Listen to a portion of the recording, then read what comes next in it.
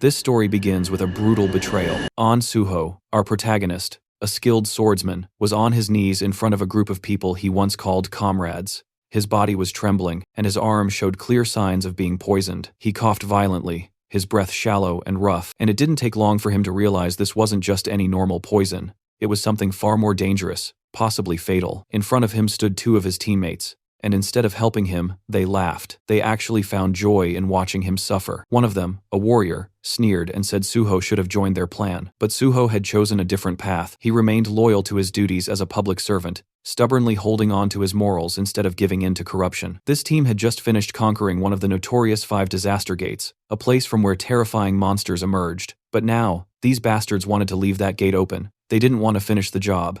They wanted to make sure the monsters weren't completely wiped out, so they could return again and again. Because as long as the danger remained, so did their jobs, their influence, and their status. If the monsters were gone, the spotlight would fade, and so would their power. Suho remembered all the time he had spent with them, fighting side by side in life-threatening battles, trusting them with his life, and now they stood before him, watching him die without a shred of remorse. They justified their actions by saying Suho was the only one who had opposed the plan. Everyone else was on board. Then the archer stepped forward and casually extended his hand, offering Suho a second chance. He said that if Suho agreed to join their side, they'd let him live. But Suho wasn't a fool. How could he trust people who had just poisoned him and stood back to watch him suffer? Besides, he could already feel it. His body had been pushed beyond its limits.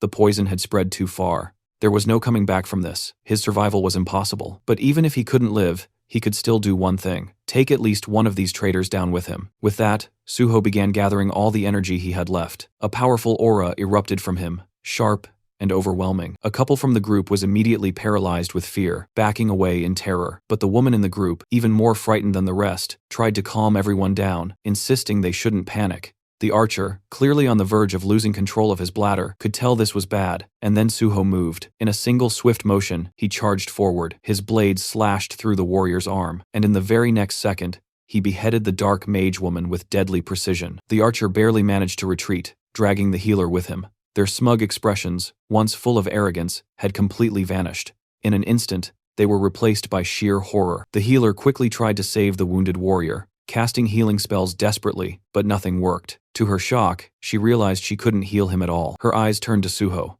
She saw something strange, something powerful. Suho was no longer just a dying man. He was overflowing with the power of will itself. And not just him, his sword had transformed too, now forged completely from that same indomitable will. It was called the Intangible Sword, a weapon born from pure determination. But that power came a cost. The energy that had kept him standing finally faded. Suho's strength gave out, and his body collapsed. He stumbled backward, falling off a cliff behind him. He dropped deep into the valleys below, disappearing from their sight, leaving behind nothing but silence. Suho slowly opened his eyes to the sound of chaos around him. There was shouting, sirens, and the distinct sound of people running. He was being carried by a firefighter, but he had no idea what was going on. His head was spinning, disoriented and foggy. Everything felt unreal, like a dream or a nightmare. The firefighter carrying him was rushing toward a designated safe zone, moving quickly through the crowded, panicked streets. Suho couldn't make sense of it first. The last thing he remembered was dying. He knew he had died. So, how was he here? Alive, confused, and being rescued. Then, something clicked. He noticed what was happening around him. A gate had opened, a presummoning gate. It had caused a dungeon outbreak. Monsters were swarming the area. More specifically, goblins. Dozens of them were running through the city, attacking anything in sight. As Suho looked around, he saw a familiar sign lying on the ground nearby. Sindorim Station. That's when it all made sense. His memories were correct. This was the exact station that had once been contaminated during a sudden gate outbreak. He had seen this happen before. Suddenly, out of nowhere, an arrow came flying through the air and struck the firefighter carrying him. The man let out a cry as he collapsed, and both he and Suho fell to the ground. The goblins were getting closer. Despite the pain, the injured firefighter looked at Suho and told him to run. But Suho didn't move. Instead of escaping, his eyes focused on the axe the firefighter had been carrying. Without hesitating, Suho grabbed it, took aim, and hurled it with all his strength at an approaching goblin. The weapon flew through the air and struck the goblin cleanly, taking it down in a single blow. And then, right in that intense moment, something strange appeared in front of Suho. Floating text, just like a digital display. It was a system window. It congratulated him on his awakening. For a second, he just stared at it, stunned. It was exactly like before, exactly as he remembered. The system asked him to choose the class he wanted to pursue. Out of reflex, his finger almost moved to select warrior. It was instinct, but then he paused. No, this time he decided to delay his selection. Suho turned his attention toward the goblins, who were now cackling wildly, their screeches echoing across the battlefield. They looked completely unbothered, laughing like lunatics, as if victory was already theirs. But Suho wasn't amused. Without wasting another second, he launched himself straight into the horde. His movements were sharp and effortless, weaving through incoming attacks like they were nothing more than a breeze. One goblin, eager to land a hit, tried to sneak up on him from the side.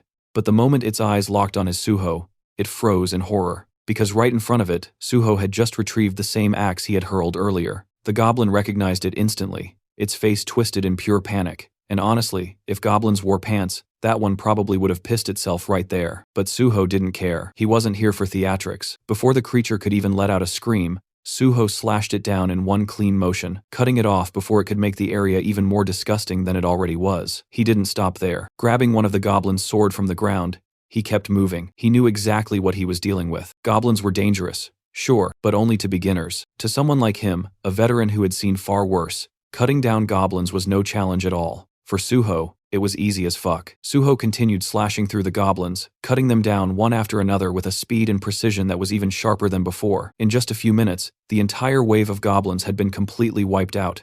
Ended so quickly, it almost felt unreal and illegal. As the dust settled, Suho looked down at the sword in his hands. He realized how easily he had gotten carried away. In that moment, he wasn't calm or calculating. He had acted purely on instinct and emotion. And while that raw power was useful, he knew that during times like these, what he really needed was a cool head. But then again, if he wasn't mistaken, he had been brought back to the past for a reason. This was a second chance, a rare opportunity to start everything over from scratch, and he wasn't going to waste it. Suddenly, several system windows popped up in front of him, congratulating him for mastering multiple swordsmanship skills. But just then, something else caught his attention. The firefighter nearby was staring at him, clearly curious. The way Suho had fought didn't go unnoticed, and the man couldn't help but wonder if this guy is a player. Suho simply gave a slight nod in response and turned his focus back to the system. He had made up his mind about his class selection. He would become a healer. With that decision made, Suho walked up the firefighter and politely asked if he could take a look at his injury. The man looked a bit confused. Just moments ago, he had saved Suho, and now Suho was offering to heal him. It didn't quite add up, but Suho didn't hesitate. He activated his magic healing light, and instantly, the warm glow of the spell began to take effect. In almost no time at all, the wound healed completely. The firefighter could hardly believe what he was seeing. How could Suho be a healer, when he had just watched him take down an entire goblin wave like a trained swordsman? Before the man could ask more questions, another system window appeared. It was time for Suho to select a weapon from the arsenal. He didn't even hesitate. He knew exactly what he wanted. He picked out a beginner's sword, the same one he had used before, and began preparing himself to challenge the gate ahead. This sudden determination made the firefighter a little nervous, even panicked. The gate up ahead wasn't something to be taken lightly, but Suho had something important to rely on. He had acquired the swordsmanship talent before selecting a class.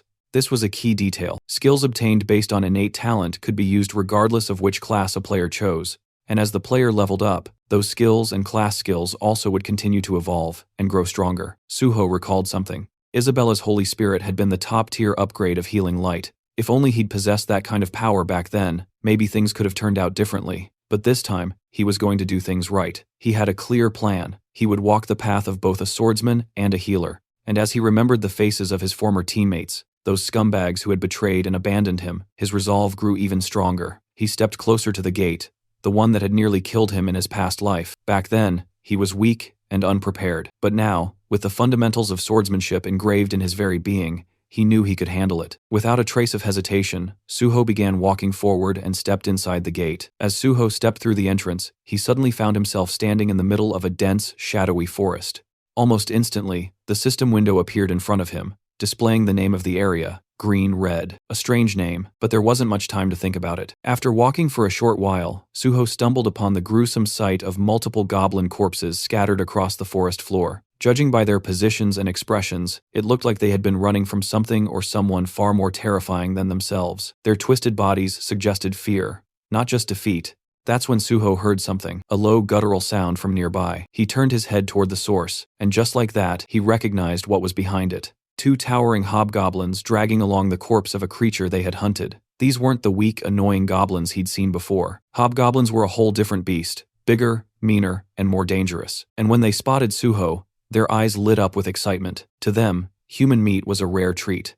Without hesitation, they tossed their previous prey aside and pointed their jagged weapons at Suho, eager to tear into fresh flesh. But what they didn't know, what they couldn't have guessed, was that the human they were drooling over wasn't some ordinary prey. They were staring at a predator. The first hobgoblin charged forward, blade swinging fast, but it sliced nothing but air. Suho dodged it cleanly. He already knew he was underleveled for these enemies. His weapon wasn't strong enough to cut through their thick skin with ease, but he didn't need to rely on brute strength. He knew exactly where to strike. In one swift motion, he lunged straight at the first hobgoblin, aiming directly for its eye. The attack hit its mark. The creature let out a piercing screech loud enough to rattle the forest trees. Suho, ever the soft-hearted one, ended the pain of the poor monster by killing it. But Suho never intended to kill it so quickly. His attack had been too effective that it was pure habitual mistake. He had hoped to use the creature to gain skills and experience from the fight, but accidentally killed it too soon. Turning toward the remaining hobgoblin, Suho decided to make proper use of this one. The second monster, furious over its fallen comrade, roared and charged forward, swinging its weapon wildly in rage. But Suho was calm. He focused, dodging each attack with careful footwork. The hobgoblins slashed left, then right, swinging like a bitch he is, but none of its blows landed. In this world, repeating the same action over and over could eventually lead to acquiring a skill related to it. Suho knew this, and sure enough, after evading several more attacks, a small grin formed on his face. He had obtained a dodge skill, but he wasn't done yet. Now he aimed for his second skill. Suho began parrying the incoming strikes, deflecting the blows with precise timing. Parrying wasn't just a basic move. It had deep roots in weapon-based combat and served as a foundation for many other advanced skills. It was essential, and Suho wanted it. After a few more successful parries, the system finally notified him that he gained the parry skill. Unfortunately, by then, the hobgoblin had already grown tired. It staggered, breathing heavily, clearly reaching its limit. And so, just like before, Suho gave it peace, this time by swiftly beheading it. It wasn't out of cruelty, just necessity. Now, with 2 fresh skills in hand, he was ready to fight more. He wanted to face more monsters, not for the thrill of battle, but to earn skills, gather experience points, and grow stronger. Outside the gate, the atmosphere among the waiting hunters was tense and frustrated. They had just found out that someone had entered their assigned gate without permission. The moment the news spread, curses began flying left and right. Most of them were angry and felt disrespected, grumbling about how someone had the nerve to step into their territory. Some were already making plans to teach this mystery intruder a lesson once they came back out. They weren't going to let it slide that easily. Meanwhile, not far from the gate, a firefighter was in the middle of a serious conversation. He was speaking with a few men in suits, people from the Hunter Association. They had come to investigate and were specifically asking about a hunter named Suho. The firefighter didn't hold back and told them everything he knew. From what he saw, Suho wasn't just some ordinary hunter. He had wiped out a horde of zombies on his own, and even healed his wounds in the middle of the chaos. One of the officers listening to the report looked visibly surprised. He hadn't arrived late, yet somehow, by the time he got there, the goblins were already completely wiped out. And to top it off, the person responsible was supposedly a healer. He tried to brush it off at first, saying it wasn't possible. In their experience, healers didn't have the combat power to do something like this alone. But still, if this guy really managed to clear the gates solo, especially one full of goblins, then they couldn't ignore him. If he pulled it off, they would absolutely have to recruit him. Meanwhile, Suho was out in the field, busy hunting down hobgoblins and collecting experience points one after another. He moved quickly and efficiently, beheading multiple hobgoblins at once with ease. His attacks were clean, controlled. He deliberately spared one hobgoblin, letting it live. Just one glare from Suho was enough to make the monster bolt faster than Usain Bolt. But that was exactly what Suho had planned from the start. He wanted the creature to escape and bring back more of its kind. With a brief break in action, he decided to check his status. Thanks to the wave of hobgoblins he had just defeated, both his stats and skills had improved significantly. While looking at the pile of goblin corpses around him, another thought crossed his mind. There was still something useful left in those bodies. Inside the monsters, there were magic stones. These particular ones were D-grade magic stones. Nothing too rare, but each one could sell for around 50,000 won. That was more than enough reason for Suho to take the time to collect them. Under normal circumstances, he wouldn't bother with this kind of work. He didn't have the luxury to slow down. But right now, his financial situation was closer to a beggar than a hunter, so he wasn't going to let these stones go to waste. He began removing the stones from the fallen monsters one by one, carefully storing them all in his inventory. By the time he was done collecting the loot, he felt genuinely satisfied. This was a decent haul, but just as he was about to take a breath, that calm was interrupted. A sudden wave of pure killing intent hit him like a wall. When he turned to face it, about 30 hobgoblins were already approaching. Leading them was the same monster he had let go earlier, the one that had fled in terror. And now, with the confirmation, the entire group charged towards Suho all at once. But Suho didn't panic. Instead, he leapt into the air like a ninja, moving with the speed and precision of a trained assassin. Within moments, several hobgoblins had already fallen, their heads rolling across the ground. His movements were sharp and effortless, like cutting through butter. Then, as if rewarding his efforts, the system notified him that he had leveled up. New stat points were added to his profile, making him even stronger than before. With that power-up in hand and enough experience gained, Suho decided there was no need to drag things out any longer. It was time to end this. He dove straight into the mob of enemies, slashing in every direction, clearing the horde with ruthless efficiency. At one point, a hobgoblin managed to charge him head-on, aiming to strike, but instead of fear, Suho's face lit up with excitement. He wasn't worried. If anything, he looked even more thrilled than before. The boss monster in this gate was a chief hobgoblin, and it was a level 20 enemy. As expected of a boss, it came charging in first, trying to land an attack, but it failed miserably. Right after that, a group of smaller monsters tried to pull a sneak attack from behind, but Suho, without even turning fully, reacted instantly and cut them down like it was nothing. That's when the boss monster switched tactics and used one of its skills, fear. The fear skill was nasty. It paralyzed the target and pushed them into a state of pure terror. The higher the skill level, the stronger its effect. And since this was a boss monster, that alone was enough of an explanation for how it could use such a powerful mental-type skill, even inside a low-level gate. The real problem was Suho didn't have any gear or skills that could protect his mind or resist mental attacks. At the moment, he had no way to directly counter it. The boss saw this as a chance to finish the fight and charged in to claim victory. But what it didn't know was that Suho wasn't some rookie. He was a veteran hunter who'd been through situations far worse. He knew exactly how to deal with this. Without hesitation, Suho gripped his blade tighter with his left hand and deliberately cut himself. The sharp pain snapped him out of the fear-induced paralysis. The moment his mind cleared, he parried the boss's incoming strike. Then, instead of focusing on the boss right away, Suho made a quick decision. He turned his attention to the smaller monsters first. Within seconds, he moved through the battlefield, slicing down every last one of them. In just a short burst of action, he wiped out all the hobgoblins inside the gate, leaving no enemies behind except the boss itself. Before going back to face the chief hobgoblin, he took a moment to heal the wound on his left arm. Now, with the distractions gone and his body back in shape, it was just him and the boss. One-on-one, no more interruptions. And from the look on the monster's face, it didn't seem all that confident anymore. The fight between the two had begun, and they exchanged blow after blow. Suho gave it his all, swinging his sword with determination. But because of his relatively low level, none of his attacks seemed to deal any serious damage to the monster. It was becoming clear that a head-on approach wasn't going to work. Realizing this, Suho decided to change tactics. Instead of aiming blindly, he drove his sword straight into the monster's thigh, targeting a weak spot to slow it down. In response, the monster activated its fear skill once again, hoping to paralyze Suho and gain the upper hand. But this time, it didn't work. Once a person overcomes fear, it loses its grip, and Suho had already faced it once and conquered it. Now that he was no longer affected, Suho focused all his attacks on that same spot. He slashed the injured thigh over and over again, relentlessly exploiting the weakness. After a few more precise and forceful hits, the boss monster finally collapsed to the ground, barely alive, clearly on the brink of death. But Suho wasn't finished yet. Instead of going for the final blow, he suddenly used his healing light, a skill meant to restore health, and he used it on the monster. The creature, already confused and half dead, was now completely thrown off. It couldn't understand why the human who had nearly killed it was now trying to heal it. Suho, on the other hand, was delighted. He had just realized he could keep the fight going. By repeatedly attacking and healing the monster, he could extend the battle and use it as training. Some time passed in this strange cycle: attack, injure, heal, repeat.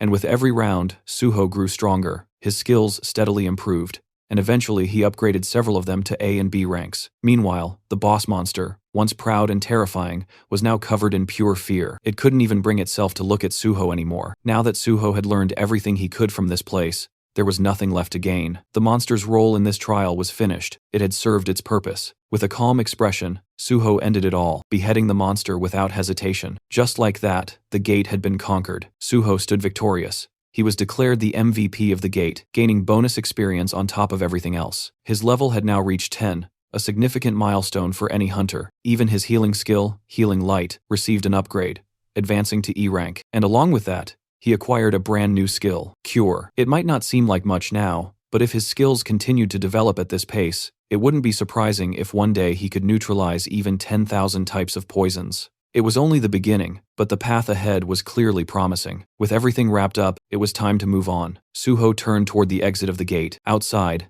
the atmosphere was tense. The gate had started to tremble slightly, causing people to whisper and wonder, had the gate been cleared? Then, before anyone could guess further, Suho stepped out. He walked out calmly and confidently, as if the chaos behind him didn't matter.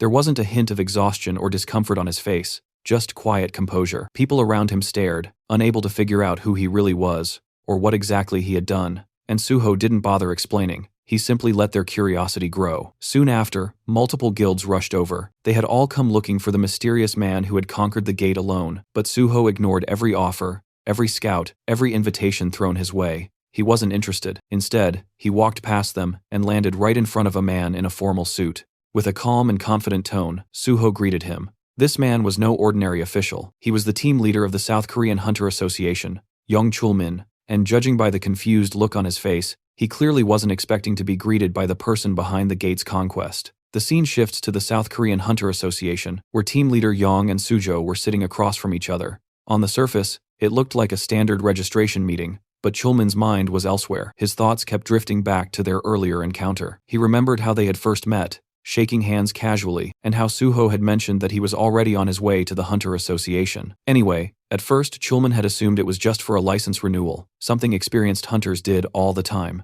But as the conversation progressed, it became clear that Suho was actually there for initial registration. That caught Chulmin off guard. He was still trying to process how someone like Suho, who was registered as a healer of all things, had managed to clear an entire gate all by himself. And the way Suho had acted, calm, casual, munching on snacks like it was just another Tuesday. Chulmin had gone over his aptitude test results again and again. Statistically, Suho seemed more like a warrior than a healer. The numbers didn't lie. He had the physical strength and combat instincts, not to mention the composure that you'd expect from a frontline fighter. It didn't make sense. While Chulmin was lost in thought, Suho spoke up, snapping him out of it by asking if there was a problem. That brought Chulmin back to focus. He began asking Suho a few routine questions, background, education, that sort of thing. And that's when more pieces of the puzzle began to fall into place. We learned that Suho was a college dropout. He had been studying physical education before quitting. Most students from that department usually chose combat classes like warrior or archer if they entered the hunter field.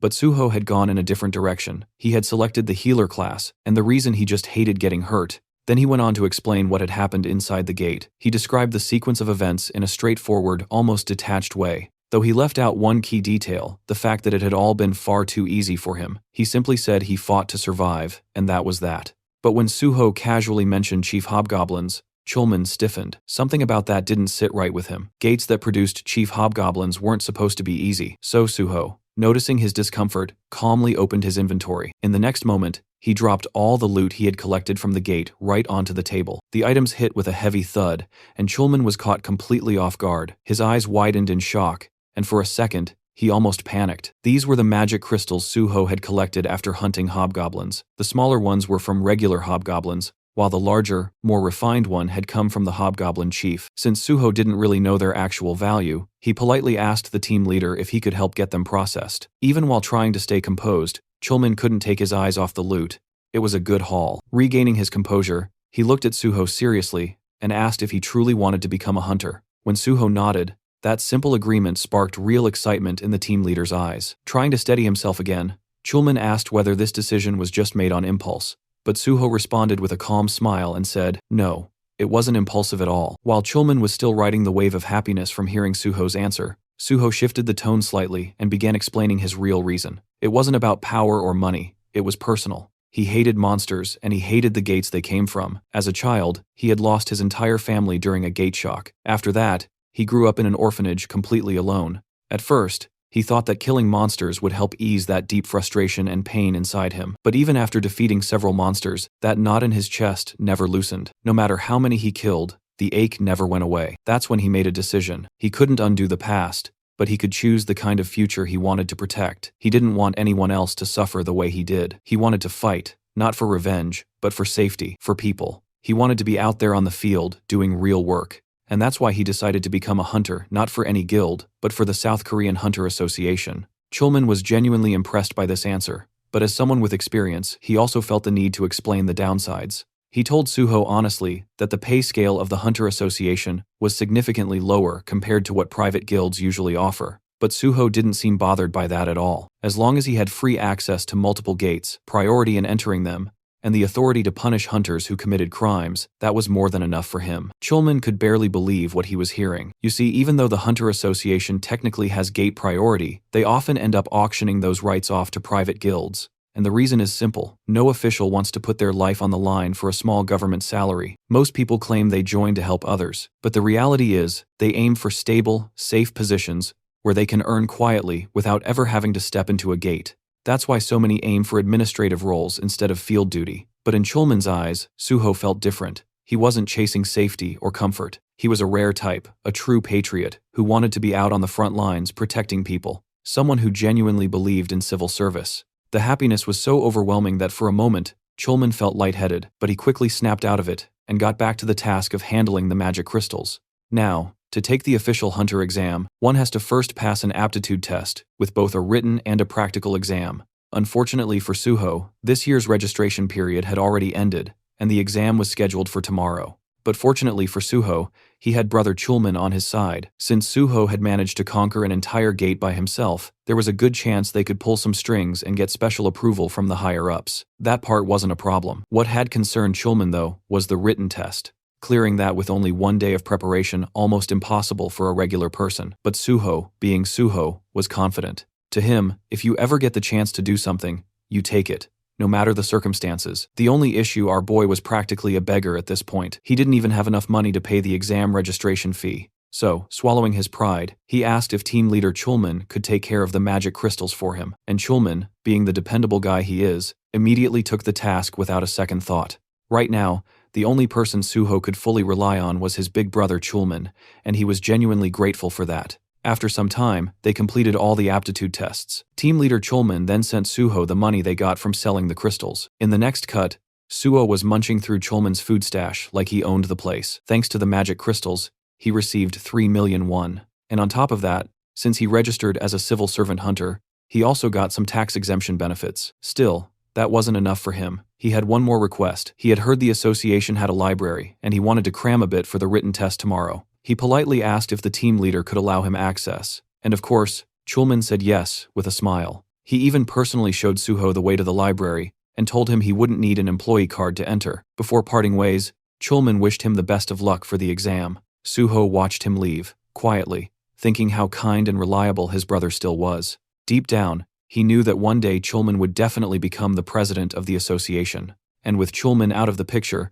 Suho turned his attention back to the library. His goal was clear: find something tied to his past life. He remembered major events happening, things that shook entire regions, but the details were always hazy. Human minds weren't built to carry memories across lifetimes, and he was no exception. Still, somewhere in this place was the key, a fragment of knowledge or a skill he wanted badly. After poking around a bit more, Suho finally stumbled on something strange. A book, massive, ancient-looking, and so thick it refused to fit on any shelf. Curious, he picked it up. The moment he cracked it open, the system pinged in with a strange message. The book wasn't from this world. It also mentioned that there was a special way to use it, something beyond just reading. And Suho, he already knew what that meant. Without hesitation, he held the book above his head like some RPG character, triggering a hidden quest. For a split second, he felt like a complete clown. Nothing was happening. His arms were getting tired. Frustration bubbled up fast because he was damn sure this was the only way to activate it.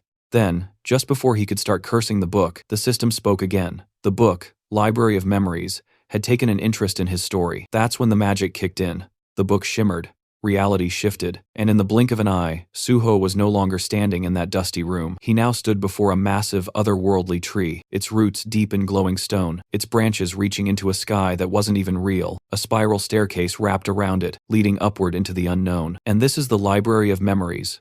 It's then revealed that the Library of Memories grants its user the ability to recall everything they've ever seen or heard, including painful or traumatic experiences. Normally, the human brain copes by forgetting, but once this ability is acquired, the user is burdened with flawless memory. The original owner of this skill was the manager of the Hexagon Guild, a former Korean Hunter Association employee. While studying in a library for a career change, she unintentionally gained this ability after using a book as a pillow just because lying face down was uncomfortable. Suho thinks about how lucky she was to stumble upon such a skill, and feels grateful to her for introducing him to it. He even plans to treat her a meal one day. The system window then prompts Suho to donate his own story to the Library of Memories. He considers how powerful the ability truly is. It could help him restore every memory he's ever had, especially since human recollections tend to fade and warp over time. Realizing its value, he decides that obtaining the skill is necessary to retain every detail with precision. A message appears, confirming his story has been accepted. Suddenly, a strong wind whirls around him, and the system announces that the Library of Memories is now accessing and recording his experiences. Suho starts floating in midair, surrounded by radiant texts. As a diagram materializes above the book, another message follows, stating that the Library of Memories has officially opened. It will store everything he's seen and heard, giving him access whenever needed, while also suggesting important information. Suho stares at his hand, sensing that the recording process feels a bit off, likely because this entire space is some kind of illusion. Now that he has the skill, he decides to try it out. He closes his eyes and revisits a previous battle. There, he sees himself severely wounded. The moment floods back with vivid emotions, and he feels the fury rise in him once again, confirming the memory's intense clarity. He sees the ones who betrayed him, people he now recognizes as selfish cowards who had delayed sealing the gate just to save themselves. He swears to never forgive or forget them. His consciousness floats among countless system windows. The memory unsettles him, and he wishes he'd chosen to recall something less painful. Then, out of nowhere, one system window shows a shocking notification. He's being given a chance to become stronger. As the first person to reach the realm of the transcendent, the system announces it's rebooting for player On Suho. He's left speechless as the world around him reverts to normal. A thought crosses his mind. Could it be that the system really sent him back in time? He remembers having once reached the state of unity with the Divine Sword, and obtaining the first SS rank skill. But now, as the first to attain transcendence, he's being given a new opportunity, something no one's ever experienced before. Suho starts to realize that his return to the past might not be just a coincidence. In the next moment, he arrives at a certain place by taxi. As he steps out, he reflects on how meaningful this second chance really is. Now he has an opportunity to prevent the disasters that once struck him and to handle the unpredictable gates that had caused countless casualties. Determined to tackle these gates faster than before, he reminds himself that every second matters. He soon arrives at a huge building nexus. Standing before it, he's impressed by its sheer size and acknowledges that this is the biggest private hunter academy in the country. He also sees it as a place where he can make good money to secure his future. With firm resolve, he heads inside. A cheerful receptionist greets him and asks the reason for his visit. Suho responds that he wants to meet Director Kim Soo. The receptionist, surprised, asks if he has an appointment. Suho says no, but insists it's important. He simply asks her to pass along a message. The solo conqueror of the Syndrome Station pre-catastrophe gate is here. The scene shifts to the director's office,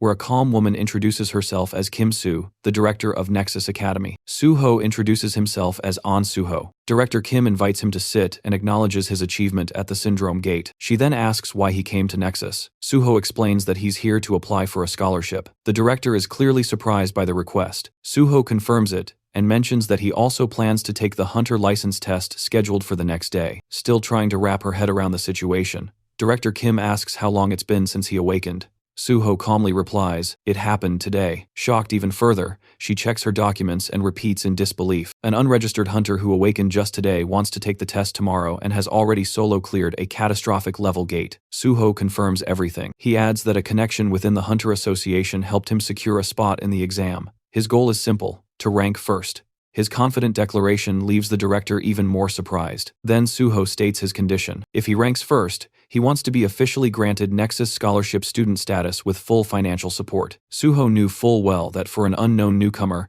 reaching the top wouldn't be easy. But he wasn't some beginner. He was a battle-hardened veteran who had cleared countless gates. Whether anyone else believed him or not didn't matter. That choice was up to them. Director Kim recognized that clearing such a dangerous gate alone was no small feat. Still, she reminded him that the hunter test was a completely different matter, with an average pass rate of less than 20%. Suho made it clear if he didn't get first place, they could ignore him and cancel the scholarship deal entirely. Intrigued, Director Kim asked why he chose Nexus instead of more prestigious academies like Hexagon or Prime. Suho answered bluntly. Despite being the biggest academy, Nexus had hit a rough patch in recent years. It hadn't produced a single top-ranking student, and that had hurt its reputation and admissions. Silently, Director Kim acknowledged the truth. Nexus was in desperate need of success, and no current student had shown any signs of becoming a breakout talent. If Suho really did take first place, Nexus would gain the most from spotlight. His proposal in that sense was perfectly timed. Still, the director couldn't help but wonder what kind of person makes such a bold offer with that much confidence. Curious, she asked how much money he was expecting from the scholarship. Suho responded by asking about the rewards for becoming the top student.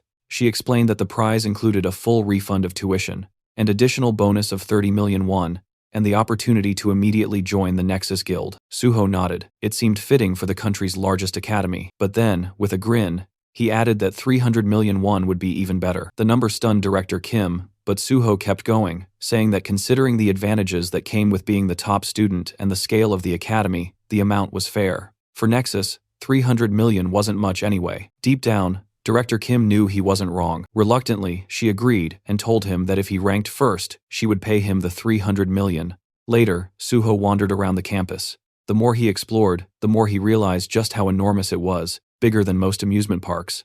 Once enrolled, he wouldn't be missing anything. The staff members showing him around chuckled proudly, explaining that Nexus was the largest academy in all of South Korea. Suho noticed the guide looked tired, and figured they'd probably been woken up just to give him a tour. Feeling slightly guilty, Suho thanked him for showing him around so late. The guide smiled, saying it was the least he could do for someone so important. Then, Suho spotted someone training alone on the playground. Curious, he asked if that person was a student. The guide nodded, saying that student trained every night at this hour, and was the most hardworking student in the academy. Suho was intrigued. The student's name was Daehan. The guy called out to him, reminding him to take care of his health, to which Daehan replied with a smile, saying he had to push himself harder since he was already in his 3rd year. Suho recognized him instantly. In his past life, he had teamed up with Dawn for raid missions. Back then, Daehan had been the nation's top tanker, famous for his unmatched endurance and defensive capabilities. It had been unfortunate when pure tankers lost their place in the meta over time, but now seeing Daehan wielding an axe instead of a shield, Suho realized Daehan still hadn't unlocked his real potential. This was a perfect opportunity. He could guide Daehan now and eventually recruit him into the Great Hunter Association. The guide introduced the two of them. After a brief greeting, Suho asked if Daehan intended to use the battle axe as his main weapon. Daehan confirmed it. Suho then asked why he chose that particular weapon. Daehan explained that since he aimed to be a frontline fighter, his instructors had suggested the axe, saying it matched well with his build. The guide chimed in, adding that few weapons could rival the battle axe in sheer destructive force. Suho asked if Daehan had only trained with the axe. Daehan admitted he had. He called himself a slow learner and said trying out multiple weapons felt like a waste of time. It had taken him 2 years just to get somewhat decent with the axe, and even now, he didn't feel particularly skilled with it. Suho silently analyzed the situation and understood the real problem. It wasn't that Daehan lacked effort, but that the axe simply didn't suit him. It wasn't a matter of dedication, it was a case of poor direction. If his progress hadn't improved early on, he should have switched weapons. Suho found it surprising that even the top academy in the country missed something this obvious. He suggested a different mindset. Since players would eventually receive stat adjustments, it made more sense to pick a weapon that felt natural to them. With skill correction effects, proficiency could rise quickly, but true performance in battle relied on knowledge and experience. In Daehan's case, the battle axe was clearly a mismatch. While it delivered heavy hits, the long cooldowns made users vulnerable, and considering Daehan's large frame, it became even harder to protect him effectively. When Daehan heard this, he was taken aback. He'd spent the last 3 years training with an axe. Suho acknowledged his dedication, but pointed out that Daehan's real strength might be in tanking. He advised Daehan to try using a kite shield on his left arm and a one-handed blunt weapon in his right hand. According to Suho, this setup would significantly enhance Daehan's overall combat effectiveness. Daehan hesitated. Switching roles right before the exam felt risky, especially since the test was happening the very next day. Suho then asked him to think about what truly forms the backbone of a raid party. While many believed it was the mage, in reality it was always the tank. The tank's job was to draw the enemy's focus and protect the team. To do that properly, a tank needed both a shield and a secondary weapon for crowd control. Suho's reasoning finally clicked with Daehan. Motivated by the insight, he decided to give it a shot. Suho was glad that Daehan didn't let doubt hold him back, and appreciated how quickly he could think and adapt. Suho wished him luck, and Daehan thanked him before heading off. Right after that, the guide explained that Director Kim had asked him to give Suho a tour, which is why he introduced him as a guest. But now the guide was curious. Was Suho actually an instructor? He seemed to know a lot about combat and contracts. Suho clarified that he was an instructor, though internally he realized it probably looked suspicious for someone without a license to know so much. He explained that he was more like a stakeholder. The guy nodded and mentioned he'd just received a call. The contract was ready, and it was time to return to the director's office. Then came a day of the hunter test.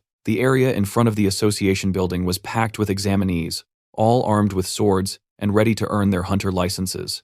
Everyone had been preparing relentlessly for this moment, sharpening their skills and reaching peak performance. Ironically, Suho, the same man who had cleared a gate all by himself, was in his worst condition. After finishing the test, Suho walked out, reflecting on the purpose behind it. It had been organized because of concerns over possible doping, but in his opinion, those measures didn't mean much. Most cheaters didn't use drugs, they used skill buffs. During the test, one woman in particular, and several others, had shown magic levels no one at level 5 should naturally have. The system then notified Suho that his magic sensing ability was far sharper than most. He had fully mastered the skill of magic detection. Thanks to that, Suho found it easier to notice oddities. Although nothing had been officially reported, he could already tell that many were cheating using buffs. He knew it was time to put an end to this. Looking at Chulman, Suho felt grateful to have at least one honest person around. As he walked in the hall where other candidates were discussing their tests, he couldn't help but feel like he'd unintentionally become a cheater himself. Chulman walked up and asked how the test went. Suho replied that he was confident he'd pass, but then asked why Chulman was there. Chulman explained that he was helping out since the association was always short-staffed. He'd also heard that this written test was the hardest one yet, but Suho's confidence was impressive. Suho responded that he believed he had solved it, and asked if he could bring something up. Chulman agreed, as long as it wasn't about the test itself. Suho said it was somewhat related. He pointed out that during the test, there hadn't been any checks for buffs and asked why. Chulman asked what he meant by buff checks. Suho explained that while the association did conduct urine and blood tests to prevent drug use, and confiscated personal items to prevent cheating through gear, they didn't seem a check for skill-based cheating. He suggested that using magic detection could help spot buffed individuals more effectively. Chulman appreciated the input and promised to look into it before the practical exam. Suho said he'd get ready for the next test. Before he left, Chulman stopped him and said he personally hoped Suho would do well and that they'd get to work together. He wished him luck on the practical, and Suho thanked him. 30 minutes later, at the site of the practical test, the announcer informed everyone that the exam had been delayed by 2 hours due to issues with the dive capsules. All candidates were directed to grab lunch at the cafeteria and wait either in the lounge or the training area, but Suho wasn't convinced. It felt like an excuse. He suspected that Brother Chulman had already started cracking down on those trying to cheat using buffs. Moving swiftly, just as he'd expected, with 1,200 candidates and a pass rate of under 10%, spotting cheaters could easily bring that rate down to 7%. Anyone who passed under those conditions would undoubtedly be top-tier talent. Suho decided to observe the other candidates to spot anyone who might be worth keeping an eye on. Just then, voices caught his attention. One man was challenging another to a match. The second guy snapped back, telling him to back off and stop picking fights, but the first guy clarified that he only wanted to spar, joking that the other was afraid his lack of skill would be exposed. Annoyed, the second man shoved him and told him to stay out of his face. The first man then raised a wooden sword and asked what would happen if he struck first. Before anything could escalate, Suho stepped in and blocked the wooden sword with his own, making the attacker pull back. The second man was stunned and asked Suho if he'd lost his mind, but Suho calmly said he'd handle it and told the man to stay out of it. The guy asked who Suho was. Was he some sort of officer? Suho simply said he was just another test taker, but warned that dealing with someone like this attacker would only cause unnecessary trouble, so it was best to leave it to him. The attacker then questioned why Suho was getting involved. Suho smiled, introduced himself, and offered to be the attacker's sparring partner since he was so eager for one. But the attacker wasn't impressed. He scoffed, saying he wouldn't waste his time sparring with someone weak like Suho. That word weak caught Suho off guard. The attacker claimed Suho just got lucky earlier and warned him not to get arrogant, ordering him to leave. But Suho turned the tables, asking if he was scared. The attacker, annoyed, asked what that was supposed to mean. Suho suggested they find out if it really was just luck, hinting that the attacker was too scared to test it. Provoked, the man accepted the challenge, hurling insults and calling Suho just another coward in the crowd. Suho agreed to the spar, but said they should get a supervisor's approval and use the designated sparring arena. With permission granted, both of them stepped into the training arena, drawing attention from nearby students. The referee reminded them they could only use training weapons provided by the association, and warned that the match would be stopped if things got out of control. As the match started, the attacker charged first, swinging his wooden sword. Suho blocked it with ease. The attacker leapt into the air, swinging downward, but Suho dodged effortlessly. Furious and surprised, the attacker threatened to tear Suho apart, but Suho stomped down on the man's wooden sword and taunted him, calling him pathetically weak. The insult pushed the attacker over the edge. This man, Park Yong, was known as a mad swordsman, obsessed with strength, always seeking out skilled opponents to fight. His thirst for power had turned him into a relentless combatant. Suho remembered how skilled Yang had been during their last encounter, and was surprised to see him among the same batch of test takers. He immediately realized that Yang needed to be stopped before repeating past mistakes. Without warning, Suho delivered a powerful kick that sent Yang flying. As he hit the ground, Suho mocked his earlier arrogance. Stunned, Yang questioned how Suho was so strong. Suho calmly warned him that charging in blindly wouldn't work, hinting that Yang had never faced someone as powerful as a level 10 before. Most of his previous opponents probably never got past level 5. Getting back up with a smirk, Yang admitted Suho seemed too calm and announced he'd go all out. Suho welcomed it. Yang unleashed a barrage of strikes, but Suho dodged them effortlessly with just one hand on his sword. The intensity of Yang's attacks had definitely increased, and Suho acknowledged the added weight behind him.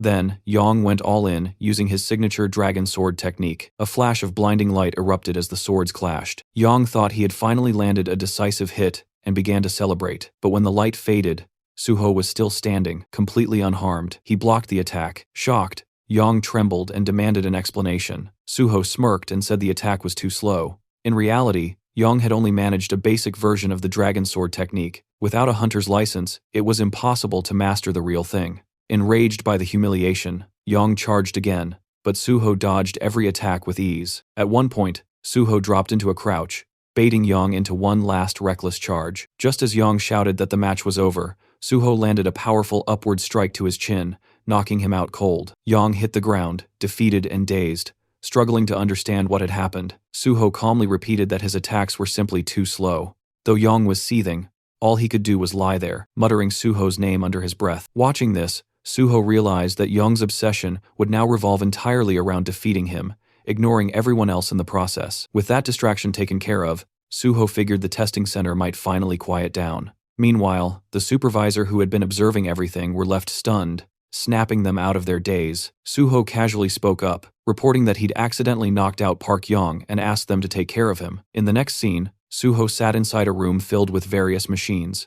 Looking around, he noticed there were more skilled individuals present than before, probably anti-doping inspectors disguised as technicians.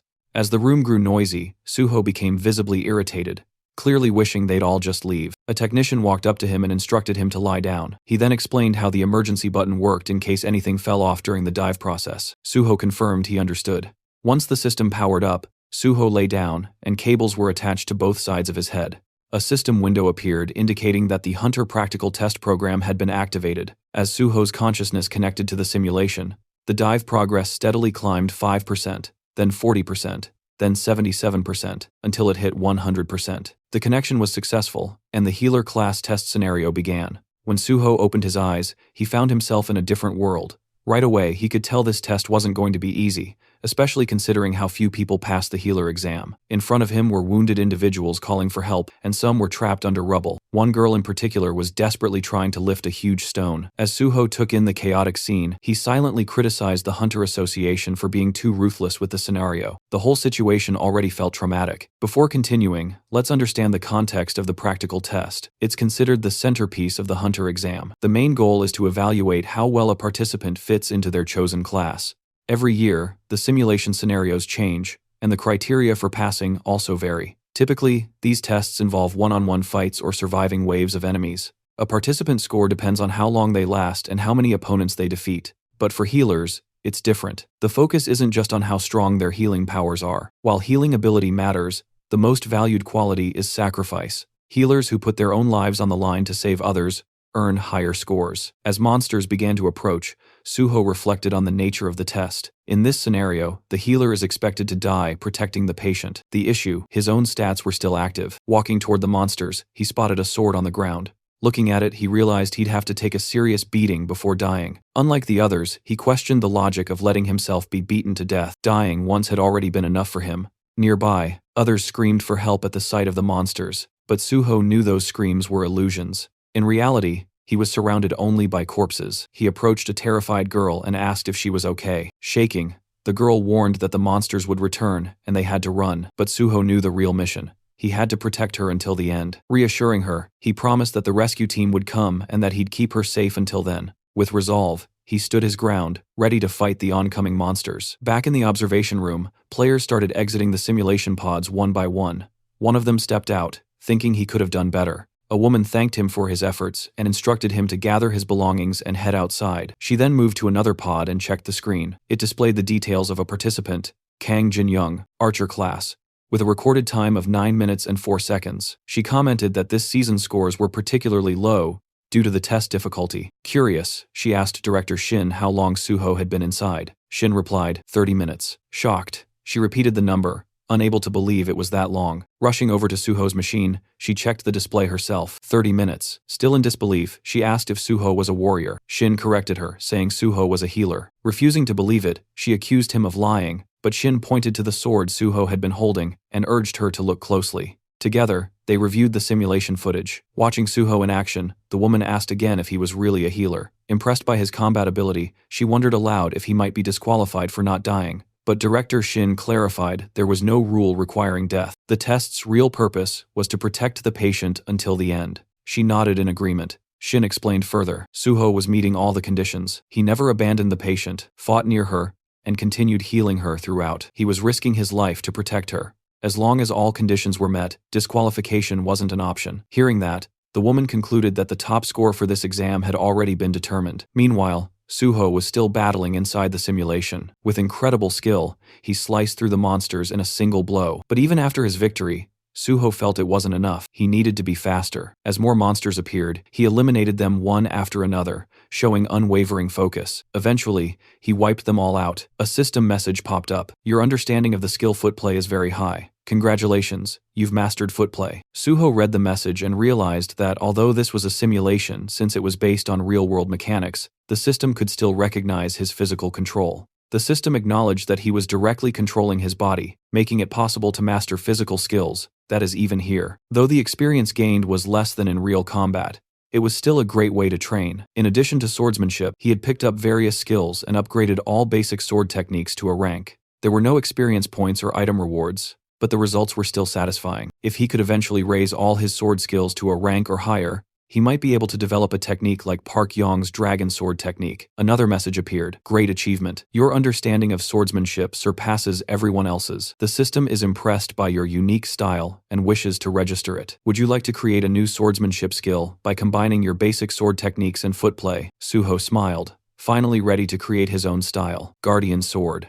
A confirmation window appeared, asking if that would be the official name. Suho confirmed. Another message congratulated him for his supreme mastery and recognized the creation of a new unique swordsmanship skill, Guardian Sword S. This new ability boosted the effects of all his sword and footwork skills by 50%. As a reward for this great achievement, the system awarded him 10 bonus stat points and expressed its hope that Suho would continue walking the path of the sword. A final message confirmed he had unlocked Sword Mastery S, a privilege granted only to those with deep understanding of swordsmanship. This lifted all restrictions on learning and using sword techniques, enhanced all sword-related abilities by another 50%, and removed any limitations tied to sword use. Suho quietly thought back to his past life. Back then, it had taken him over 10 years to reach this level of skill. But now, thanks to the knowledge he carried from that life, he had progressed much faster. He recognized how much his value had grown. Turning his focus to the exam, he recalled that the number of monsters was predetermined, and he couldn't help but wonder how much effort had gone into preparing the whole thing. With all his objectives completed, only 2 paths remained: either die at the hands of the monsters, or wipe them all out. Elsewhere, the supervisors watching the live footage were left speechless. They couldn't believe what they had just witnessed. For the first time in the history of practical exams, someone had defeated every single monster. They were in awe, not just of his combat prowess, but also because he had successfully healed the patient. One examiner even joked that they didn't need to bother checking the rankings. The winner was clear. A few days later, the scene shifted to the Hexagon Guild's headquarters. A confident guild member declared that their student, Kian, would surely be this year's top scorer. Another member agreed, proud of the effort they'd poured into his training. But then, someone noticed a congratulatory letter. As it was read aloud, confusion spread. Kian wasn't the top scorer after all. The name on the letter was On Suho. Everyone was stunned. The atmosphere immediately shifted, tense and confused as someone asked where Kian was. At that moment, the guildmaster received a call, and the scene changed again. Suho was now on a call with the team leader. The leader apologized for the late congratulations, explaining he'd been swamped with work, but he made sure to praise Suho for earning the highest score. He admitted he hadn't expected such consistency from him. Suho responded humbly, saying it was all thanks to the team leader, though the leader quickly deflected the credit, saying Suho's achievements were entirely his own doing. He also pointed out that Suho's exceptional performance had helped expose a number of cheaters who were illegally boosting their skills. This would lead to tighter rules in future exams, which he saw as a positive outcome. Then the team leader cautiously brought up a question. Was Suho still interested in joining the Great Hunter Association? Suho replied that although he might stay with the guild a bit longer, his ultimate goal hadn't changed. He still intended to join the association. The team leader appreciated his clear answer and said he'd reach out once the recruitment or testing schedule was ready. Suho agreed with a smile. Before ending the call, the leader reminded Suho to eat properly and look after his health, and Suho returned the same kind words. After the call ended, the team leader glanced down at something in his hand and quietly reminded himself to eat too. Back on Suho's side, he paused for a moment. Something about the leader's tone lingering in his mind. It fell off. He wondered if everything was all right. Just then, his phone rang again. Suho checked the caller ID and seemed to know who it was. He answered and introduced himself. The caller was Kim Soo, who congratulated him on his success and confirmed that payment had already been sent according to their agreement. Suho acknowledged her efficiency, praising how professional her large guild was. Then came her proposal. She invited Suho to join the Nexus Guild, promising benefits better than anything other guilds could offer. Curious, Suho asked how far they were willing to go. Kim Soo assured him that she'd do everything possible to match his expectations. As a top student and scholarship recipient, she said adjusting the contract terms would be no problem. She even suggested meeting in person to finalize the deal. Suho, however, politely declined for now, mentioning he had personal plans that day. He promised to review his schedule and get back to Earth soon. Still, he did hint that considering he was a Nexus scholarship recipient, it would be logical to join Nexus over any other guild. Kim Soo was overjoyed by his response. Her excitement was so intense that even her co-workers nearby noticed. She begged him not to sign anything with another guild in the meantime. Amused by her enthusiasm, Suho chuckled and agreed to meet soon. As the call ended, Suho smiled, still hearing the echo of her thrilled voice. At that moment, the taxi driver let him know they had arrived. Suho thanked him and stepped out. Now standing outside, Suho reflected on everything that had happened. He had cleared the test, secured his license, and received the payment. The next chapter of his journey was right in front of him. With quiet determination, he moved forward, ready to begin farming. At Lighthouse General Market, Suho checked his phone and thought about how he had quickly gathered everything he needed. Now, the only thing left was to buy a weapon. With that goal, he arrived at a small, tucked-away shop, deliberately avoiding the crowded ones since he wasn't sure they'd have what he was looking for. As he stood outside, he wondered if his quiet place might hold the right weapon. Stepping inside, Suho greeted the shopkeeper, who asked what he needed.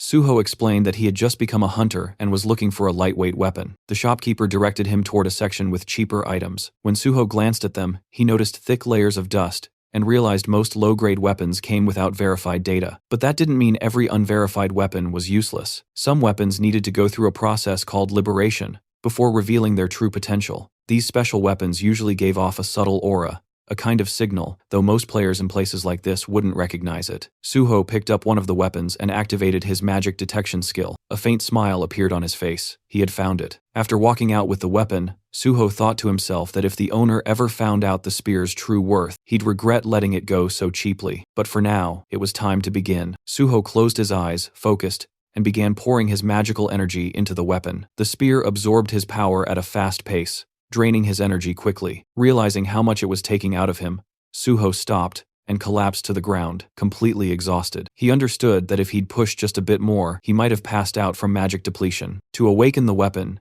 he needed a magic stat of at least 100. Though he couldn't use it yet, he knew it would become a powerful asset in the future. He promised himself he'd level up fast and unlock its full potential soon. Meanwhile, inside the PBS building, reporter Jinwei received a phone call from Suho. Suho introduced himself and confirmed that he was the top scorer in the recent Hunter test. He also revealed that he had personally handled the unprecedented gate incident at Syndrome Station all by himself. Jinwei was shocked by the revelation, taking a moment to silently process the fact that Suho had cleared such a dangerous gate even before officially becoming a licensed hunter. In Jinwei's eyes, Suho was already a monster. When Jinwei asked why Suho had reached out to him directly, Suho explained that he had found Jinwei's blog during a search. He mentioned that while he knew about Jinwei's privileged upbringing, he respected Jinwei's decision to pursue journalism out of genuine interest. Suho shared that he had big plans and would soon become a source of major headlines. He then proposed that Jinwei work as his exclusive reporter. Jinwei was skeptical, wondering if Suho was just trying to tie down a wealthy journalist as his subordinate. Internally, he dismissed Suho as just another ambitious oddball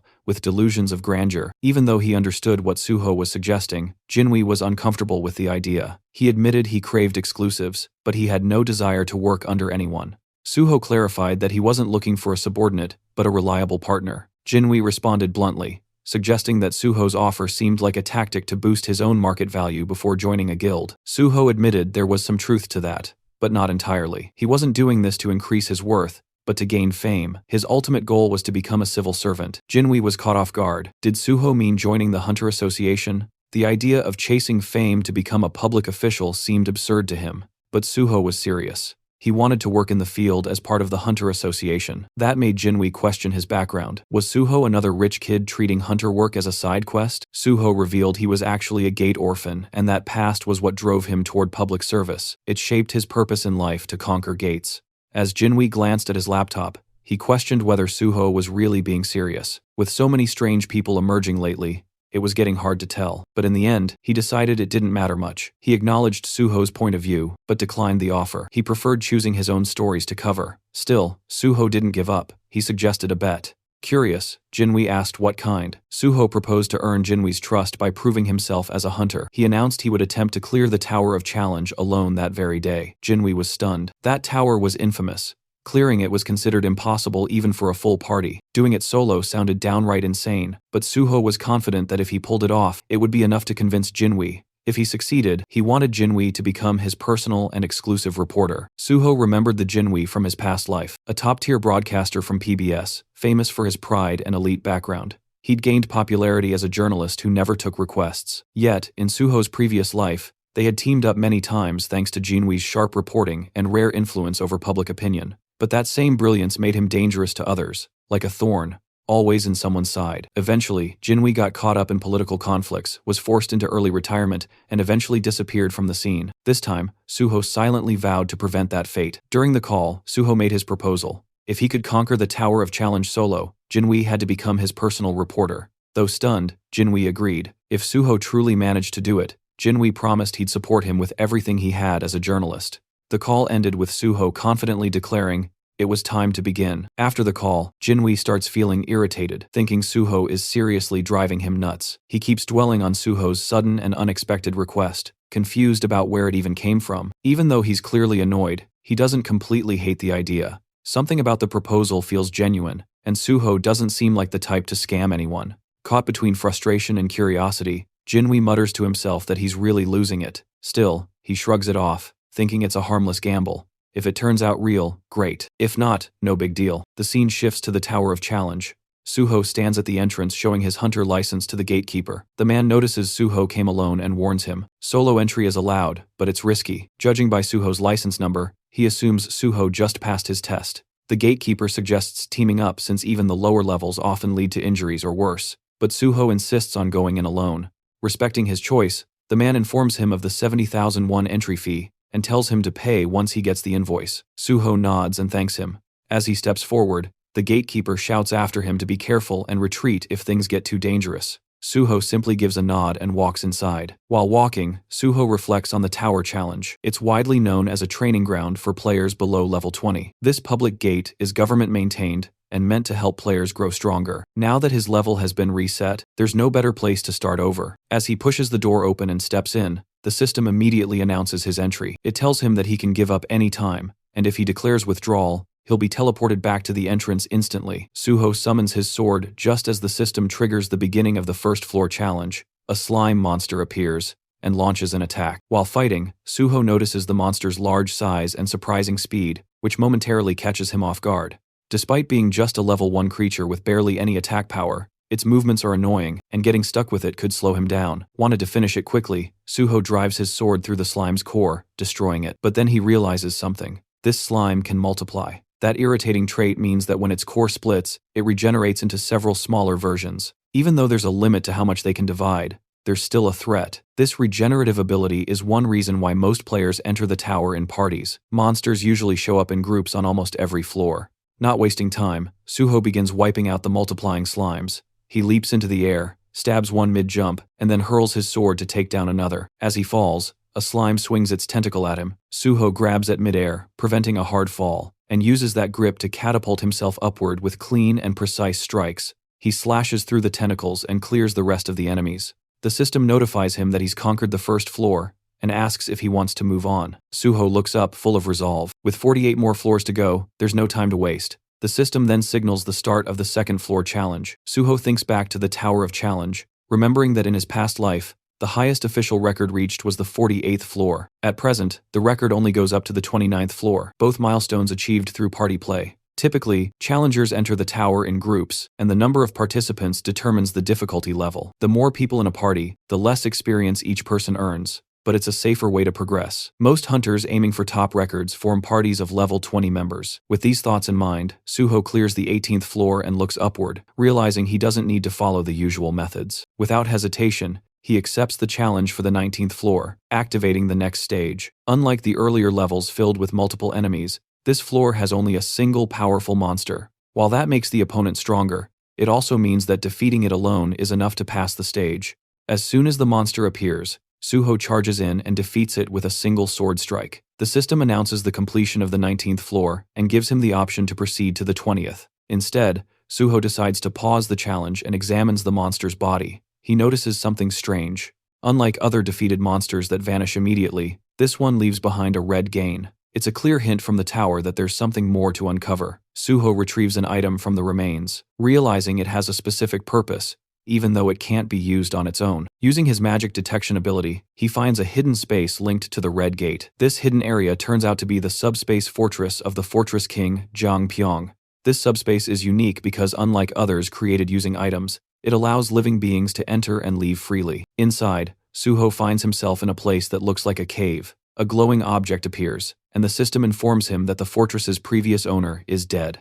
Suho is asked if he wants to take ownership. He accepts and grabs the glowing object, which begins to fuse with his body. The system confirms that Suho is now the new master of the subspace fortress, which is no longer just an item. It has become a skill bound to him permanently. The system also explains that the appearance of the fortress will change depending on Suho's magical power. The space begins to shift. What was once a cave transforms into a fully furnished room. Impressed, Suho realizes the space is more sophisticated than he expected. Its size expands with his magical strength, and even adapts to his preferences. He feels relieved that he stopped Jiang Pyong-ho from getting his hands on this power. That man had once used the fortress to store everything from drugs and stolen artifacts to kidnapped people. Remembering the horror of those sleepless nights caused by such crimes fills Suho with disgust. But now, with the fortress in his hands, he knows such darkness won't repeat. By stopping the rise of the Fortress King and gaining a powerful personal base, Suho feels he scored a massive win. With newfound resolve, he gets ready to keep moving forward.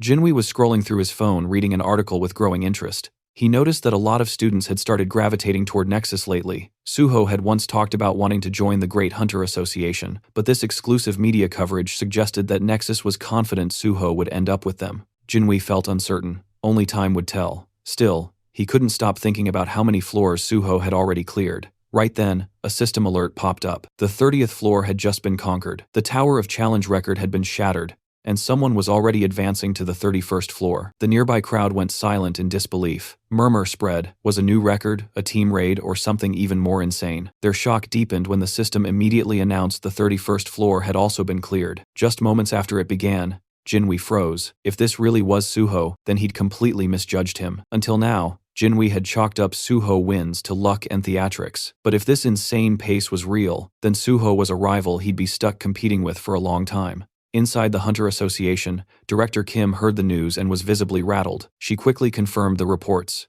Suho was actually smashing records live. Realizing Suho's value, she decided they had to make an offer, so tempting it couldn't be refused. She ordered her team to alert the president and office manager, then head straight to headquarters. Meanwhile, the system made Chulman rapid rise through the Tower of Challenge was something the world had never seen. If Suho truly wanted to join the association, this was a once-in-a-generation talent. Just then, Chulman's phone rang. It was the vice president of the association. Curious, Chman picked up. The VP asked where he was.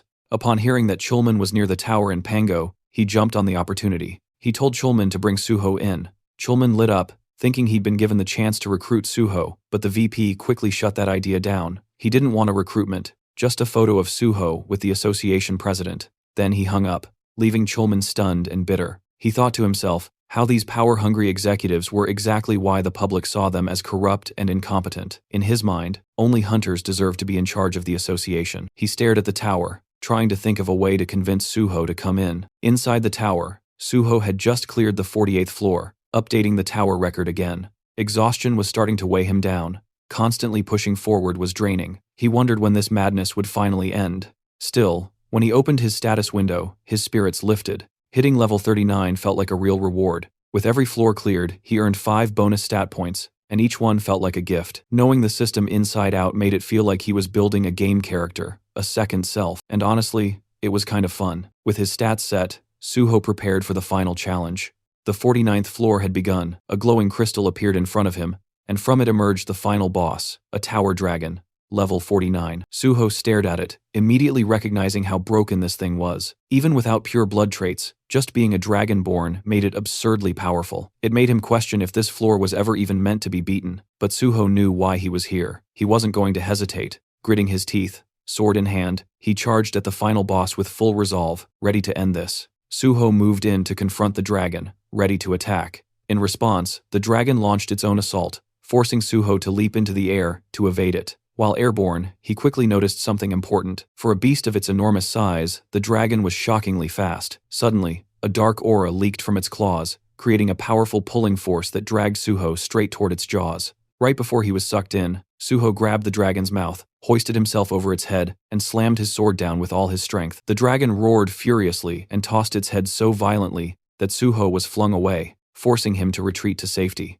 As he caught his breath, Suho realized something concerning. His strongest strike hadn't even left a scratch. All he had managed to do was annoy the creature. The dragon then smashed the ground with overwhelming power, sending deep cracks tearing through the floor. Suho ducked behind a large rock, silently grateful for his high stats. Without them, the shockwave would have killed him instantly. He quickly understood that although the dragon's level wasn't unbelievably high, its natural traits made its body absurdly durable. Standard attacks were useless. He needed to target its weak point, the reverse scale. Since this dragon wasn't level 100 yet, it likely couldn't completely hide that scale. After scanning its body, Suho spotted the vulnerable point near its tail. Without wasting a second, he charged in and struck the rock-hard scale with all his might. The dragon howled in agony, and a system notification appeared. The tower dragon had entered a rage after its weakness was hit. Suho left his sword lodged deep in the reverse scale, knowing the fight wouldn't end quickly. Dragging this battle out would only make it more dangerous. He channeled even more power, pushing the blade deeper. Enraged,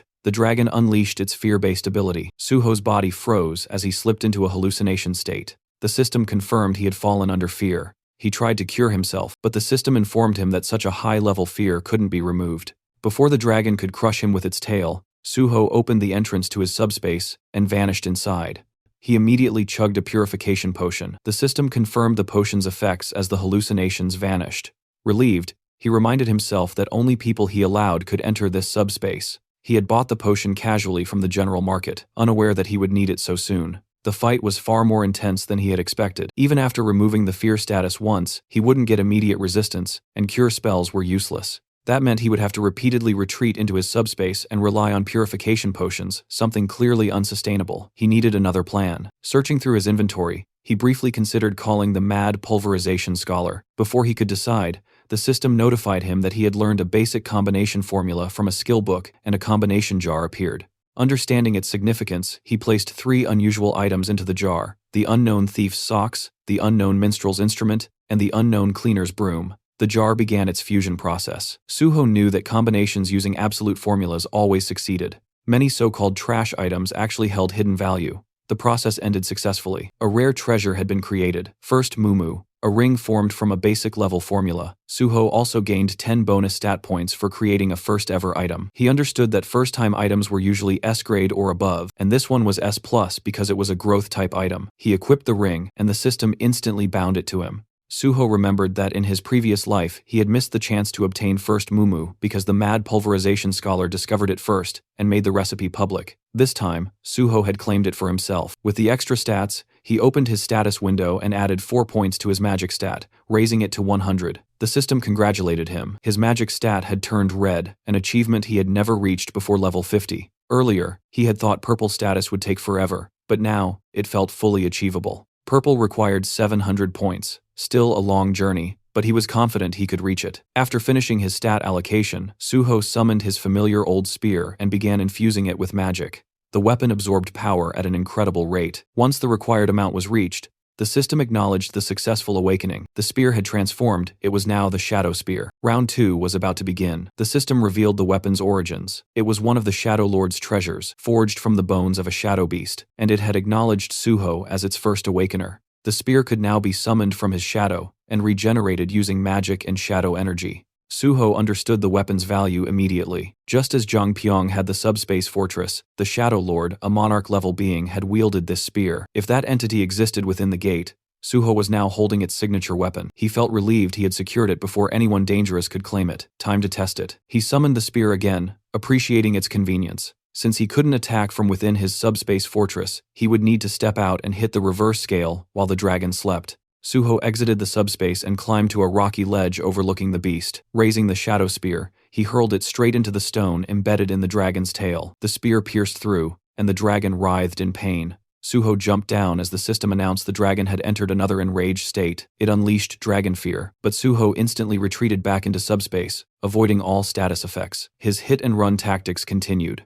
Suho struck repeatedly, retreating each time. The process took longer than expected, but soon the reverse scale's durability dropped under 10%. It wasn't completely destroyed, but it had become too weak to protect the dragon. Stealth would no longer work. Suho abandoned subtlety and went for a full assault. Bursting from the fortress, he launched himself into the air and drove the shadow spear into the dragon's eye. The impact shook the entire area. Suho was thrown back, but the enraged dragon was relentless. As it searched for him, Suho seized the moment, circling behind and rushing for the tail. The dragon used dragon fear again, but Suho shattered the stone first. The system confirmed it. The reverse scale was destroyed, and the dragon's power drained rapidly. Suho took a purification potion and surged into the air for the finishing blow. With a clean slash across the throat, the dragon collapsed. The battle had finally ended. The system declared that Suho had cleared the 49th floor and set a new record for the Tower of Challenge. He received 10 bonus stat points, and more rewards began pouring in. Lying on the ground, he processed the achievement. He had conquered the entire tower,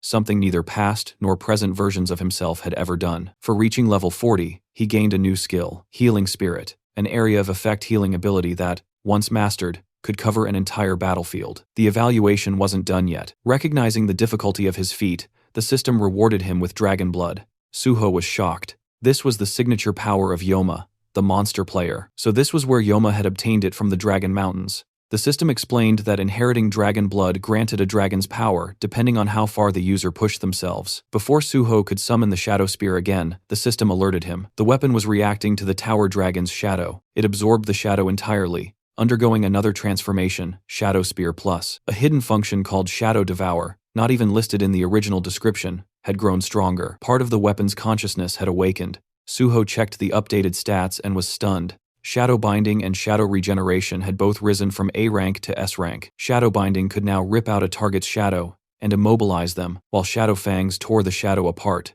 causing continuous bleed damage. Growth-type weapons truly exceeded normal equipment. Satisfied, Suho prepared to leave, but something on the ground caught his attention, a massive fang. The system identified it as a mighty dragon's fang capable of inflicting an incurable debuff that nullified all recovery. Suho was stunned again. He had obtained a dragon byproduct, something believed to be almost impossible to secure. It confirmed that the tower dragon had been a pure blood dragon, which naturally dropped materials. This entire battle had been a jackpot. With everything collected, Suho finally turned to go, certain that reporter Jinwei would be waiting for him outside. At that moment, the tower crystal shattered, and the system calmly declared that the trial tower had been conquered. The conqueror was the player named Suho, and every other player was forcefully expelled from the gate. A portal appeared, and several hunters came crashing out of it, rolling across the ground with stunned expressions. One of them fell to his knees, clutching his head in disbelief, muttering that this couldn't be real. Had someone actually entered the trial tower alone? His teammate, still sprawled on the floor, asked who Suho even was. The hunter simply pointed ahead and asked if the guy standing there was the one. His partner turned his head and confirmed quietly that yeah, that was definitely him, because the size of the crowd was insane, and there wasn't even space to breathe. Right now, the protagonist was completely surrounded by reporters.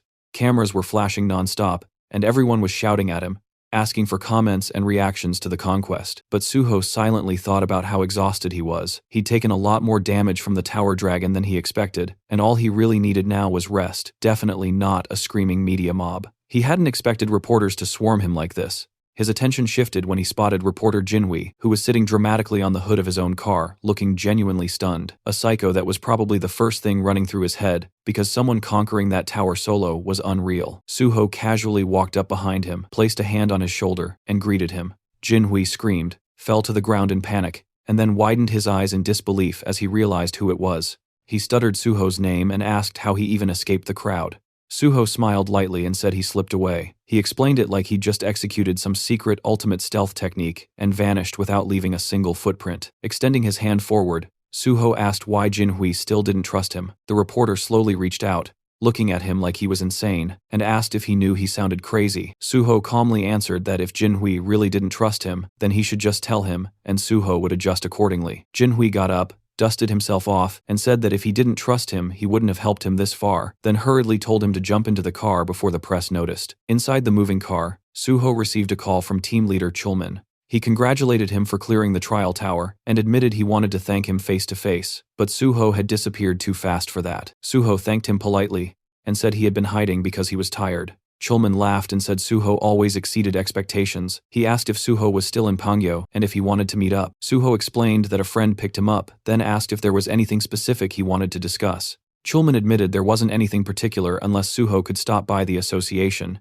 if he wasn't too exhausted. Suho paused and repeated the word, "The association?" Chulman confirmed it. He explained this was an unprecedented event. Everyone believed the trial tower was impossible to clear, and it had been functioning as a public gate. Considering the scale, they needed an investigation. Suho responded that he didn't remember investigations being conducted when large guilds cleared difficult gates. If there was information they needed, couldn't they just request it? After a quiet second, Chulman agreed and wished him good rest. Suho thanked him and ended the call. He leaned back and thought to himself, without a doubt, the chairman or the vice chair wanted him there, probably for photos and PR. He respected Chulman, but he had zero interest in doing anything for the higher-ups. If he let them drag him into bureaucracy now, he'd definitely get stuck in trouble. He planned to dodge it until he officially joined the Hunter Association. Jinhui glanced at him while driving and asked if he could ask something. Suho nodded and told him to go ahead. Jinhui said that with Suho's abilities, couldn't he go anywhere, especially government positions? Suho smiled. The government paid well, and no matter how strong private guilds pretended to be,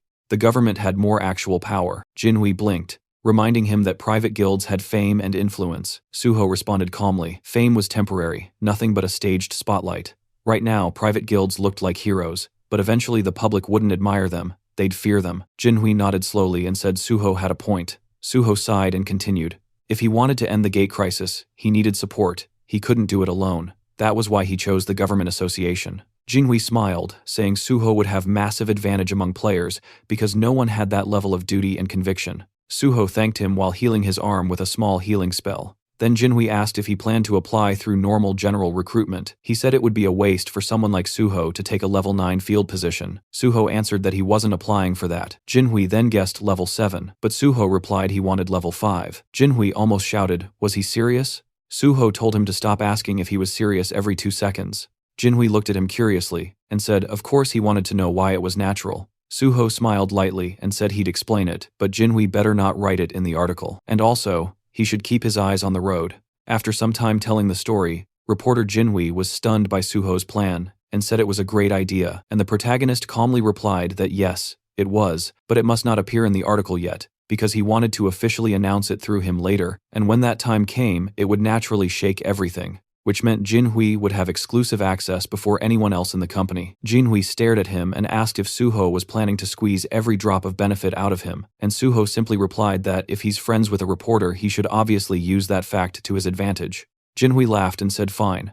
Suho could use him as much as he wanted, then suddenly asked if Suho wanted to go home now since his personal information was already leaked, and there were probably countless people waiting near his house. The protagonist smiled and casually answered that he would just disappear again the same way he did at the tower. But Jinhui hesitated and asked if maybe Suho should just stay with him for now, explaining that he lived alone in a big house. The guest room was beautifully furnished, and the security was tight enough that nobody could break in. Suho paused for a moment and asked where exactly he lived, and Jinhui answered proudly that his home was in Kaiser Cheongdam, and Suho couldn't help thinking with genuine surprise that those were premium luxury apartments worth hundreds of billions.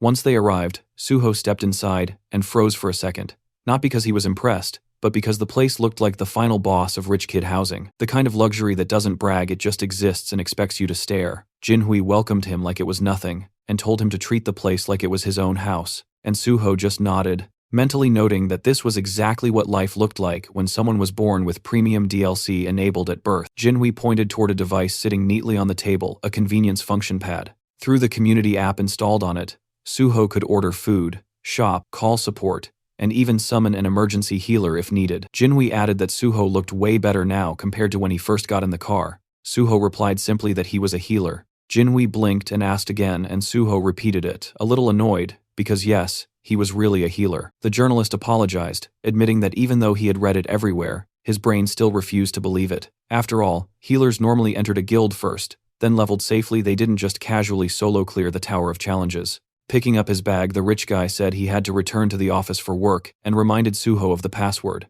Suho told him not to worry and wished him a safe trip. After the door closed behind him, Suho finally opened his system window and checked his status. He decided it was time to distribute the stat points he earned from clearing the tower. He balanced stamina with the other attributes and poured the remaining points into sensitivity. At this level, it wasn't just an elite route anymore, it was the path of a successor, and even he had to admit his stats were looking insane now. Once that was handled, Suho switched to a different task. He'd been a master at detecting surveillance equipment in the past, and with his newly improved sensitivity, he could probably detect anything. And even if he trusted Jinhui, he wasn't stupid enough to blindly assume a conglomerate kid's place was completely clean. Better paranoid than dead. After checking every detail for a while, Suho finally dropped onto the sofa, feeling drained.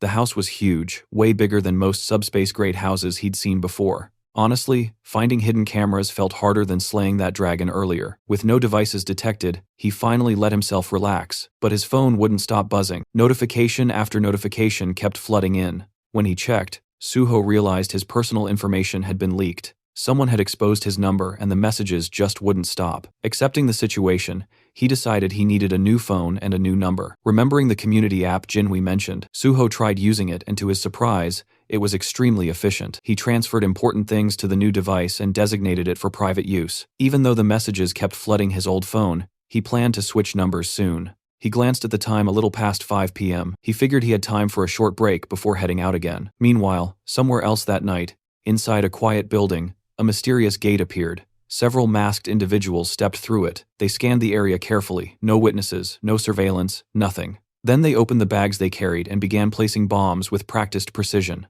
And while they were still in the middle of setting everything up, Suho appeared behind them calmly, as if he walked in on a casual meeting instead of a terrorist operation. He said bombing public buildings wasn't exactly a great idea. The masked group froze instantly, confused because this building was supposed to be empty today. Suho agreed that normally, yes, but he came because he expected something like this. Panic erupted. One man yelled for everyone to retreat and scrambled toward the gate. A girl in the group stumbled and fell to the floor. Her teammates hesitated, asking if she tripped. One tried to lift her, but she wouldn't budge. Another insisted they hurry and pull her through, but the girl's legs stayed rooted to the floor.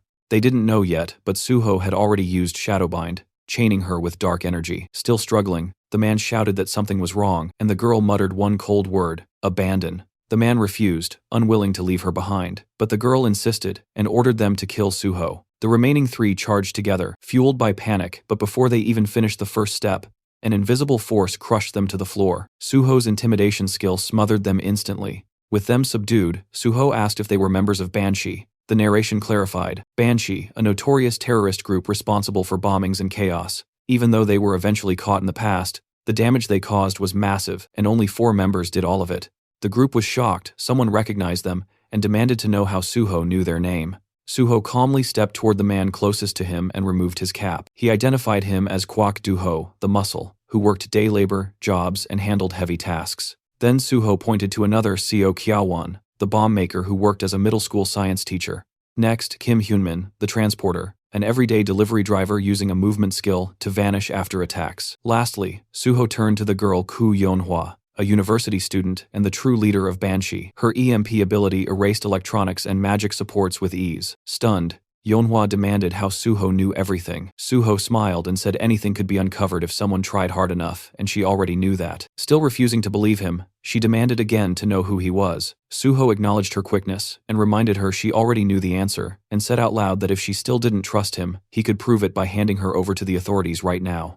Realizing he wasn't bluffing, she finally asked what he wanted. Suho said she should have agreed earlier and also pointed out this wasn't a great place to talk. He told her to retrieve the bomb and said they'd talk at their hideout instead. She stared at him, wondering just how much information he knew, but finally agreed. Suho turned to Hyunmin and asked if he could move now and told him to open the door, because they obviously weren't going to take a taxi. Once inside their hideout, Suho told everyone to relax, take off their masks if they wanted. Yeonhwa refused, but then ripped hers off anyway, telling him she only did it because the room felt stuffy, not because he told her to. She demanded answers again. How did he know who they were? Why did he approach them?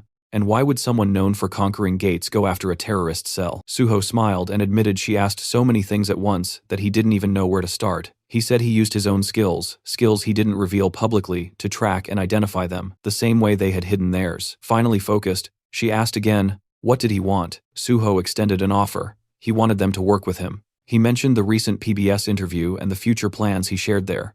Yeonhwa assumed he meant joining the Hunter Association. Suho confirmed, and before she spiraled, he clarified he wasn't handing them over for forced recruitment. He explained he would take the level 5 exam, then move through 1 or 2 positions, and eventually join the Special Forces Division. Yeonhwa looked stunned, and Suho told her not to make that face. He knew they hated the Special Forces, which was why their bombings targeted related sites. He understood because he had the same reason. Suho revealed the truth. He was a gate orphan. He used to think it was coincidence until he later learned the disaster had been manufactured on purpose. After every cleared gate, that land became premium real estate. The government knew a gate shock was coming and let it happen anyway for profit. There were development projects behind it, and Suho already knew who was responsible. So his goal was simple: become the head of the Special Forces and make those responsible pay. He explained the Special Forces held the highest authority in the association, influenced other government offices, and could prosecute hunters. He offered revenge, but in a strategic and lawful path, not reckless terrorism. But Yeonhwa still pointed out there was no guarantee Suho would pass the level 5 test. Suho smirked and told her to wait and watch.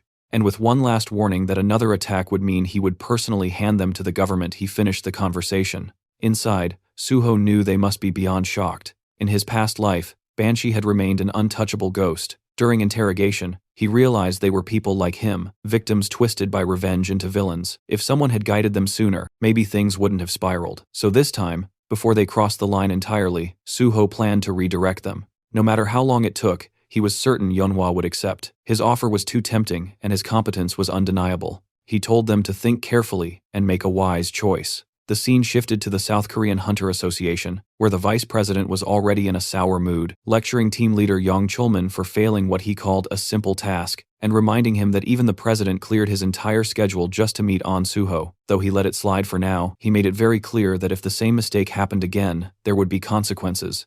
And all Chulman could do was bow his head and acknowledge the warning before being dismissed and told to get back to work. The moment he stepped outside, he exhaled in exhaustion, thinking about how long he had been sitting there, listening to complaints, and how, for a second, he genuinely considered quitting everything and joining a civilian guild. But then he reminded himself why he joined the Hunter Association in the first place, and that after surviving so much, enduring one more miserable moment wasn't impossible, so he whispered to himself to stay strong. That was when P. Song-yeol, the head of the Special Investigation Department, suddenly appeared and placed a hand on his shoulder, and Chulman, already irritated, wondered why he had to run into this person right now. Trying to act normal, he forced a polite tone and asked what the chief was doing here, and Pai responded in his usual playful attitude, saying he heard that his cherished team leader Yang was getting an earful again. He even complimented Yang's patience for enduring the old man's constant nagging, but Yang immediately took the blame, saying everything was his fault. As they walked together, Pai shifted the conversation and brought up rumors about Suho supposedly causing problems, but Chulman clarified that Suho wasn't exactly causing trouble, though yes, the story was spreading fast. Pai noted only a handful of people were aware, and then casually offered his help. When Chulman asked what he meant, Pai gave him an absurd suggestion: just accuse Suho of something, drag him in for questioning, and clear things up later, because according to Pai, it was all about making the process look clean and controlled. If Suho was summoned,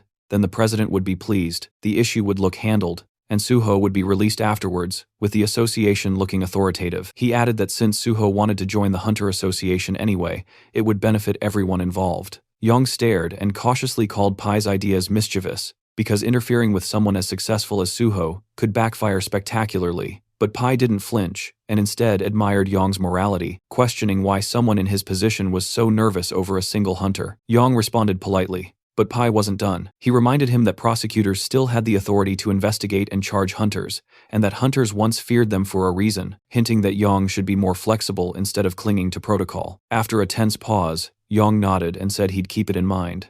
Pai left after offering support and reminding him that there were always alternative ways besides following rules strictly. Once alone, Yang replayed everything quietly, thinking about how he used to respect Pai as one of the few hunters inside the association who felt grounded compared to the disconnected elites at the top, but now he wasn't so sure. Knowledge changes people, and Pai knew too much, which made him dangerous. Feeling uneasy, Yang went outside, found a quiet spot, and sat down, lost in thought. His mind went back to Suho, how the guy initially supported the association, but suddenly distanced himself. It wasn't shocking though, since major guilds offered ridiculous benefits that could sway anyone, yet Yang wondered what Suho was really thinking. Meanwhile, Suho stepped out of a taxi elsewhere, and activated the ring on his finger called First Mumu. Thinking about how reckless he had been when he activated it the first time, but now, after conquering the Tower of Challenge, he had mastered its usage. It was time to move. He walked toward the Seoul Central Blood Center building and activated his magic detection skill, scanning the surroundings until he found it, a faint trail of magical energy. Gates naturally emitted magic, so even hidden ones leaked traces. Following the signal, Suho found a faint gate hidden like mist, one that required specific conditions to open. Without hesitation, he pulled out a knife, sliced his palm, and let the blood drip toward the gate, because he already knew this one demanded blood. Once it absorbed enough, the system confirmed the condition was satisfied. A hidden gate had been discovered, and Suho earned 5 bonus stat points. The gate's name was Blood's Decree. Entering, Suho tossed glow in the dark powder forward to illuminate the cave-like environment. The first stage was clearly a cave system, so he moved deeper until a mysterious liquid dripped onto his head. He looked up and realized it wasn't cave water, it was saliva. Above him hovered countless vampire bats, all around level 63, and Suho smirked at the dramatic welcome. Without hesitation, he activated intimidation, and instantly, every bat lost control and crashed to the floor. Calmly, he stepped toward one bat and drove his shadow spear straight through its body, letting the spear devour the shadow, killing every bat in the room at once. Opening his status window, he felt satisfied. This method was perfect for wiping low-tier enemies. With an S-class intimidation skill, level gaps became meaningless. Most hunters focused on 2 primary stats, but Suho had decoded the full color-coded stat system and planned to raise everything evenly. Reviewing his numbers again, he wondered if his level was too absurd just for hunting bats. His curiosity led him to check the combat log, and that's when he noticed something strange. Among the corpses was a blood slime. It must have been hiding among the bats and accidentally died from the intimidation shockwave. The cleanup felt boring, but he acknowledged the usefulness of intimidation, since while high-level monsters could resist fear effects, the skill still worked, unless the opponent belonged to a special category. Soon he reached the boss room and felt excitement building. Without hesitation, he entered. The moment he stepped in, he summoned his sword, and instantly a large vampire bat lunged at him. He blocked the attack and identified it as a Great King vampire bat, countering with a swift slash. Then, from behind, a golem lunged, forcing Suho to dodge sideways. Neither creature felt like a true boss, they were mini-bosses.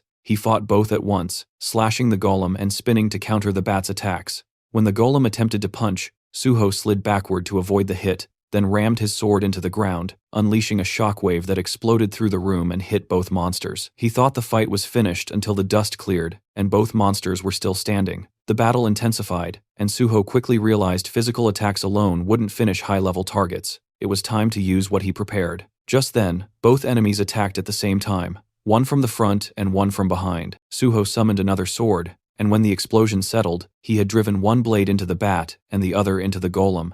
Even repeated attacks weren't enough to finish them, but Suho finally grasped the key. Their weakness was pure silver, infused with holy power. At that exact moment, the system notified him holy power had now been successfully applied. The silver sword in the bat's body glowed, and a lightning strike crashed down on it, slicing its throat and obliterating the monster instantly. Suho stood over the corpse with his foot on its head, watching it erupt like an insect crushed under a giant hand. Holy power was devastating. The golem lunged again, but Suho moved first, cutting it into pieces with his wholly enhanced sword until the system confirmed its defeat. Looking down at the weapon, he acknowledged how perfectly it worked. A healer-exclusive skill that allowed holy enchantments had become an incredibly powerful advantage, and enchanting silver weapons with holy energy turned every strike into a guaranteed critical hit, making it the perfect counter for enemies in this gate. Suddenly, Suho sensed a powerful presence behind him, and as he turned, he realized the true boss of the hidden gate had finally appeared. The figure stepped forward, radiating murderous intent, revealing himself as the Cursed Prince, a monstrous level 76 elite, and he furiously accused Suho of invading his domain and slaughtering his subordinates,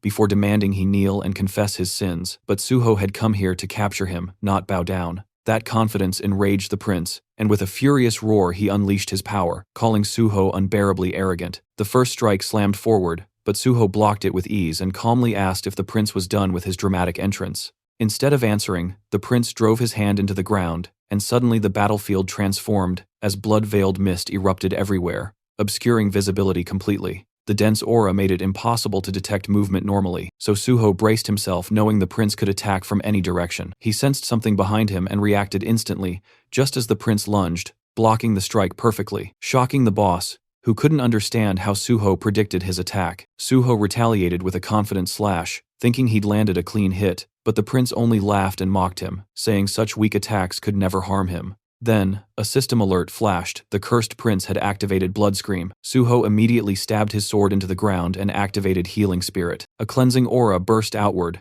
and the prince visibly reacted to the sensation, as Suho's wounds vanished completely. With a slight smile, Suho revealed he was actually a healer. The prince glanced down, stunned to find a wound on his abdomen, proof that Suho's strike had worked after all. Suho prepared another technique, but the prince snapped and charged forward, enraged by the humiliation of being injured by a mere human. Suho met him head-on, his sword clashing against the prince's clawed hand, as the two engaged in a fast-paced exchange of brutal blows. For a brief moment, the prince believed he was winning, and unleashed a rapid barrage of strikes, but Suho suddenly disappeared and appeared behind him, landing a clean hit.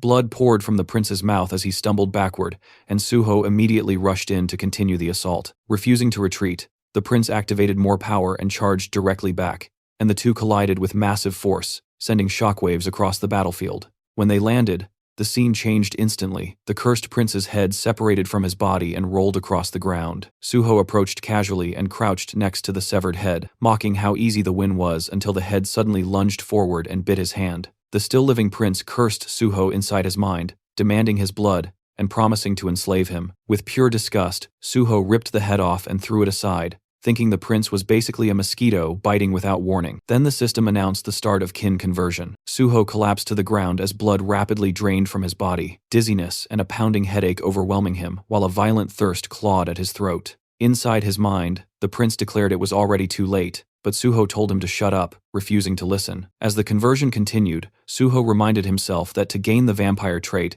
synchronization had to reach a certain threshold, and once it did, he needed to purify the infection instantly with holy water. When kin conversion hit 50%, Suho believed he was close to acquiring the trait, and reached for the bottle only for it to suddenly shatter. The prince laughed, saying this was his domain and nothing Suho did would matter now. Suho realized the prince had been far more cautious than expected. The corridor that had been destroyed was now restored, and even the prince's body was missing. Everything had been reset for the next phase. Still refusing to give in, Suho tried to plan another move, but the system warned his blood was now beginning to corrupt. The prince, confident, declared there was no escape, but Suho revealed he still had one final card. The system immediately responded. All conditions to unlock the second power of dragon blood had been fulfilled. He had reached level 50, and survived a mentally and physically life-threatening situation. A new notification appeared. Dragon armor available. Suho smirked, realizing he had triggered it just in time. Kin conversion stopped on the spot, and the system confirmed again that all conditions for unlocking the second stage of dragon blood had been met. Dragon armor activated. He now possessed Dragon's Endowment and Dragon Skin, granted through the armor. The moment the Dragon's Endowment effect activated, further assimilation was blocked, and purification began. The corrupted blood inside him converted into pure blood and was absorbed into his system, while the remaining corruption was destroyed entirely thanks to the dragon blood effect. Suho successfully mastered the unknown power hidden within the corrupted vampire blood and felt his body become lighter. He remembered planning to unlock the second dragon blood power using a custom gate at level 50, but instead it happened here unexpectedly. Checking his newly unlocked skill, he saw Dragon's Endowment, an innate trait exclusive to descendants of dragon blood representing nobility and superiority. While active, it granted immunity to infection, corruption, and allowed automatic absorption of corrupted sources to purify, heal, and evolve. The system had never shown the second awakening condition, but Suho had learned it from Youngma. Since kin conversion was life-threatening, the system recognized it as the trigger. Although the endowment purified the blood, It also preserved the vampire power inside it. He checked another skill, one tied to vampirism sealed for now, proof that he had nearly become a vampire, and he wondered whether he technically acquired it or not. His original goal was to obtain vampire traits, but dragon and vampire blood clearly couldn't coexist fully still. The skills he gained were strong enough, so he accepted it. Another new skill appeared, Blood Weapon, a rare ability only usable by noble-level vampires or higher, but requiring huge quantities of blood. He concluded he would need to hunt a large number of monsters and planned to develop Phantom Shadow alongside it. Just then, the cursed prince began mumbling to himself again, and Suho told him to stop because his rambling was annoying and incomprehensible. The prince lamented and questioned how Suho could still be alive after being bitten, muttering about curses, calling himself useless. That was when Suho realized Phase 2 was beginning. The system confirmed it. The cursed king laments his fate. His power surges dramatically. Suddenly, blood rained from above and from within that crimson downpour. The cursed king emerged once more, now level 80, radiating fury as he declared that he would destroy all beings superior to him, burn them, crush them, and cast them into the pit. His blood wings unfurled, and a chilling scream echoed through the chamber. Suho immediately sensed the overwhelming spike in magic power. This was no longer the same monster. The cursed king had evolved into something entirely new. The king launched a dark force attack that detonated into a massive explosion. But when the dust cleared, Suho was gone, only to appear in the air above the king's wing and unleash a devastating sword strike. Yet the cursed king barely reacted and claimed that a mere blow like that could not bring him down. Suho realized that not only was his power growing, but his intelligence as well. The king swung his wing like a weapon, smacking Suho away with brute strength. Suho steadied himself and immediately recognized the danger. The king rushed in with another attack, and Suho blocked the incoming strikes head-on with his sword, activating his holy power, and declaring that holiness would surpass all the strength the king possessed. But in the next instant, the cursed king shattered Suho's weapon, and scoffed that holy power meant nothing to him now. Suho quickly retreated, analyzing the situation. A wholly enhanced weapon had broken like glass, meaning normal weapons would not work anymore. With no hesitation, he summoned his bloody sword. Seeing it, the cursed king erupted with rage and demanded Suho hand it over while launching another brutal assault. But Suho infused the bloody sword with holy power and sliced through the strike, shocking the king who couldn't comprehend what just happened. Suho finally understood. Blood weapons scaled in power and durability based on his stats, and at his current level, the sword had already reached red rank, more than enough to end this fight. The cursed king conjured a bloody spear, vowing to tear Suho apart, and charged in. The attack came fast, but Suho shifted his bloody sword into a shield form and blocked the spear, leaving the king stunned again. Suho told him he wasn't the only one capable of transforming a blood weapon, then smoothly reverted the shield back into a blade and slashed the cursed king's throat in one clean, decisive motion. The king's severed head hit the floor, still wearing a twisted smile filled with arrogance, confidently claiming that cutting off his head meant nothing. Suho simply kicked the head across the floor and summoned his shadow spear, slamming it into the ground. Immediately, chains erupted and wrapped violently around the severed head shadowbind, locking it in place. Suho knew he needed to finish this before the monster caused more problems. The system notified him that vampire blood had been activated, and the blood absorbed was now stored within the blood jade. While the cursed king screamed at Suho to remove his hands, Suho examined the blood jade carefully. It was the first time he'd seen it in person, and it already held a massive amount of collected blood. According to the Blood Monarch, the blood jade could only be seen by its owner. The Blood Monarch himself had once been a normal healer, working at the Central Blood Institute, until fate dragged him into the Hidden Gate Blood's decree. He reached the boss room but failed to defeat the cursed king, and was bitten, turning into a vampire. Normally that would mean death, since once bitten, the victim becomes a monster, and the gate permanently seals. But the Blood Monarch resisted the curse using his healing abilities, and neutralized the kin conversion. At that moment, new vampire skills awakened, and reshaped his entire stat system. With newfound power, he defeated the cursed king, conquered the gate, and became known as the Blood Monarch, a global villain feared worldwide. Eventually, Suho caught him, and extracted all the critical information about kin conversion, blood weapons, and vampire blood. But even now, the cursed king raged, promising revenge and refusing to accept humiliation. Suho welcomed it, daring him to try. Then the system activated. The phantom shadow resonated with the cursed king's shadow, and absorbed it fully until not even a trace remained. With that, Suho acknowledged that Blood's decree had finally been cleared. The system confirmed the Hidden Gate's conquest and declared Suho the MVP. An exit gate formed before him. As he prepared to leave, Suho reflected on everything. Once again, he was reminded of the overwhelming reality of dragon power. No matter how terrifying kin conversion seemed, it was insignificant next to dragon blood. Still,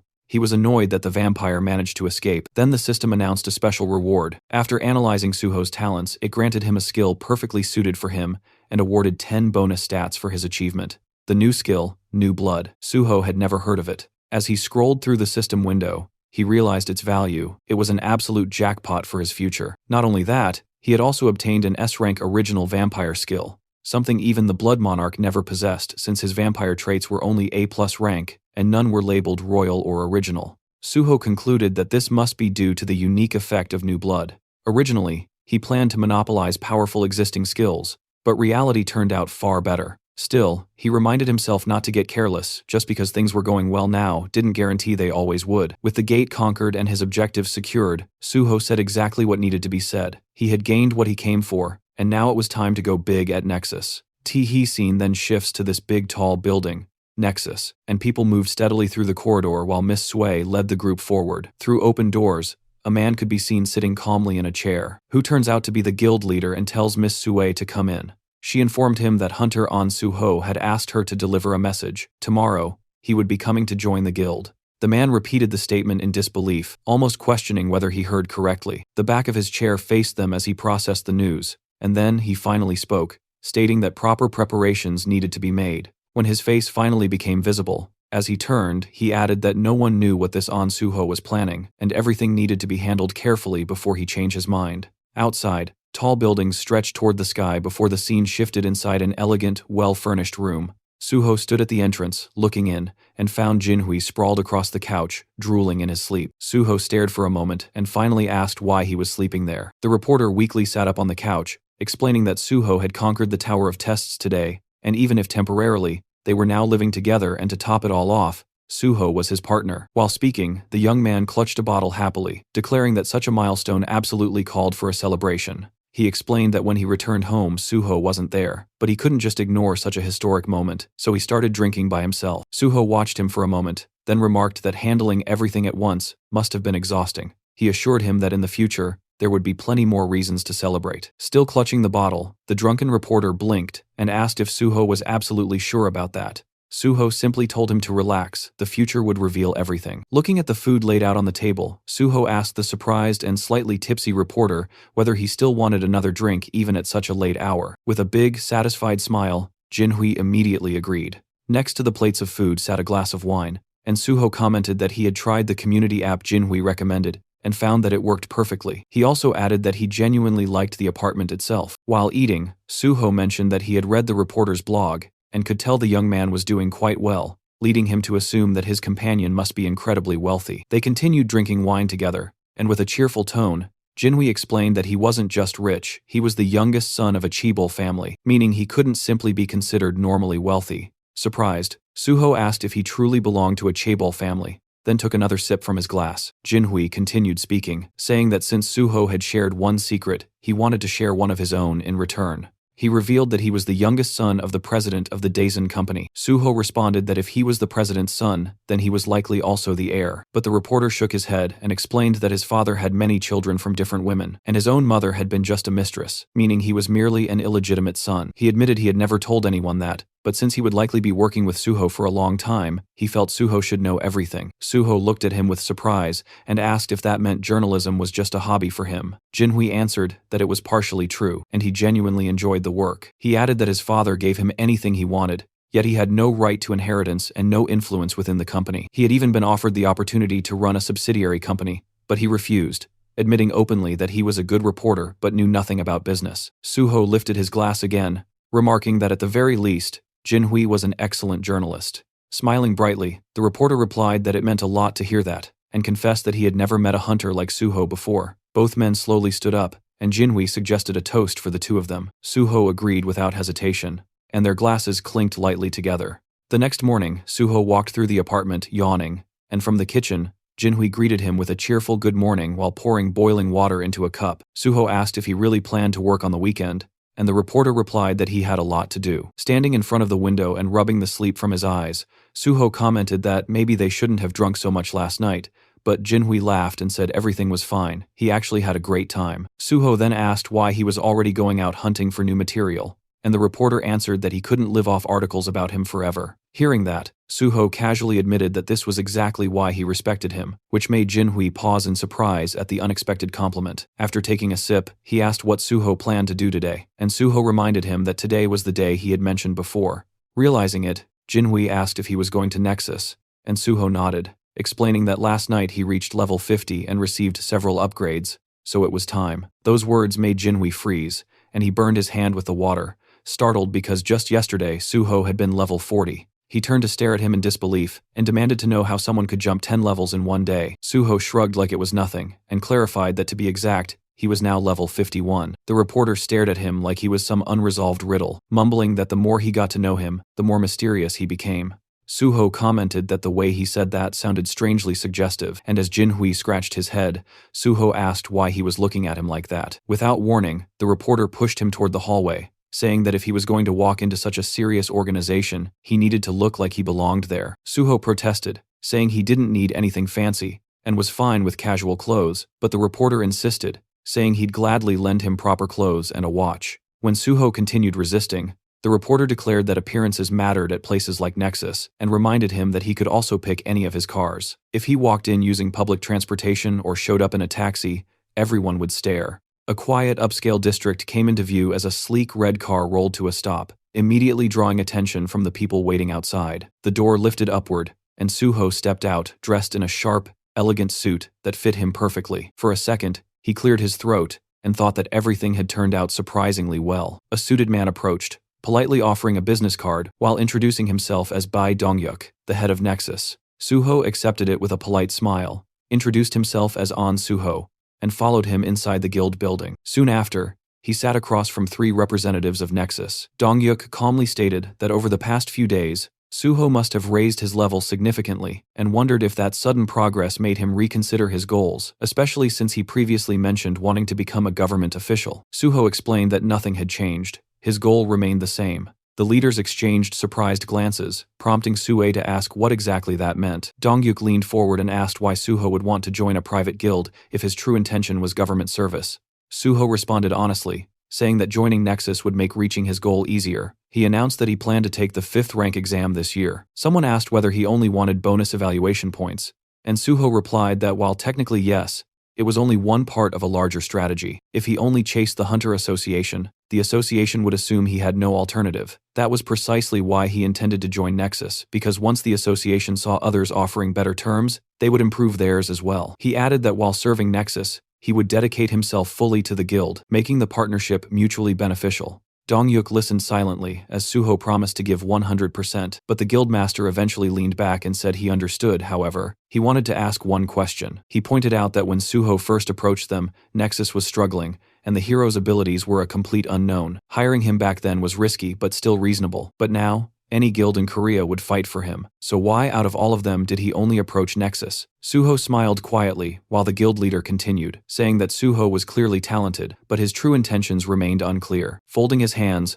Dongyuk warned that unless Suho answered honestly, cooperation would not be possible. Suho closed his eyes briefly, then replied that he had personal reasons. He reminded Dongyuk of the public speech he gave earlier, the one where he promised Nexus would do everything in its power to destroy all gates in Korea. Suho acknowledged that Nexus provided more support to victim families than any other guild, and was clearly the most passionate about eliminating the gates. He said he had no doubt that speech was sincere. Because of that conviction, he wanted to work with Nexus, help them, and contribute everything he had. He smiled widely, and added that he hoped they could continue cooperation even after he eventually joined the Hunter Association. Dongyuk lowered his gaze and admitted the reasoning satisfied him. Then he asked whether Suho truly believed joining the association was necessary, since Nexus already worked tirelessly to clear gates and support hunters. Suho agreed but explained that if Nexus truly wanted to end the gates completely, then they needed to go to places even other hunters couldn't, like the sealed high-risk gates under strict government control. His gaze shifted to an image of one such chained portal. Beyond ordinary mid-level entrances, there were also the 5 Great Gates. That was why he needed government authority. But until that time came, every successful raid would broadcast Nexus's name alongside his own. The impact would reshape the power structure of Korea's guilds,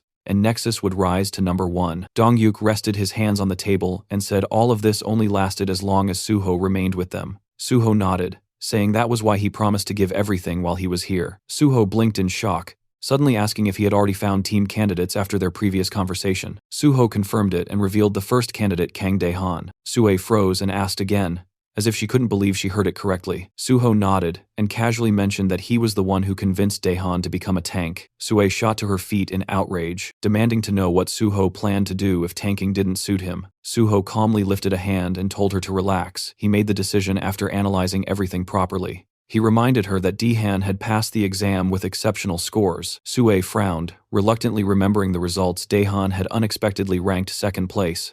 She admitted she planned to thank whoever was responsible, but Suho simply shrugged and said it wasn't a big deal, which irritated her further. The third Nexus representative finally spoke, saying Suho's proposal sounded excellent, but he needed clarification. If Suho intended to clear sealed gates, he should know those locations were protected by the government, and private guilds had zero access because civilian safety was the highest priority. He asked how Suho planned to get inside. Suho calmly asked whether he was doubting his abilities, and then stated that they would finalize the contract once he brought them the pass, proving he could be trusted. He paused, reconsidered, and changed the offer. Instead of bringing a pass, he would clear one sealed gate first, and after that they would sign. The secretary sweated at the scale of the terms and muttered that Suho was offering conditions worthy of royalty. Suho insisted that the terms were fair. The secretary noted that despite Suho being incredibly promising, he was still seen as just a new hunter with no official standing, but Suho declared that was exactly why he would clear a sealed gate immediately and prove himself. Dongyuk observed him carefully, then agreed. Suho would undoubtedly prove his worth. With a satisfied smile, the guildmaster said he liked today's outcome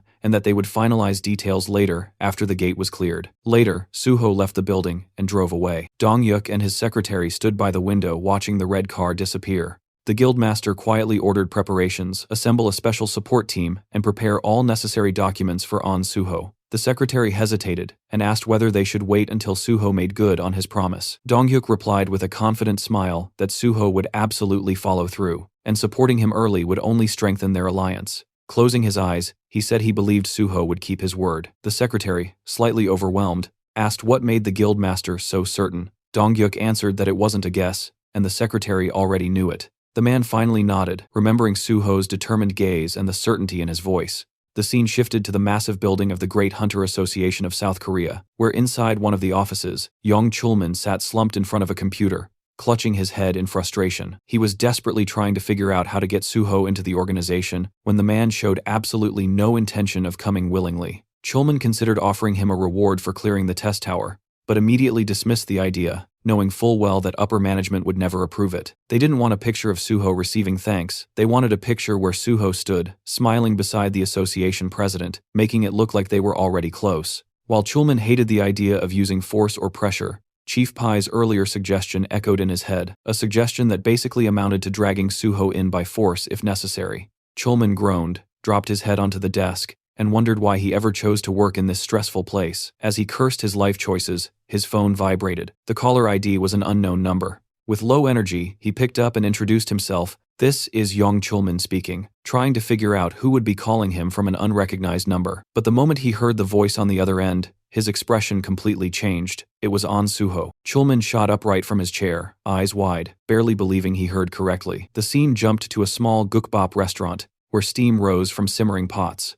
Suho and Chulman sat at a table facing each other. Suho commented that he hadn't visited this place in a long time, and noted that the restaurant served the best boiled pork. Chulman blinked and asked in surprise how Suho knew about this place. With a calm smile, Suho casually lied that he used to come here often back when he worked nearby. Chulman nodded slowly, accepting the explanation. He scooped soup into his spoon and admitted he never expected Suho to reach out first. Then he asked why Suho had changed his number. Suho explained that he had been receiving far too many calls, so he simply got a second number, and now Chulman could use that one instead. The civil servant nodded understandingly, and commented that Suho must be exhausted from all the unwanted attention. Lowering his gaze, Chulman thanked him sincerely for contacting him, admitting that he had nearly given up hope of ever seeing him again. Suho asked how he could think that, and picked up his chopsticks. Then he calmly asked whether the higher-ups were pressuring him, and whether they wanted Chulman to convince him to join the association. Caught off guard, Chulman stiffened and raised a hand to his face as if trying to shield his reaction. He nervously asked why Suho would assume that. Holding the chopsticks near his cheek,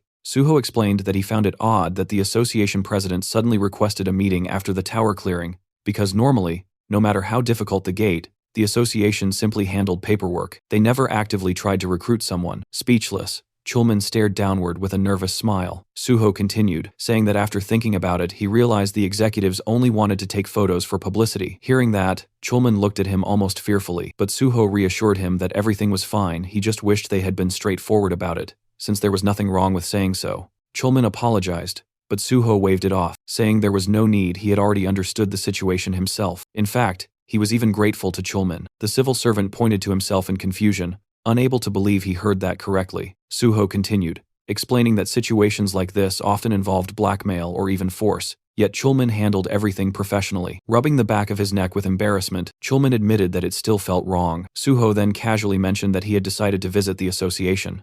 Chulman froze mid-motion and asked if he was serious. Suho continued eating comfortably and confirmed it, explaining that he wanted to thank Chulman and felt that meeting the association executives could actually be beneficial. Chulman nodded slowly, agreeing that it truly could be. Suho asked when he should visit the association. Chulman suggested discussing it after finishing their food, but halfway through speaking, realization struck him, and he shot up from his seat, eyes shining with excitement. With sudden determination, he declared he would arrange a meeting immediately. Sometime later, the duo arrived at the building of the Korean Hunters Association.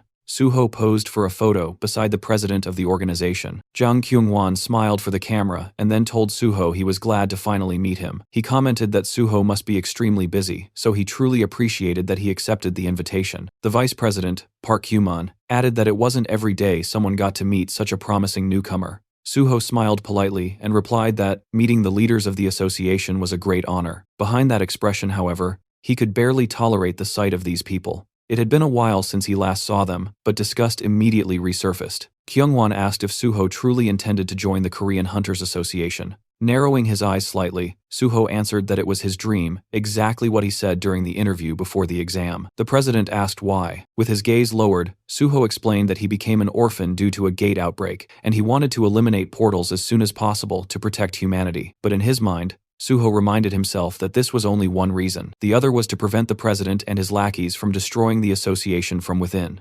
Kyungwon cheerfully praised Suho for his noble intentions, while Suho silently noted that this man would cling to his position until the very last moment, right up until he was shoved out. He couldn't wait to see what expression this old pig would make when that day finally arrived. And Kyungwon wasn't the only problem infesting the association. Then Park Kyuman spoke again, claiming Suho really knew how to make a good impression. Arms folded across his chest, he said that Suho didn't care about material gain and only wanted to protect the general public, which was worthy of respect. The vice president pressed his fingertips together and solemnly added that Suho had grown into a strong and noble man. His parents would be proud. Suho thanked him politely, while thinking that Kyuman was most likely the one who proposed this recruitment stunt. In his mind, Suho labeled him a pathetic bootlicker who existed solely to polish Kyunghwan's shoes. Because of fools like these, most gates hadn't been cleared in his previous life, and he intended to take away their chance to ruin things again. Then Kyuman happily asked which department Suho wanted to join. Suho rubbed his chin thoughtfully and replied that he had considered several options but ultimately chose the gate department. Chulman froze in shock, while the vice president asked why. Suho calmly explained that unlike private guilds, the association had direct access to gates, handled the initial inspections, and could participate in raids. Kyunghwan said he was amazed to see someone so selfless, stating Suho had chosen the most dangerous department in the entire association. Park Kyuman nodded and declared that people like An Suho belonged there. The president then turned to Chulman and instructed him to demonstrate their sincerity. Confused, Suho asked what that meant. Kyunghwan replied that if Suho was so determined to end the portals, then he should be given a selection of actual gates to clear, since the association had many available. Chulman nearly choked on his breath and reminded the president that those gates were either sealed or extremely deadly. But before he could finish the sentence, Suho happily said that it sounded perfect. Chulman tried again to reason that it was incredibly dangerous, but Suho clenched his fist and declared with excitement that he would clear the gates that presented the greatest threat to humanity. Kyunghwan responded confidently that this was exactly what he expected from An Suho. Still in shock, Chulman called out to the president, but the man asked if there was a problem. Under pressure, Chulman lowered his head and said everything was fine and that he would prepare what was needed. Kyunghwan told Suho to get ready to clear the portals. Suho thanked him politely while Chulman glared downward. He knew that for these unawakened executives, the deadliest gates were nothing more than toys. That's why he despised leaders who had never stepped foot inside a gate. They had no idea how catastrophic the danger was. Countless hunters had died attempting to clear those portals, and yet these two were willing to send Suho to almost certain death. While Chulman clenched his jaw in frustration, Suho smiled calmly, already knowing exactly what was waiting inside the sealed gates. Kumon leaned toward the president and whispered something. Suho immediately understood these two were only thinking about profit and didn't care how many hunters died. As long as the raid succeeded and the association gained influence, human lives were irrelevant.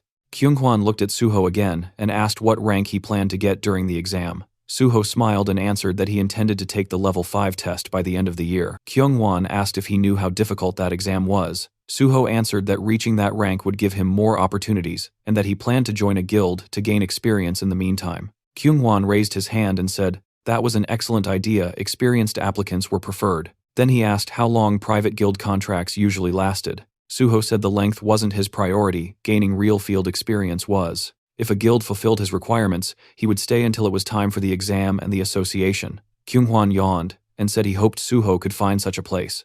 Smiling to himself, Suho thought, if the president approves terms like this, then joining Nexus is possible. He sensed the chance to build a bridge between Nexus and the association. Suddenly, the door opened, and someone announced Pi Seonggyeol's arrival. Suho's expression stiffened. Pai entered confidently and joked that his bosses were eating something delicious without him. Then he stopped, noticing Suho sitting there, his lips stretched into a wide grin. He turned to leave politely, but Kyunghwan told him to stay, pointing at Suho and introducing him as the hunter who cleared the test tower. Pai tried recalling the name, then suddenly exclaimed that he remembered. Laughing, he said it was incredible to meet him, and extended his hand, introducing himself as chief of the special department. Suho shook it and introduced himself as An Suho. They exchanged polite compliments, though Suho's smile remained sharp. Once seated, Kumon raised his hand and informed Pai that Suho intended to take the level 5 exam. Pai blinked in shock, saying it would be extremely difficult. Suho said he wanted to try anyway. Pai stared at him, stunned. One of the executives added that the association planned to give Suho access to sealed gates, since he claimed he could clear them.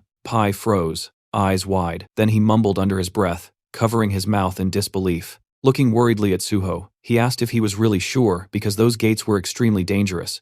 Suho noticed the anxiety on his face and found it strangely amusing. He replied that he was well aware of the danger. Still uneasy, Pai crossed his arms and said that he couldn't stop Suho even if he wanted to, but he sincerely hoped things would go well. Suho silently acknowledged that Pai was a hunter, someone who valued talent. His expression showed genuine concern not for himself, but for the possibility that someone promising might die needlessly. Then Pai added that if Suho wanted to join the special department, he would personally take care of him. Kumon immediately raised a finger and warned him not to poach. Suho had already chosen the gate department. Pai asked why. Kumon replied that An Suho wanted to destroy all gates and have priority access to them. Pai nodded slowly, now understanding. He said that if that was all that mattered, then his department could also support him. Turning his head, he smiled at Chulman and asked him to confirm that. Sadly, Chulman nodded. Hands on hips, Pai commented that if Suho passed the level 5 exam, his relationship with Chulman might become rather complicated. Facing the young hunter, he added that they could discuss all of that after the exam,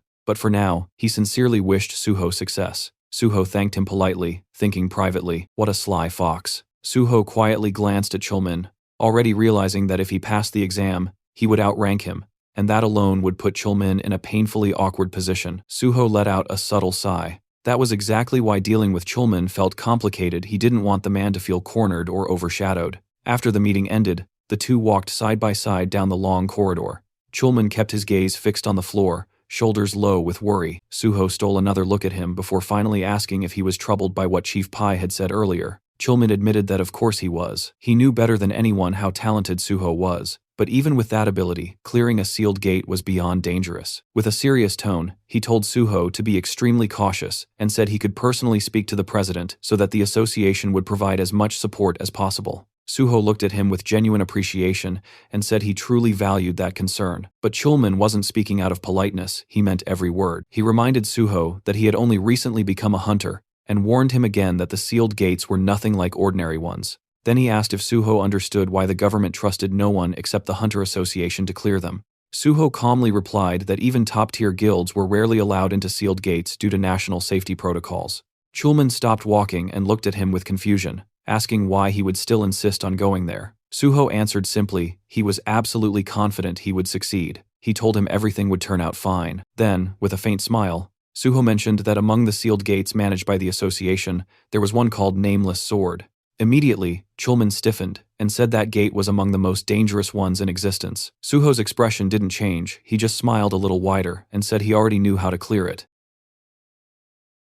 The next day, a military vehicle stood parked against the backdrop of typical Asian buildings in the district of Gyeongju, right beside the nameless Sword Gate Square. Two soldiers stood in front of Suho and Jinhui, and one of them asked the pair to wait. Suho agreed without complaint. The reporter leaned toward him and whispered that the atmosphere here felt extremely tense, and Suho calmly replied that although the association technically controlled this gate, it was still a military facility. The two young men suddenly noticed something ahead. The soldiers saluted each other, and one of them turned toward Suho to confirm if he was truly Hunter On Suho. After receiving confirmation, the soldier introduced himself as Major Kim Jong-gu, the senior commander of this square. Suho greeted him politely, saying he was glad to meet him. Major Kim said the team leader was already waiting inside. Jinhui pointed ahead, asking if they were going straight toward the gate, and received an immediate yes. As the structure loomed into view, the reporter's eyes widened. Its massive size left him stunned, and he said it would make for extraordinary material. Major Kim explained that the giant walls surrounding the gate were constructed from iron and a special alloy designed to hold back any monsters attempting to break out, while also preventing the portal from expanding. Jinhui gaped at the scale of it all, admitting the portal was far larger than he ever imagined, and the more they approached, the more fascinating details he noticed. Suho added that the military had taken many precautions to make the portal itself difficult to reach. The group continued forward until Major Kim arrived before Chulman and announced that Hunter On Suho had arrived. The civil servant smiled and greeted Suho warmly. The two exchanged looks full of familiarity and relief. Chulman remarked that it was quite a long trip to reach this place, and said he was glad Suho managed to arrive quickly. Suho noticed that Chulman had arrived even earlier, and asked when he had gotten there. The civil servant casually stated he had only just arrived himself, then looked toward the person standing next to Suho. Before he could ask further, the journalist cheerfully introduced himself as PBS reporter Jo Jinhui, extending his hand and saying it was a pleasure to meet him. The men shook hands, but Chulman still looked puzzled, and asked why a reporter was here in such a location. Suho stepped in and clarified that photos would only be taken after the raid was completed, and asked if Chulman would allow it. The civil servant answered that this wasn't a classified facility, so there was no reason to refuse. While still slightly confused, he admitted he was mostly surprised that Suho had brought his own reporter along. Jinhui gratefully thanked him for the permission, and brimming with excitement, said they would likely meet often from now on, so he should remember his face. Chulman replied that he certainly would. Major Kim then approached Suho again. Holding an M416 automatic rifle, he said that according to the association's message, the raid leader would be Hunter On Suho, who confirmed this with a nod. The major hesitated for a moment before apologizing and asking what level Suho currently was. Suho replied that he was level 51. Major Kim stared at him in disbelief, then quickly looked away and muttered that he understood. They reached the entrance, the heavy reinforced door towering over them. Major Kim said that the inner perimeter of the portal had already been prepared, and Suho could enter immediately. He firmly warned that as soon as Suho stepped inside, the door would be sealed. Suho thanked him with a calm smile. At that moment, someone called out his name. Chulman hurried toward him and asked if he had any strategy in mind. Suho answered that he did. Major Kim watched the interaction, clearly confused by their casual conversation in such a dangerous setting. Suho said that describing his strategy in words would be difficult, but he would clear this gate the same way he cleared the Tower of Challenge. He added that if he succeeded, then Chulman should remember his promise to help him clear the remaining portals as well. The door unlocked and slowly opened. Chulman wished him to return safely. Suho reassured him not to worry, saying that 1 hour would be enough. Chulman's eyes widened, and he repeated in shock, 1 hour? Suho glanced back with a confident smile, and said they would meet again very soon. The door closed behind him. Jinhui exhaled, and said that Suho had officially gone inside. Closing his eyes, Chulman replied that now all they could do was wait. Major Kim asked quietly if everything would really be okay, because a place like this could never be cleared alone by someone who simply had high stats. He asked if On Suho was also a healer. Jinhui blinked in confusion, and the major asked again. The reporter grinned widely and corrected him, saying On Suho was only nominally a healer. Major Kim looked even more confused. Chulman raised his hand and said that he had never seen anyone wield a sword the way Suho could. The major asked if he was truly that skilled. Chulman explained what he had witnessed during the Hunter practical exam, that Suho was supposed to be taking the healer test, but instead he slaughtered every monster with a sword, while still protecting his patient, and thus passed without issue. Jinhui, gripping the strap of his bag, said this was his first time hearing about it, and wondered aloud if it was even allowed to take an exam that way. Chulman admitted he had been shocked too, but Suho had fulfilled all the requirements, so it didn't violate any rules. Both the soldier and the reporter stared at him in disbelief. Major Kim concluded that Suho must possess a profound mastery of swordsmanship and suddenly understood why he came here specifically to challenge this gate. Looking toward the dungeon's direction, Chulman nodded firmly and said Major Kim was absolutely right. In front of Suho stood the nameless sword portal, its entrance restricted to only one person at a time, and the moment he stepped inside, high cliffs surrounded him, while the system announced that he had officially entered the gate. Walking through the forest with his sword in hand, he looked around, thinking that it had been a long time since he was last here. The path cutting between the trees was clearly visible, and Suho remembered how he had constantly struggled to clear this gate in the past, barely surviving every attempt. Suddenly, a sharp ringing sounded beside him, and he spotted a black shadow drifting between the trees. The system reported the appearance of the boss, and a knight in armor stepped forward, the nameless swordsman of unknown level. He stood with his blade ready, and immediately the air around him began to shine with a bright yellow glow. The system confirmed that the nameless swordsman had activated the battlefield, explaining that while this zone was active, the swordsman's status would mirror the user's exactly. All fighters within this field were prohibited from using anything except a sword and sword-related skills. Smiling, Suho greeted him as an old acquaintance he hadn't seen in a long time. The knight charged instantly, and the two clashed at close range, Suho catching the enemy's blade with his own. He struck back, but the knight blocked effortlessly. White streams of energy shimmered in front of the warrior as the two separated briefly. Watching his opponent, Suho analyzed his footwork. He noticed how the Sword Emperor adjusted his stance in perfect balance to minimize rebound after every strike. The knight swung again, and Suho understood clearly that no one at this point in time could defeat this opponent with pure swordsmanship alone. The Sword Emperor held his weapon with both hands, and Suho noted how the enemy's style shifted instantly after crossing blades, switching stance to catch him off guard with a completely different technique. Not only that, the knight attacked from unpredictable angles, changing direction constantly. As the Sword Emperor closed in, Suho acknowledged the truth. The most dangerous part about this opponent was how he adapted his tactics based on whoever he was fighting. The knight struck again. Suho dodged, realizing how cunning the enemy was, but that was precisely why Suho had learned so much from him in his past life, and with a small, knowing smile he braced himself. As the nameless swordsman lunged in a leaping attack, Suho spotted an opening and slashed, but the enemy twisted away at the last moment. Even so, Suho's blade scraped across the armor, leaving a faint cut. Suho asked lightly if he had managed to surprise him. The Sword Emperor simply stared back in silence. Suho remembered perfectly that this opponent never spoke a single word until the moment he died. The knight stood ready, holding his sword with both hands. Suho struck again, landing a hit, and prepared another assault, revealing that this was already his 7th time challenging the nameless swordsman. He attacked fiercely. The knight's counterstrike swept just above his head.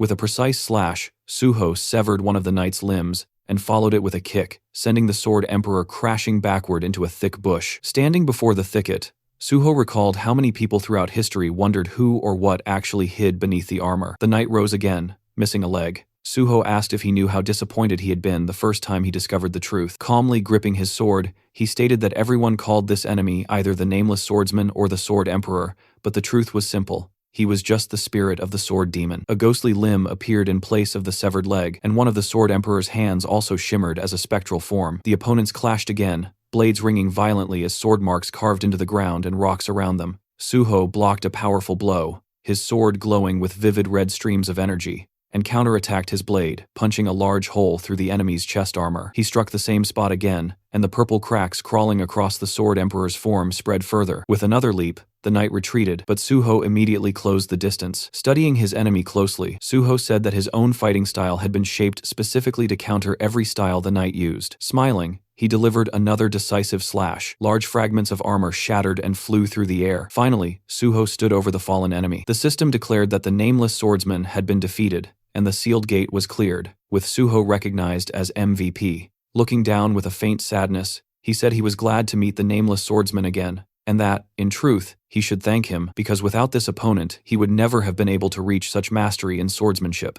A broken piece of armor lay on the ground, and Suho noted that it was thanks to this very enemy that he had once earned the title of the Sword God. Black streams of energy swirled around him as he wished the spirit to rest in peace, promising to remember him on Teacher's Day each year. The system granted him additional experience points and bonus stats. System windows appeared, one reporting a level increase, another reporting a +1 increase to his stats, and an additional skill point, and another awarding 5 bonus points for clearing a difficult gate. A sword lay on the ground. Suho sighed, regretting that this ghost had no blood or shadow. Therefore, his bloodsucker and shadow eater skills were useless here. Still, he picked up the weapon, examining the blade closely. Just this sword alone made the trip worthwhile. His reflection shimmered across its surface as the system identified it as the Nameless Sword of the Nameless Swordsman, ranked F. The blade quivered and abruptly shattered in his grasp, rising as floating fragments. The system announced that the Nameless Sword had been absorbed, activating sword understanding. Suho smiled as he learned that the soul of the nameless sword had altered his fighting style and changed the nature of the guardian sword. Then a description unfolded. Guardian sword,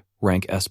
This ideal technique was created by An Suho based on the most fundamental principles, achieving perfect balance among attack, defense, and evasion. After merging with the soul of the nameless sword, its rank increased further. The technique absorbed the sword's will, and it now possessed unlimited growth potential. Suho realized with awe that his ideal sword technique had just been born. The scene shifted to the spectators watching multiple screens, and Jinhui murmured that everything seemed quiet for now. Chulman glanced at him, and admitted that although he trusted Suho completely, considering the strength of the enemy, clearing this place might still take quite a bit of time. Jinhui objected immediately, reminding him that only half an hour had passed.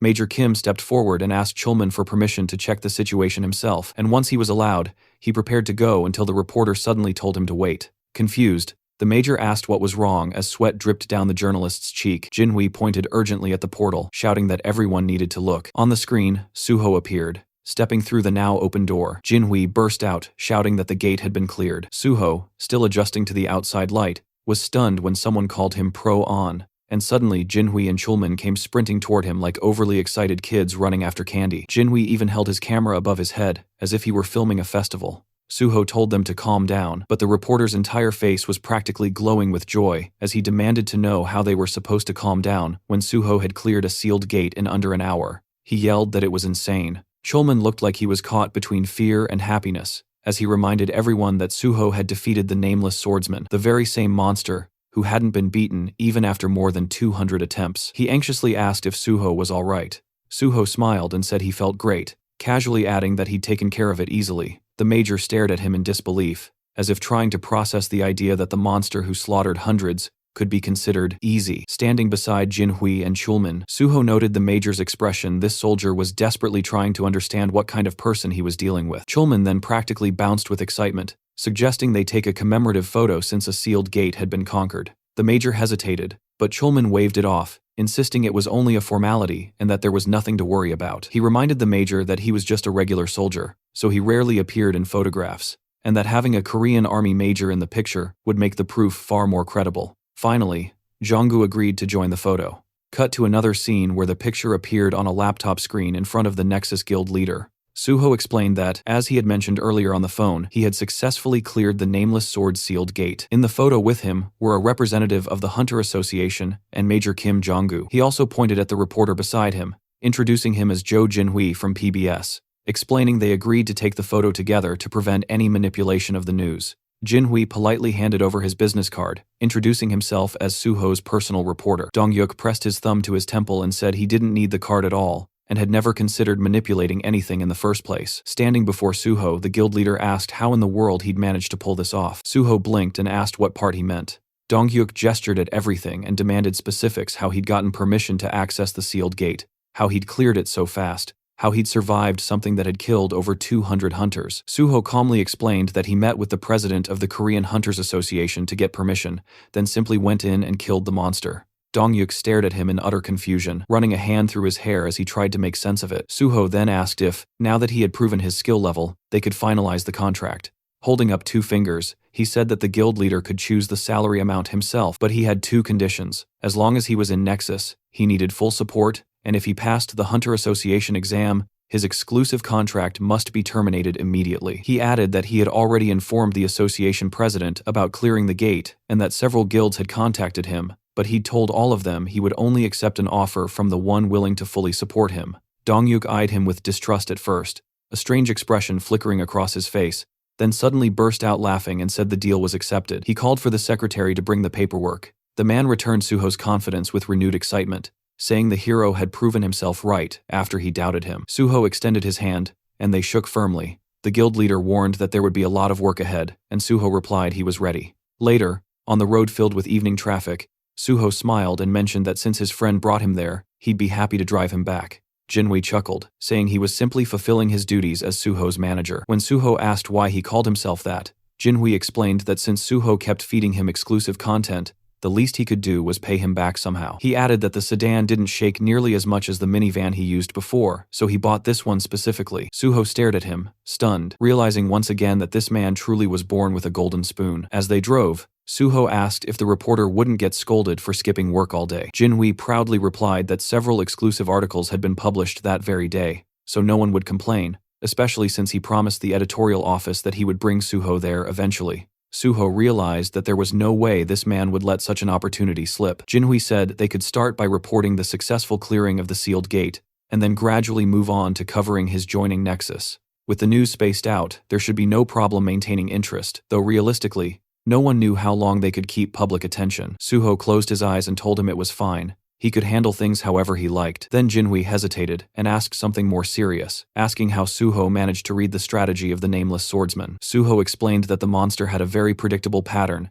and that he was already familiar with the Sword Emperor's reputation, knowing that the fight had to be done solely with cold weapons. He admitted it might sound arrogant, but he was certain he was better with a sword than the monster. Jinhui stared, bewildered, gripping the steering wheel as Suho continued, saying experience played a huge role in the battle and that his own swordsmanship was strong. The reporter reminded him that the monster had killed over 200 warriors, including the country's greatest swordsman, and asked if Suho understood that. Suho calmly explained that the nameless swordsman copied the opponent's status and adapted his combat style accordingly. Inside that gate, only sword skill mattered, no items, no external abilities, nothing else could influence the fight. Driving, Jinhui finally asked if Suho even had a swordsmanship skill. Suho replied that he did, and that it was rank S, but that it didn't show in his status window. The car swerved as Jinhui slammed his forehead onto the steering wheel, completely stunned. He demanded to know how Suho had acquired a rank S swordsmanship skill, and when it happened, flames practically burst behind him in excitement, and Suho told him to calm down because he was boiling over. He warned that information should be delivered gradually, not dumped all at once. Jinhui exhaled heavily and said that if Suho wanted to know anything about him, he could ask any time and get instant answers. After slowing the car, he admitted that Suho had a talent for shocking people, and that he never imagined he would end up working for someone. Suho reassured him, and Jinhui thanked him for calling him first, apologizing for doubting him in the beginning. Suho laughed, saying it was all fine. They finally arrived back at their luxurious apartment complex, and Jinhui asked if that meant they were done for the day. Suho nodded, saying he needed rest. The reporter immediately said he would walk him home, and Suho thanked him warmly. Later that night, as darkness settled outside, Suho finally sat down on something soft and let himself breathe, thinking with quiet satisfaction that he could genuinely be proud of today's results. Wiping his head with a towel, he realized he wasn't even tired despite everything he had done. Pulling the towel away, he summoned his status window. The system reported 7 remaining bonus points, and he immediately understood that this might finally be enough to unlock Unified Train. Though the conditions for it were strict, every stat except one had to share the same rank, and all stats at that same level needed to have identical values. If even one bonus point remained, the system would automatically raise the lowest stat to match the higher ones. Suho worked through the window carefully, watching as the system evaluated each requirement. Then the notification appeared. All conditions had been met, and the skill Unified Train was fully activated. He blinked in surprise and watched as the remaining bonus points were distributed to equalize every stat. His personal card refreshed, showing that all of his characteristics now stood at the same values red level, rank 14 across the board. Joy rising in him, Suho clenched his fists and thought that he had finally done it. In his past life he never imagined this was even possible, so he'd never tried. Now, staring at the window, he broke into a bright, satisfied smile and let himself fall back onto the bed, thinking that he needed to keep pushing forward exactly like this. His phone rang beside him. The caller ID displayed a name he hadn't seen in a while. Gu Yunhua. Still lying down, Suho said it had been some time since he heard her voice, and she had called at a great moment since he was in an excellent mood. She immediately remarked that he must have a lot of free time. Confused, he asked what she meant, and told her not to speak so formally. Yunhua said she had read the article. Smiling, Suho pressed the phone closer, surprised the piece came out so quickly. He said he hadn't checked the comments yet and asked her to tell him how everyone reacted. But she called him sir again and insisted they meet first. Suho repeated that he just wanted her answer. She reminded him sharply that they still hadn't accepted his offer. Suho told her that if she or the others weren't satisfied with anything, he wouldn't force them. That shocked her, and Suho asked again for an answer. Yunhua closed her eyes and asked what they were supposed to do from now on. Suho got up from the bed and said he would explain everything tomorrow when they met. He suggested everyone come to the Nexus Academy at 1 p.m. She objected immediately, saying 2 of them had work and she had lectures. His expression hardened with disappointment. He told her he must have overestimated them. Apparently none of them cared about anything except useless nonsense. He had to pull the phone away from his ear because Yunhua exploded, cursed him out, and then yelled that she would still come. She said she'd be at Nexus Academy at 1 p.m. and hung up. Suho smirked and told her goodbye. The next day, at the magnificent Nexus Academy building, Yeonhwa crossed her arms and barked at him not to get full of himself, claiming she skipped her lectures only because she felt like resting, not because of him. The others stood before Suho, who sat casually on a bench. He said he didn't recall asking her why she came, and she snorted angrily. Irritated, she demanded to know why he gathered them all. Suho stood up and said he brought them because he had something important to say. Smiling, he announced that today he was going to kill them all. The Banshee members stared at him, stunned, while he handed them tablets and asked them to fill out forms first. Yeonhwa squinted at the device and assumed it was some contract to hand over their corpses to him. But reading the text, she realized it was simply a skill survey. She asked if he wanted their personal information. Raising his hand, Suho told them that once he joined the special department, he would need freelance agents, and he'd already said he needed real shadows. He reminded them he wouldn't use just anyone for that purpose. Turning away, he explained that their training would be brutal until exhaustion, and they'd learn everything from basic combat techniques to maximizing their own skills. Only they would see their personal information, so they needed to be honest. Their relationship had to be built on trust. Since he already shared his secrets, it was their turn now. The group exchanged uneasy glances. Later, inside the Nexus Academy's training hall, Suho held a black key card and smiled as he said it was time to begin. He remembered how he received it. Miss Sue had explained that this card granted unrestricted access to any area of the academy, including the S-rank-only training hall, ensuring he avoided unwanted attention. She also gave him guest cards as he requested. Examining the card, Suho realized he had been so focused on everything else that he had forgotten about Daehan, whom he promised to meet here. He would arrange that soon. Nearby, the Banshee members lay inside training capsules. Suho thought he would deal with challenges as they came. Suddenly, the landscape shifted. Towering cliffs appeared before them. They had entered the Kunlun Mountains. Suho stood before the Banshee squad and welcomed them, telling them that they would be training there whenever they had free time. He looked them over, thinking that since they were all below level 50, he could train them however he wished. Yeonhwa demanded to know what exactly they would be doing. Suho answered that they would begin with fundamentals and combat technique refinement, because with their current level of skill, the special department would catch them eventually. He asked if they really believed cheap tricks could fool the special department forever. Yeonhwa snapped that their plan was excellent, and no one would ever catch them. Suho smiled with his arms crossed, reminding her that he had already caught them himself and that perfect crimes didn't exist, especially in a world full of superpowered individuals. He told them that, for that reason alone, they needed to learn to protect themselves and, ideally, each other. With a snap of his fingers, countless weapons appeared around them. He told them to pick one, because developing fundamentals and overcoming fear was their priority now. Yeonhwa picked up a weapon and asked if there was anything else. Suho asked if she remembered what he had been called recently. She muttered that people called him the Sword God. His right hand glowed as he confirmed that was indeed his nickname. Leaning on his sword, he told them they were standing before a true master of swordsmanship, and it would be foolish to expect him to teach anything else. To maximize swordsmanship in this realm, they shouldn't use any of their other skills. He couldn't forbid it, but those skills would only hinder them later. The group frowned. Suho told them to try to kill him, swinging his sword as he announced the training had begun. In an instant, he rushed them. Heads flew. He asked the stunned survivors why they still had time to be surprised. Then he finished off the remaining two. The squad respawned again, and Suho said that since they had died once already, they shouldn't freeze like idiots. They quickly took defensive stances. Suho praised that and said they would restart. Looking upward, the group realized his next attack was coming from above. Suho slammed into them again, scattering bodies. He mocked them mid-combat. He told one that his grandmother moved faster. He elbowed another in the chest, asking how someone who worked in delivery could be this slow, wondering jokingly if he was fired because customers starved waiting for their orders. The boy crashed into another teammate. Turning to the third, Suho asked how a teacher could be so slow that he couldn't even parry such a simple strike, wondering what he could possibly teach kids if they could already outpace him. The young man insisted he didn't dodge on purpose. Suho said his excuse was worse than a schoolboy's. Their hands trembled as they held their swords. One cursed loudly, asking when the bastard would finally shut up. They attacked together. Suho thought their growing self-control would help them avoid panic when they eventually entered real gates. A blast tore through the terrain. Suho told them they would become his shadows, not errand runners, but real warriors who would help clear gates. Stepping on their swords, he told them sternly that there was no easy path to becoming strong. You became strong only when you believed there was no retreat left. The bloody training continued relentlessly. After a long time, the exhausted Banshee members struggled to get up again.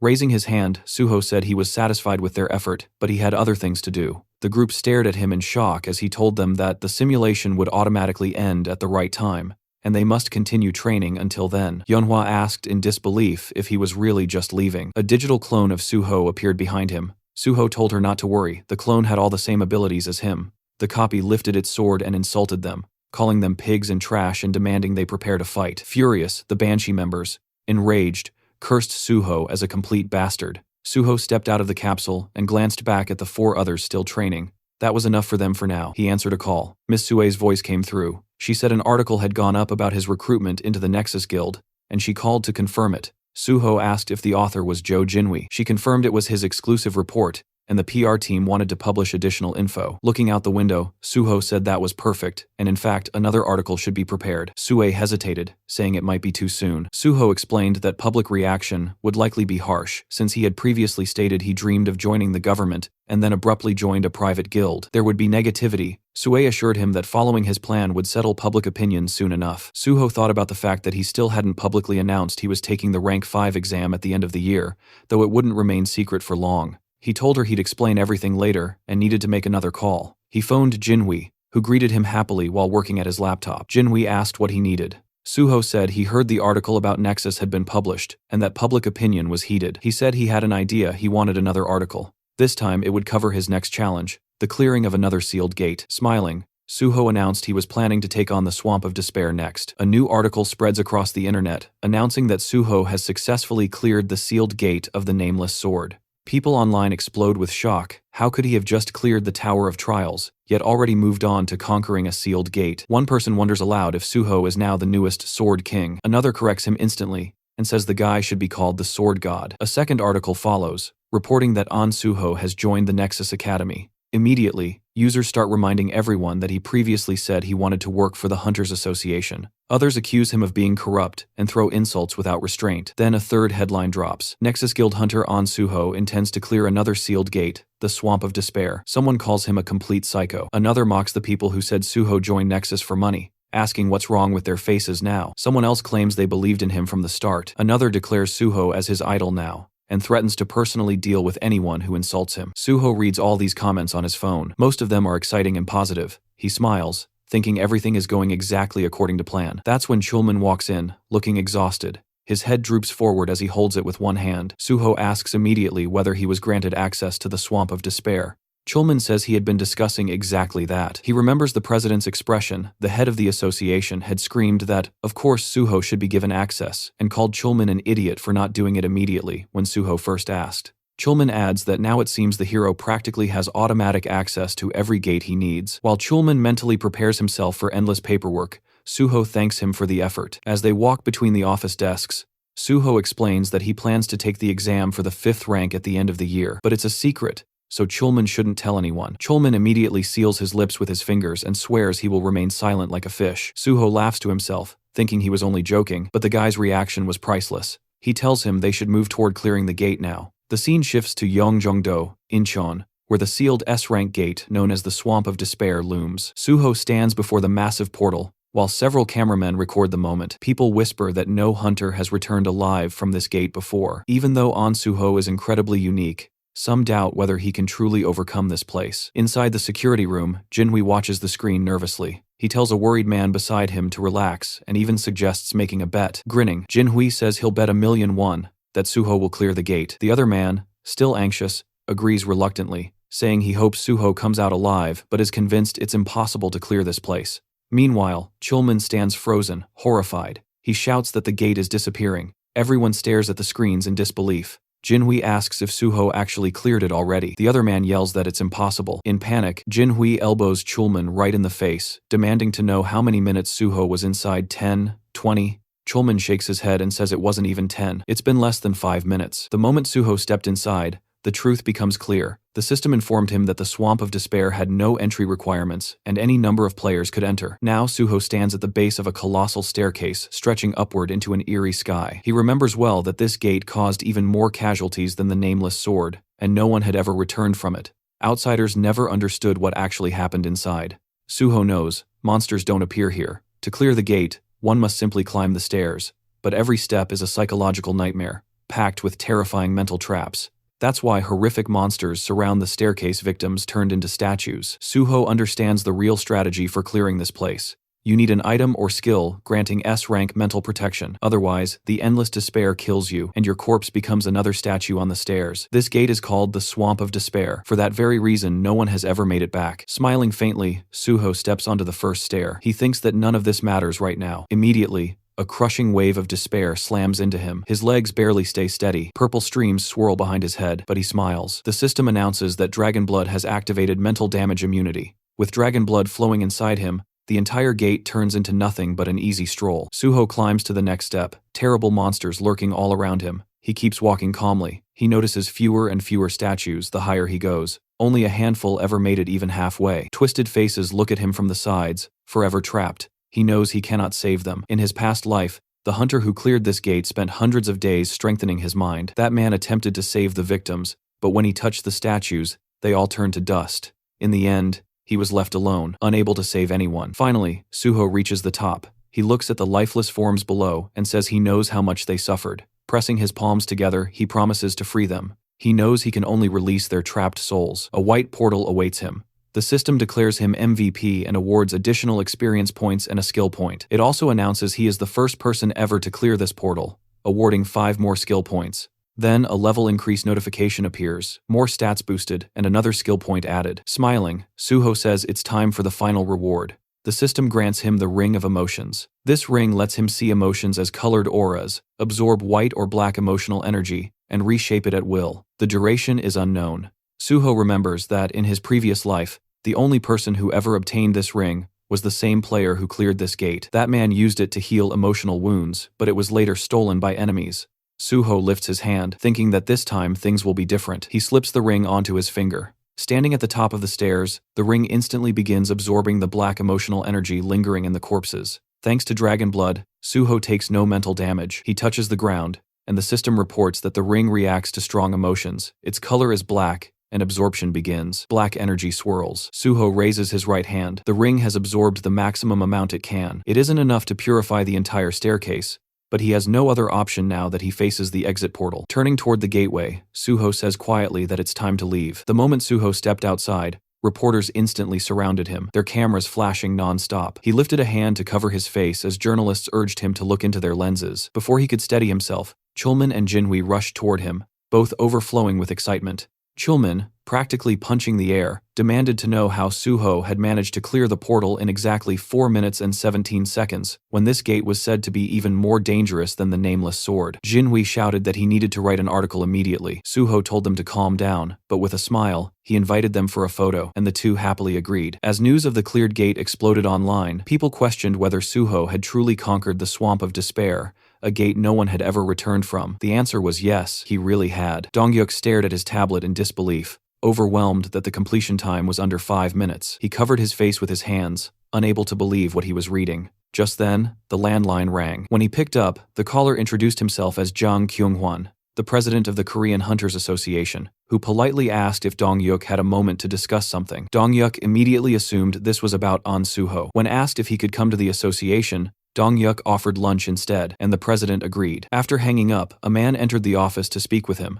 but Dongyuk simply called his secretary, Kimigang, and instructed him to arrange a meeting with Hunter An Suho. Later, a white car pulled up, and Jinhui told Suho they had arrived. As they got out, Suho asked if he was heading to the broadcasting station. Jinhui explained that the Swamp of Despair article was already prepared, and only needed minor edits before release. He also suggested they go on a restaurant tour next time, since he enjoyed writing food reviews, and Suho promised to join him. As the car left, Suho looked happily at his ring, saying that Jinhui's passion had filled it with plenty of positive energy. Entering a restaurant, Suho approached a table where Kyumun greeted him loudly as the protector of South Korea. The president encouraged him to sit beside Mr. Dongyuk. Suho thanked the association leaders and took his seat, noticing Kyunghwan, Kyumun, Dongyuk, and the head of the Special Force Division, Pai Songyol, all gathered. Confused about the sudden formality, he listened as Kyunghwan congratulated him, praising the unprecedented speed with which he cleared both sealed gates and calling him the future of the nation. Kyumun proposed a toast,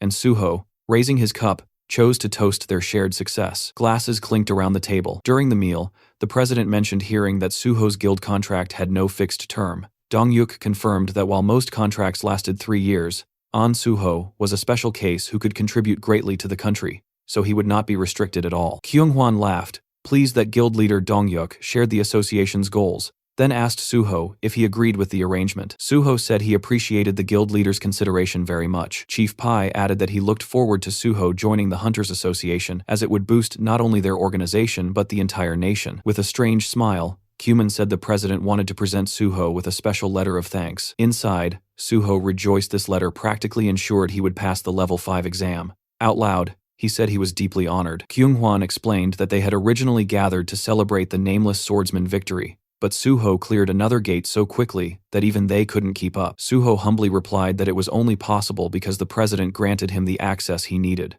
The leaders loved his answer. Chief Pai, still holding his cup, asked how Suho managed to clear the swamp of despair, since no one had ever returned and information was minimal. Suho recognized Pai's talent for extracting secrets, something he remembered from his past life, so he maintained his guard. Smiling, he explained casually that inside the gate there were no monsters, only a single staircase, and after stepping on it once, he felt the danger and used his tools while continuing to climb until he succeeded. The association representatives stared with their mouths open as Chief Pai stroked his beard, impressed that Suho avoided mental overload, where others relied solely on stability. Cuman then asked his current level, saying he'd heard Suho wasn't even level 100. Suho replied that he was only level 53. Chief Pai nearly choked and asked what ability he gained. When the ring on Suho's finger emitted white light, Suho sensed immediately that the association wanted to shape him into an obedient weapon. He explained that he was a healer, but because he preferred swords, he acquired the sword path. Chief Pai said the sword path wasn't unusual, though unexpected for a healer. Suho noted privately that the special department had many unique abilities,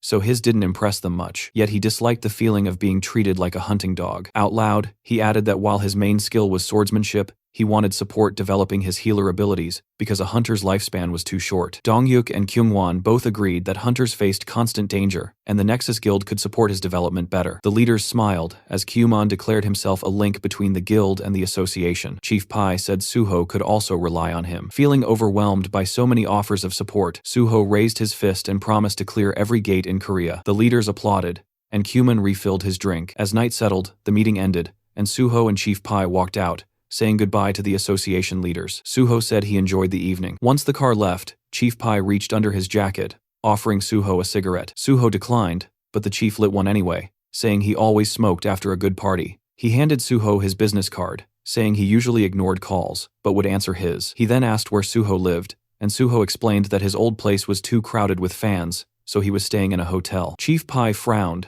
saying this was a national problem. Popular hunters immediately became surrounded by obsessed crowds. Suho dismissed it as normal affection, which instantly darkened Pai's aura. Suho realized his comment sounded naive to someone who viewed unawakened civilians as pawns, a mindset shared by the president and vice president. Chief Pai said that although the exam would be held at the end of the year, Suho had practically already passed. Suho acknowledged this. The chief said he once thought Suho was modest, but now saw he wasn't simple at all. He then linked arms with Suho and suggested they rehearse a superior subordinate dynamic since Suho would be under him once joining the association. Suho agreed, making Pai laugh. Then he asked if Suho wanted to quit clearing gates altogether and join the special force unit immediately. Suho tensed, realizing Pai was baiting him.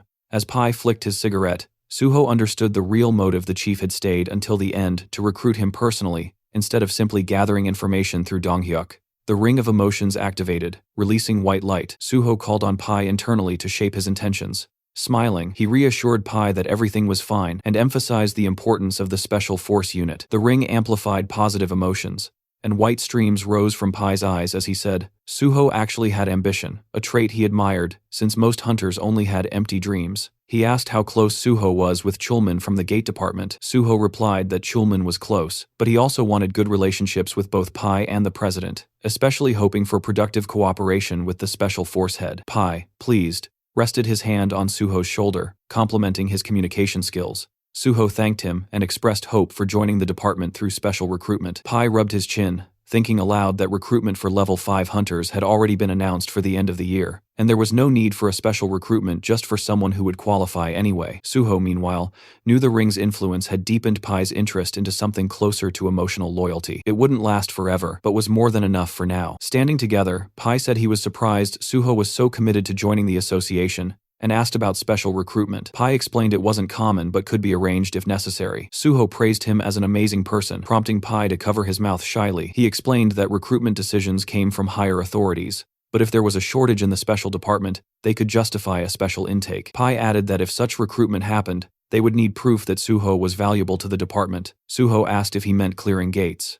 Pai reminded him that the special force handled awakened criminals, which was more important. Suho had indeed forgotten that part. Pai said criminals with awakened abilities were extremely dangerous, and although Suho had great skills, gate clearing and crime fighting were completely different. He suggested Suho prove himself by choosing any wanted criminal and delivering them to the department. If done, he could be accepted within 1 or 2 months. A car pulled up. Pai said most newcomers panicked at the mention of wanted criminals, but Suho clearly wasn't timid. Smiling, he said he would wait for Suho's news. Suho remembered how, in his past life, Pai didn't even remember his name until after the nameless swordsman victory, but this time, things were already different. Watching the car leave, Suho understood that soon the villains and their underlings will be among the new recruits who would make excellent sacrifices for his plan ahead. There were several neat buildings ahead, and Suho's shadow stretched across the pavement as faint cigarette smoke drifted from nearby windows. He muttered that he'd walked right into a snake's nest. Using his magic detection, he spotted a pack of suspicious figures inside, and confirmed he'd finally found the right place. He casually picked up a brick with his left hand and, in the next moment, smashed it straight through the window of the room where the criminals were gathered. Shocked, one thug stammered, asking what was happening, while another yelled that some punk was messing with them. In a hurry, the criminals rushed outside to confront whoever dared. They stopped in front of Suho, demanding to know what he wanted. The blonde among them stared at him nervously, asking if he was drunk or crazy. Suho smiled calmly and assured them he was completely sober. He asked if they were the same scumbags stealing cryptocurrency wallets through their complicated scams, and fear immediately flickered across the thugs' faces. Suho then asked if they were holding a man named Seo Ji-won hostage. The criminals traded anxious glances, unable to understand who this stranger was or how he knew everything. Someone guessed he might be a cop. Another said they had to get rid of him anyway. A third hesitated, asking if this could get them into trouble. But the reply came quickly: this bastard already knew too much, so nothing worse could happen if they didn't deal with him. Suho gave them a tired smile, thinking that these opponents were pathetic and mentally encouraging them to try catching him. If they could, they might even prove useful. He summoned the shadow spear and fired a shot near one thug, releasing chains that wrapped tightly around him. Purple energy swirled over the man's trapped body as his bald friend shouted his name in panic. Several criminals charged at Suho yelling insults, but he dodged effortlessly. A blonde man lunged with a spear, managing to land a clean hit, but it did absolutely nothing. The criminal stared wide-eyed as Suho, splattered lightly with blood, grinned. The system announced the activation of his blood weapon, and a long crimson shaft formed in Suho's hand. He drove it straight into the thug, sending him sprawling across the ground. Suho noted that he couldn't kill them, but nobody said he couldn't beat them senseless. Another criminal rushed forward, calling him an idiot, only to be sent flying by a powerful strike. Soon only the bald thug remained, trembling and muttering that this was madness. He tried to run, but Suho pierced his leg with the blood spear and calmly asked where he thought he was going. With all the criminals defeated and lying around him, Suho warned them to stop screaming unless they wanted an extra dose of pain. Then he stored all of them inside his subspace portal.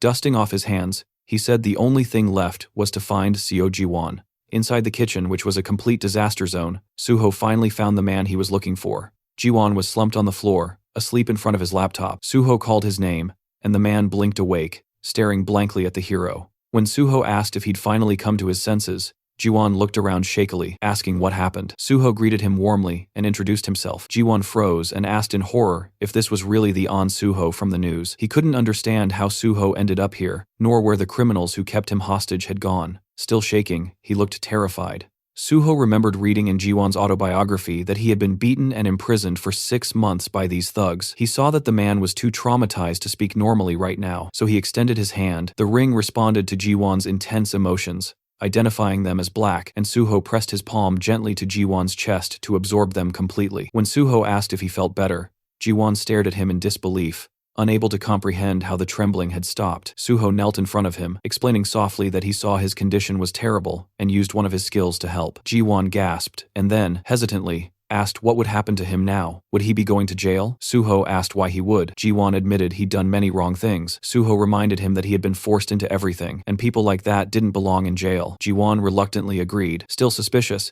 he asked how Suho knew he was here when Suho hadn't even joined the association yet. Suho answered that he found him using a special skill that no one else knew about, and that he shared the information because he truly needed him. Ji-won held his left hand anxiously and claimed he was useless. Suho disagreed firmly. Ji-won was the only person in Korea with the cyber-type trait. Ji-won stared in shock as Suho said that. Among countless traits worldwide, cyber-type was one of the rarest. allowing the user's consciousness to enter the digital world. Only 2 people had ever awakened it. One was Seo Ji-won, and the second was known as Overload, who discovered the terrifying potential of digitization and tried to take control of the entire internet, becoming a near unstoppable threat even after the system arrived. And the one person who managed to defeat him had been Seo Ji-won himself. A year after escaping from the criminals, Ji-won disappeared and sacrificed himself to destroy Overload. He was later honored with the nickname Meteor. Everything about his tragic life had been recorded in his autobiography. Thinking of that, Suho vowed that this time he wouldn't allow Overload to appear, nor would he allow Gi-won to die. Suho told Ji-won that this was exactly why he needed him. The world would one day be destroyed by the gates and the system, and Suho couldn't stop that nightmare alone. He asked if Ji-won would help him. Trembling again, Ji-won looked at him in awe. As black streams flowed from the ring, the system announced another full absorption. Ji-won closed his eyes, wondering whether someone like him could really threaten the world. He admitted he would have sold his soul for escape, but now he felt he had to help the person who saved his life. Kneeling, he clenched his fist, realizing someone with the same power as him could cause unimaginable destruction. He said he didn't know if he could truly do it, but he would help. Suho saw the man described in the autobiography, a person who endured hell, yet remained selfless. Suho thanked him sincerely and said their first step was to eat. When Ji-won admitted he had no money, Suho slid slippers toward him and told him not to worry, he would pay. Ji-won asked how Suho knew all this, and Suho replied with an awkward expression that it was all thanks to his skill. Tears welled in Ji-won's eyes as Suho said he knew the man had suffered. Later, as they ate together, Gi-won apologized for devouring the food so greedily he hadn't eaten properly in a long time. Suho assured him it was fine and ordered another plate. After finishing his soup, Ji-won thanked him and shyly asked a question. Suho reminded him they were now a team and could speak openly, and since they were only a year apart, Ji-won could just call him by his name. Ji-won, having another bowl taken away, agreed and told Suho he could also treat him as an old acquaintance. He asked why Suho chose the Hunter Association instead of joining or founding a powerful guild, because government work came with countless restrictions. Suho closed his eyes and said that no matter how strong a guild was, its power was limited. He wanted to stop the destruction of the world with minimal casualties, and the association was the only place that could help with that. Ji-won nodded, finally understanding. Suho put down his spoon and said he wanted to make a promise. Once he joined the association, no one would ever dare do something like this to Ji-won again. Ji-won smiled gratefully and said he would trust him. Suho stood and offered to sort out the man's past. Gi-won, confused again, followed as Suho put on his jacket and asked if the thugs who kidnapped him really grew up in the same orphanage as him. It was time to pay them a not-so-friendly visit. The moment Ji-won saw those thugs again, rage took over. He beat them mercilessly as they begged him to stop, calling him brother, insisting he'd kill them at this rate. His fists dripped with blood as he screamed at them to shut up. Even the blonde thug lay unconscious by the wall. When Ji-won asked to heal the villain again, Suho looked at the man and asked how many times they'd done this. Ji-won cheerfully answered 7 times. Suho warned him that the special forces would arrive soon, so the beating session had to end. He healed the blonde, remembering how this man had suffered deeply because of similar trauma, and hoping this would help him escape his painful past. A gray car pulled up and Chief Pai Seungjol stepped out. He noted that Suho seemed to have figured everything out already. Suho, standing beside the unconscious blonde, thanked him for coming personally. Pai said he had special feelings for Suho and couldn't help himself. Suho felt slightly offended by that phrasing. The kidnappers were lying unconscious. Pai asked if these were really the criminals. Suho confirmed it. Pai observed that although they were knocked out, they didn't have a single scratch. Suho explained they resisted arrest, but he patched them up afterward. Pai burst out laughing, saying he liked Suho's style, a hero who didn't hold back. Suho apologized, admitting he wasn't experienced in this field. Pai clarified he wasn't scolding him. In fact, he approved. He even said Suho could beat villains nearly to death if he wanted. The association's healers could erase all evidence of violence. Pai pressed his foot on the blonde's head and muttered that criminals like these deserved execution, but society was obsessed with humanity. Suho thought about how he had learned this method back when he worked with the special department in his past life. Pai then noticed Gi-won standing behind Suho and said he'd heard the criminals use this boy in their schemes and that it was his first time seeing someone with cyber-type abilities. He added that Gi-won seemed dangerous and must be taken in. Both Suho and Gi-won glared at him. Suho asked if that was truly necessary, explaining that Ji-won was just a victim. He handed Pai a folder containing the young man's testimony and documents proving everything. Pai was stunned that Suho gathered all of it so quickly. He then asked if digitization could be used inside a gate. Suho understood Pai's motive and explained that the skill belonged purely to the digital domain, making it useless in gate combat, but valuable in cybersecurity. Pai examined the documents and said that if the ability wasn't useful in combat or support roles, then the special department didn't need him. Suho asked softly not to punish Ji-won. Pai commented that Suho was getting soft taking care of the guy, but after hearing everything, he admitted Ji-won had suffered horribly. Turning to his subordinates, Pai declared that Suho was right, the victim shouldn't be punished. They would close the case and help Ji-won receive compensation. Suho bowed deeply and thanked him. Pai said justice was always his goal. Then he asked how Suho knew about this case. Suho had been waiting for this. Raising his finger, he said Seo Ji-won had sent a digital distress signal using his skill, and Suho checked its validity and organized a rescue. Pai asked if that was truly what happened. Suho thought, of course not, but said nothing. Pai handed the folder to his subordinate, praising Suho for always finding a perfect solution. Suho said it was just luck. Pai replied that luck favored the capable. With a hand on Suho's shoulder, he promised to arrange the special recruitment as agreed. Ji-won finally stepped closer, asking what he should do now. Suho pointed behind him and said that he would be coming with him. Ji-won looked around the apartment in shock, while Suho grabbed a drink from the fridge. The place was luxurious, almost too perfect, and Ji-won couldn't help saying it out loud. Suho casually replied that it wasn't his home, this belonged to Jo Jinwi, the PBS reporter. As he poured the drink into a glass, he mentioned that the owner was currently away on a business trip, so the two of them had the whole place to themselves. Ji-won accepted the glass, nervously asking if the owner wouldn't be angry about bringing someone over without permission. Suho brushed it off, saying it wasn't a big deal, but warned Ji-won not to talk too much. Ji-won slapped his own chest dramatically and promised to stay silent like a fish, then quickly asked what Suho wanted him to do next. Suho lifted the glass to his mouth and clarified. Gi-won had been kidnapped right after hitting level 50 and awakening his ability, right? Gi-won confirmed it. Suho said that meant he would soon have to face overload, and for that, he needed to grow stronger, fast, strong enough to reach a level close to Suho's own, if they wanted to prevent the end of the world together. Shocked, Gi-won asked if that meant he had to clear gates with him,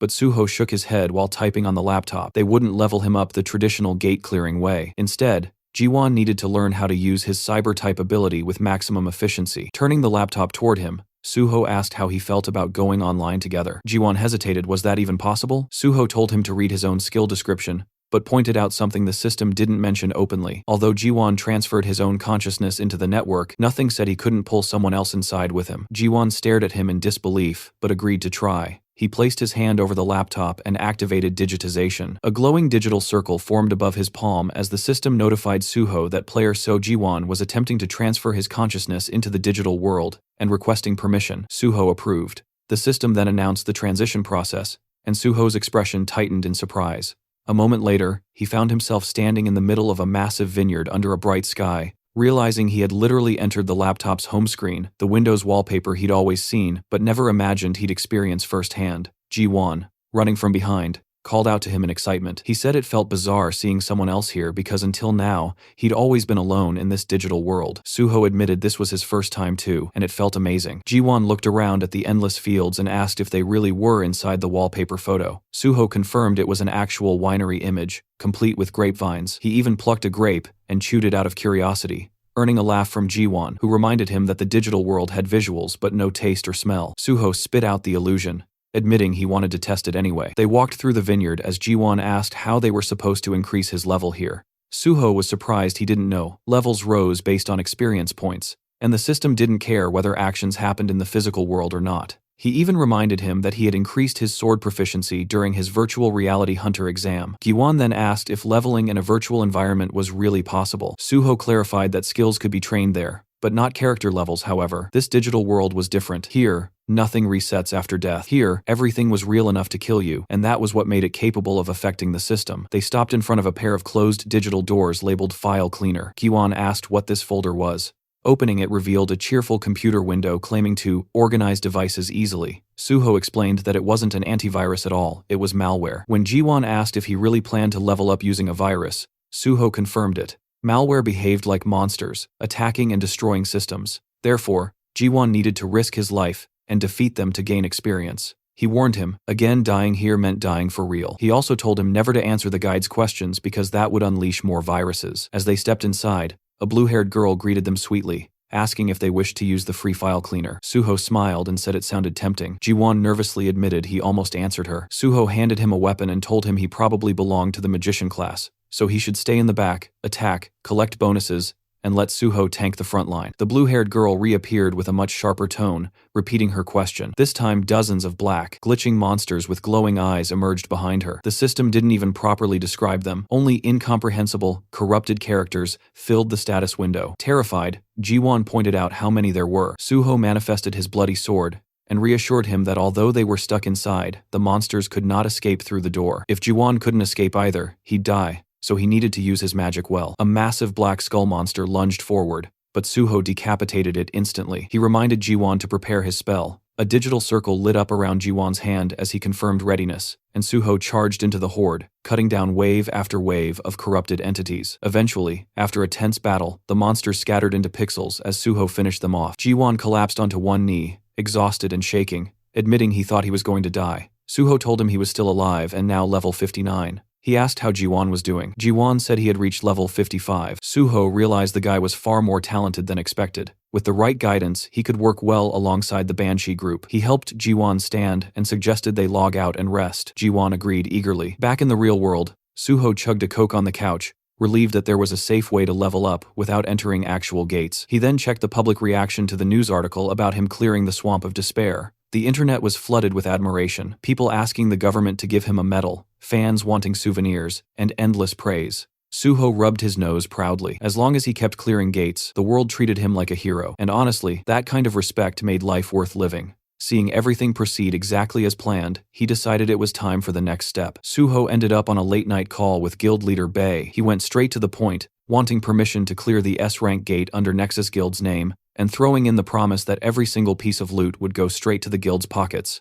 No strings, no conditions, just pure grind value. The gate in a question is this, the infamous Mole Mine, an S-rank dungeon packed with mana stones and crawling with those freaky mole monsters that moved like they were speedrunning through the dark. Suho eyed the place, already picturing how annoying it was going to be so many damn moles that grabbing even one mana stone felt like snatching candy from a nest of feral toddlers. Still, he smirked like this entire death cave was just another warm-up. Clearing it was exactly what he planned to do. On the other end of the call, guild leader Bae was quietly analyzing the situation. If mortality inside the gate spiked, the government could snatch the dungeon away under national safety protocols, which meant having Suho clear it would actually secure Nexus Guild's ownership. The guy genuinely thought Suho's idea was gold. He just didn't understand why the kid sounded so urgent about it. Suho, still lounging, explained that he might join the Korean Hunters Association earlier than expected, which meant he wouldn't be able to finish out his contract properly. So before dipping, he wanted to at least do something worthwhile for the guild. It was his version of paying rent before leaving the apartment. Bae understood, even though a hint of disappointment slipped through. At least Suho told him straight instead of doing some dramatic last-minute announcement, like half the hunters who ditch for the association without warning. Suho added that he'd personally put together a team to fight the moles, so the guild would only need to arrange miners and none of this had to be rushed. The guild leader finally accepted the plan, saying he'd contact Suho once all preparations were done. The next day, Suho was in the lounge of the Nexus Academy, where Dehan greeted him warmly with an outstretched hand. Suho shook his hand, mentioning that it had been a while since they last met, and then told Jiwon, who stood beside him, that this was Kong Dehan, the one who had taken the exam in the same group as him. Rubbing the back of his head, Dehan admitted that he only passed the exam thanks to the advice he received from Suho. They all sat around a table, and Suho asked whether Dehan had managed to join any squad yet. Dehan replied that he was still training, entering gates and gaining experience on his own. Suho looked at him thoughtfully, remembering that usually when a newcomer joins a guild, they're assigned to a squad to build experience and increase their survival rate.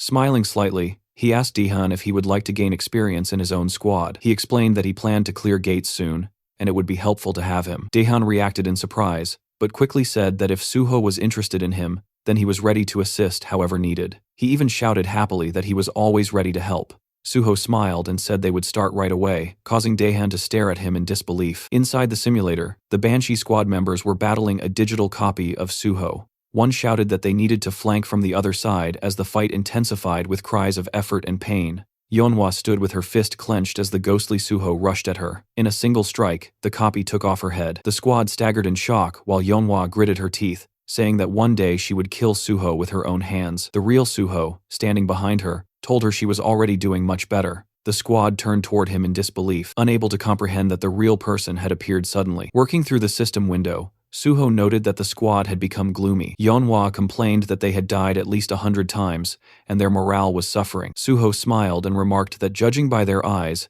They were already used to dying in the simulation and didn't see it as catastrophic anymore, which was a very good sign. Giwon and Daehan watched all of this with surprise. Suho then announced that new members had joined his squad and introduced the two to the Banshee team. The group examined the newcomers while Suho explained that they had arrived earlier and shared their names. Daehan smiled, while Jiwon looked nervous. Suho asked the Banshee squad if they were tired of this place yet. Yeonhwa tightened her fist and said they were nowhere near bored. Burning with fury, she warned that she wouldn't rest until she managed to take Suho's head off, and the entire Banshee group was fueled with killing intent. Suho smiled and said that he liked that attitude, advising the newcomers to develop the same instinct. Giwon asked why that was necessary, and Suho replied gently that it was essential if they wanted to survive inside real gates. He declared that from today onward, they would all train to clear gates together. Yeonhwa stepped closer, and Suho told her that one of the newcomers was a mage and the other a tank, so they didn't need sword training. She would need to organize the squad properly, use the clones well, and train everyone hard. Yeonhwa agreed, but asked him to at least explain more about the gate. Suho adjusted the system window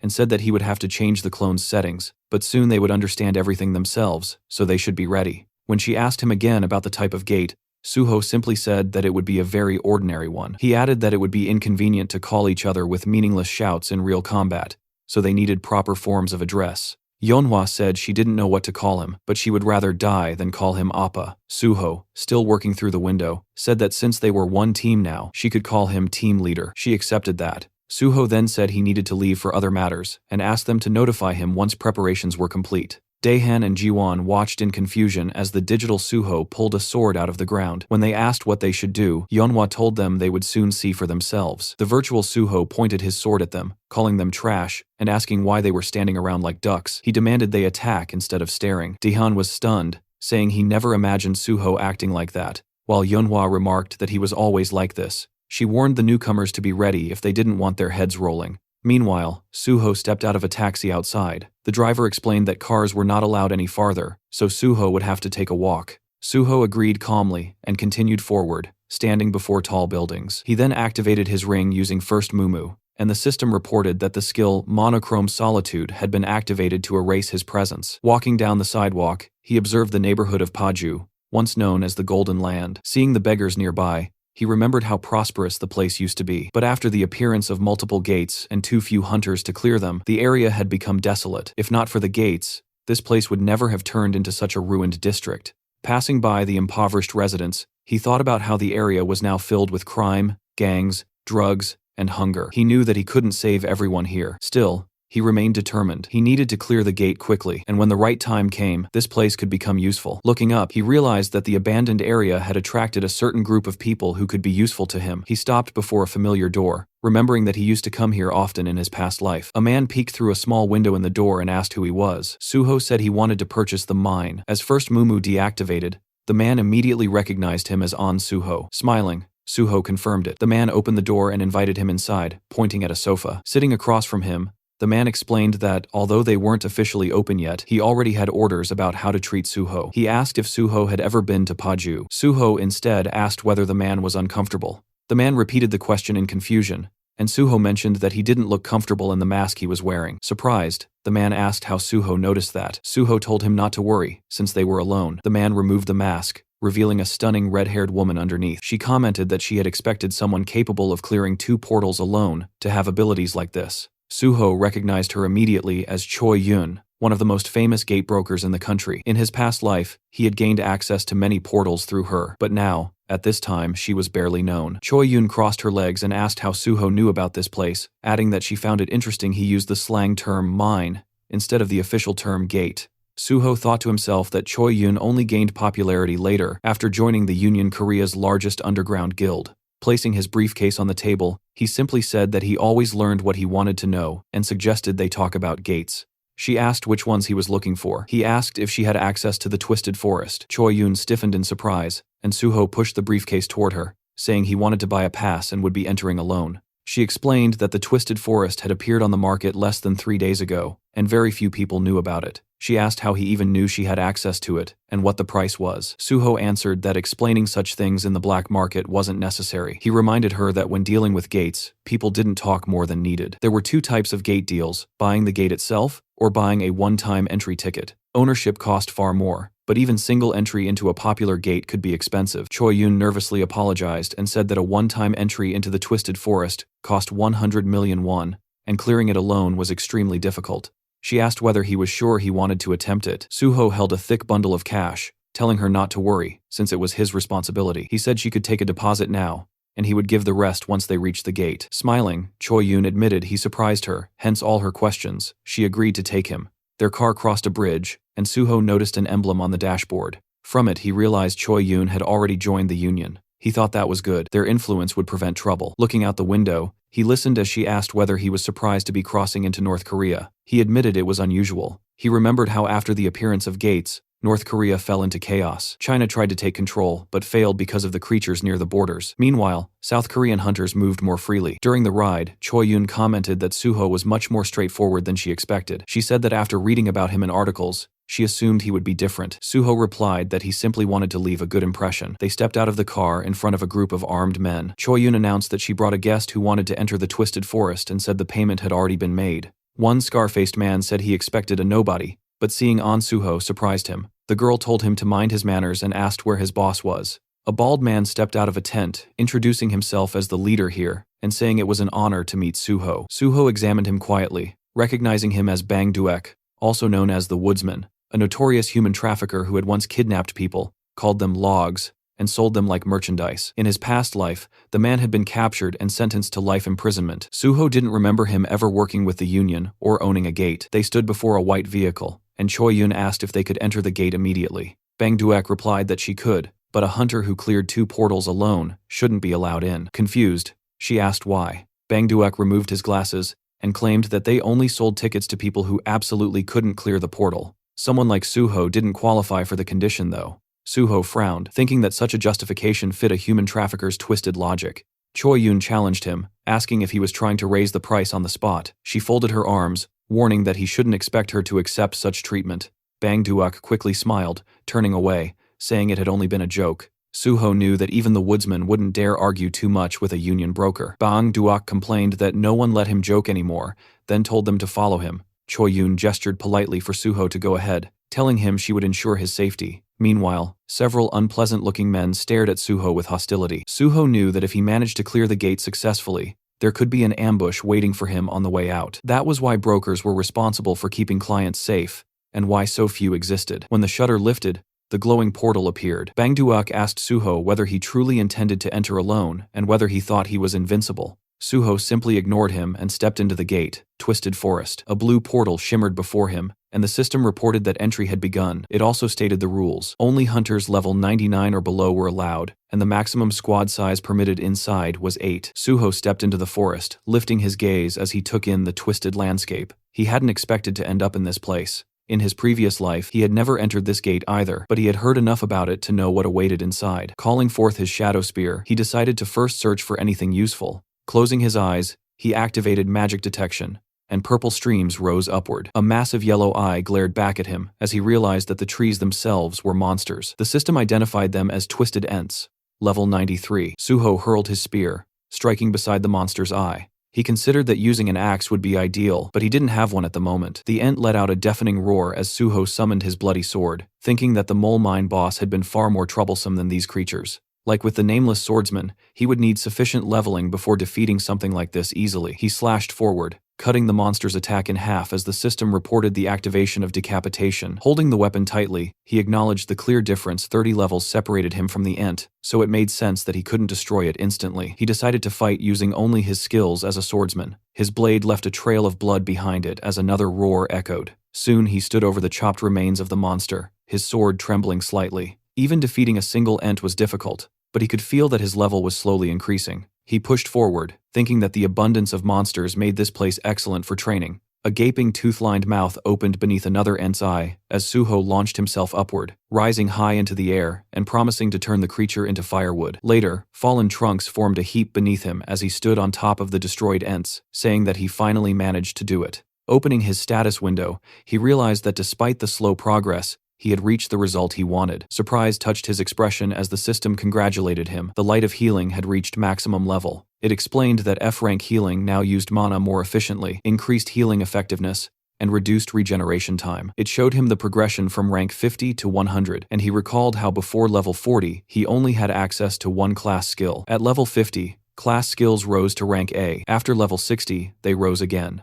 And at level 100, he would be able to change his class entirely. Jumping down from the broken trunks, Suho walked forward with his hands in his pockets, thinking that the boss should be appearing soon. Meanwhile, in the middle of a quiet pond sat a mysterious creature with horns. Its eyes were closed. When they opened, the system identified it as Malayan, ruler of the Twisted Forest, a level 100 monster boss. Suho stopped in front of the horned figure, finally encountering his first one-star monster. He reflected that monsters below level 99 were usually not specially classified, but from level 100 onward, they were given 1 star for each 100 levels. Malayan spoke, saying an uninvited guest had arrived. Suho replied that he himself had been invited to nothing in this world, since the monsters had opened the portals first, yet they dared to call others uninvited. In his eyes, it was almost amusing. Summoning his shadow spear, he said Malayan simply didn't understand anything. The system reported the activation of divine power as he rushed forward, hurling the spear. Malayan caught it with one hand, sensing divine energy and asking if Suho was a servant of the gods. Suho formed a red sphere of blood in his palm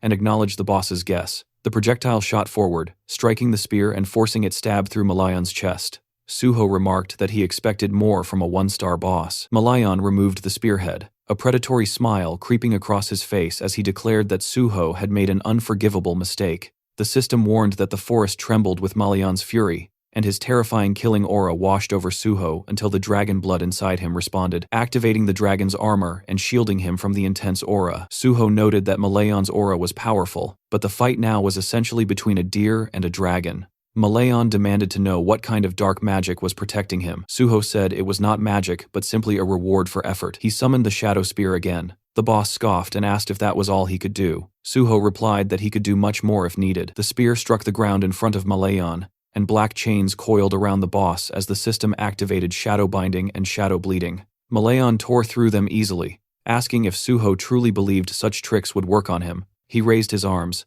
the water around him bubbling as black energy surged upward. Menacing formations rose from the pond. With a confident smile, Malayan urged Suho to feel the difference in their strength. Suho watched calmly and said he was looking forward to it. A powerful strike came at him, which he dodged with ease, responding with blood-enhanced sword attacks. His blade turned crimson as the system activated decapitation. Suho acknowledged that this enemy was indeed tougher than the ants. He leapt back to avoid a massive root, cutting another one cleanly. Malayan sneered, saying Suho didn't know how to handle a sword. Suho admitted it with a smile, stating that he only needed to wait a moment longer. Malayan studied him, unable to discern his intentions. Suho's slashes continued, and faint red marks began appearing on the roots. Malayan realized Suho had stopped using divine power and couldn't understand the purpose of these weaker attacks. Suho's movements made no sense to him. Malayan spread his arms and prepared another attack, sending multiple roots surging forward. He promised to cut Suho to pieces, but when the attack reached Suho's position, the roots split apart effortlessly. Standing on a stone island, Suho's calm expression contrasted Malayan's shock. Malayan tried to justify it, imagining Suho had struck weakened points on the roots, but as more roots fell with clean cuts, Suho said that his technique seemed to have worked. He had been using decapitation so that the system would assess his technique, and now that it recognized his mastery, it significantly boosted his strength. Holding a red and black sword, he watched as the system announced that his swordsmanship had surpassed all others and upgraded decapitation to rank S. A follow-up message stated that the will of the nameless sword reacted to this increase. Smiling, Suho read the new system notifications. The sword's consciousness awakened, it blessed him, it chose a new target, and then the system congratulated him for becoming the successor of Void-style swordsmanship.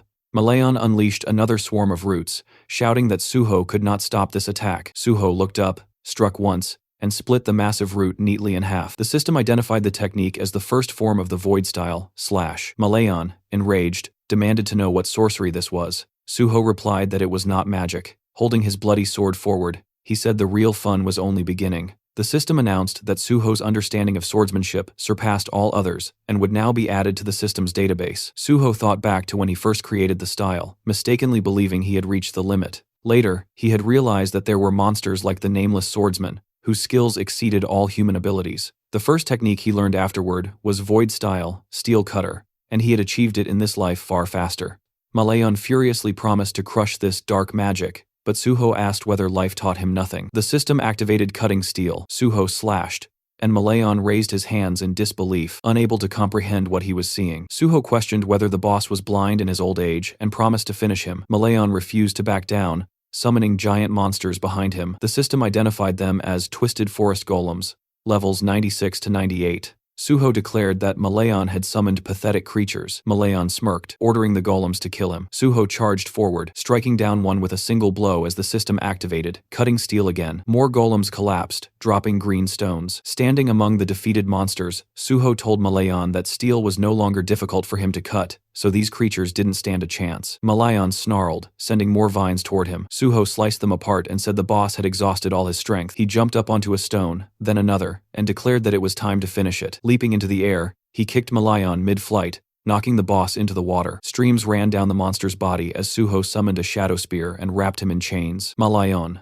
struggling, demanded he stop talking, and accused him of daring to mock a being of his stature, but the chains held him in place. Suho swung his blade and beheaded him with a single decisive strike. The system announced that Malayan, king of the Twisted Forest, had been defeated, and the gate was cleared. Suho was named MVP, received bonus experience, 1 skill point, and another skill point as all his abilities rose with the level increase. A green sphere floated up from Malayan's corpse. Suho said this was what he came for. The system described it as the Cursed Druid Sphere, rejected by the gods, an artifact that controlled unstable minds and corrupted them. It had allowed Malayan to become the sole druid and guardian of the Twisted Forest. Suho examined it, thinking that although the void style was valuable, this sphere had been his true goal from the start. With that, he decided it was time to leave. Outside the portal, people watching gasped as they realized the gate had been cleared. Choi-yun was shocked that he had succeeded. Bang Duek stared, enraged, remembering their earlier conversation. The gate was S-rank, allowed up to 8 participants,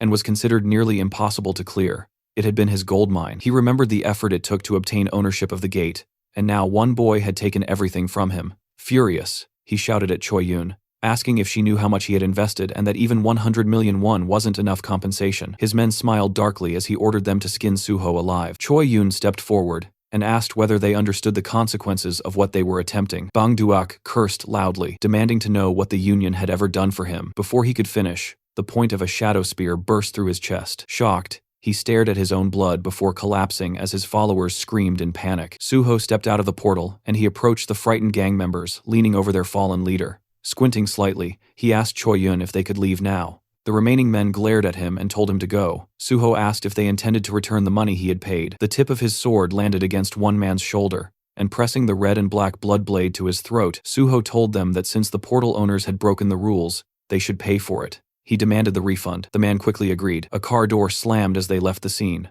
Choi-yun, seated at the wheel, thanked him. Suho replied that, of course, she should be grateful, then added that thanks couldn't be put in a pocket so a more substantial gesture wouldn't hurt. She admitted he was sharp-tongued, and he answered that it was natural since he was a swordsman. Handing her his phone, he asked her to give him her number so they could stay in touch. Choi-yun said she would call him first instead. Suho said he would welcome it, especially if she found another suitable gate. After saying goodbye, he stepped away from the car. Watching him leave, Choi-yun remarked softly that he was much nicer than she had expected. The scene shifted to the Nexus Academy at 9 a.m. Many feet moved across the pavement as someone asked where they were going. Suho, holding the trunk lid, said he would explain everything once they arrived. Closing the trunk, he added that they shouldn't keep the boss waiting. Leading his squad forward, he told them they were going to the miner's quarry, which made his comrades visibly excited. The group gathered before the protective frame surrounding the portal, just as a car pulled up.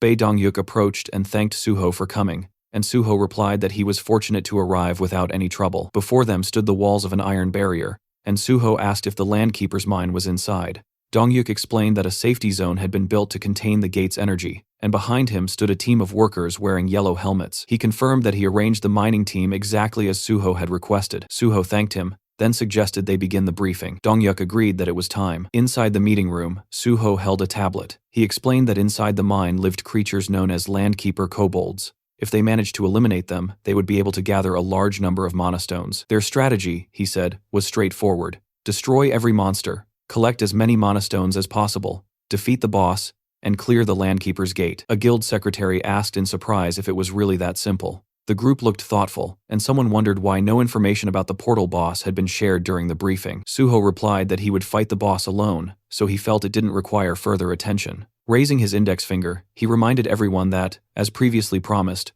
All profits earned from clearing the gate would belong to the Nexus Guild. He shook hands with Dongyuk, who said he was counting on him. Suho thanked him for the trust and said he would not disappoint.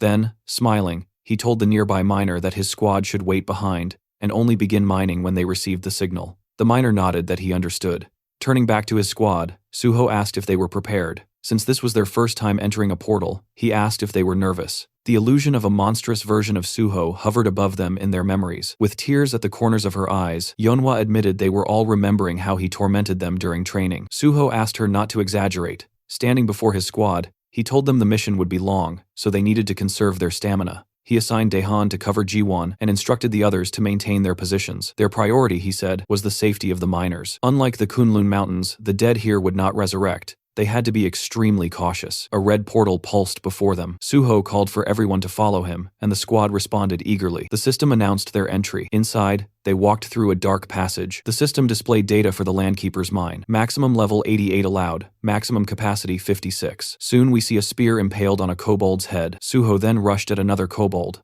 oddly wielding a blood-coated shaft, and eliminated it as well. Blue blood flowed from the monster's mouth as a blood jade refilled itself with the spilled liquid. Suho thought it was impressive how few kobolds were present, giving him enough time to gather their blood. One of the miners was astonished, saying that Suho had destroyed all the enemies with a single blow. A Banshee squad member beside him agreed wholeheartedly, and when the miner asked if the boy had never seen Suho fight, Kyawan admitted that it was true, since their leader typically only talked. Yeonhwa urged them to keep up. The squad pushed forward and joined the battle. They received orders to eliminate the kobolds and protect the miners. Jiwon raised his hands, forming a magical circle, promising cover. Daehan decapitated another kobold creature nearby, and Yeonhwa told everyone to maintain formation and avoid rushing. Suho looked over his shoulder with a small smile, satisfied that they were following his instructions and that nothing had gone wrong yet. Yeonhwa told the miners to begin their work. Once the hunters pushed forward a bit, the miners started digging. Massive crystals glimmered around them as one miner announced they had nearly finished gathering the stones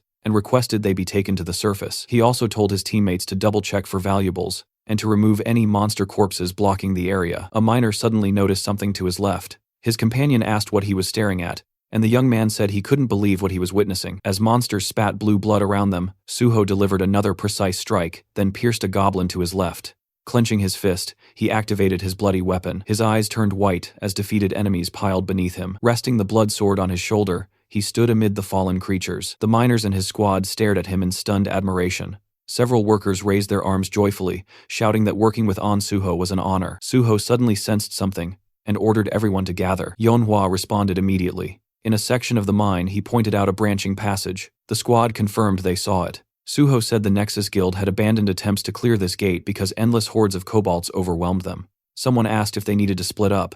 Summoning his bloody sword, Suho said he would go alone. They asked again in shock, but he raised his weapon and declared that there was a boss inside. With one strike, stones exploded outward as cutting steel skill activated. Daehan was amazed that Suho can cut through solid rock with a single blow, and Yeonhwa wondered aloud how such strength was even possible. Standing before the narrow passage he created, Suho explained that he purposely made it tight so that monsters couldn't swarm out all at once. He ordered them to remain here and guard the right side while he went left. When someone asked if they should simply kill any goblins emerging from the cut passageway, Suho confirmed they should, adding that originally he intended to block the entire entrance, but then realized they wouldn't gain experience that way. Turning away from his squad, he told them not to look for him under any circumstances. If he didn't return within 12 hours, they were to leave the mine entirely.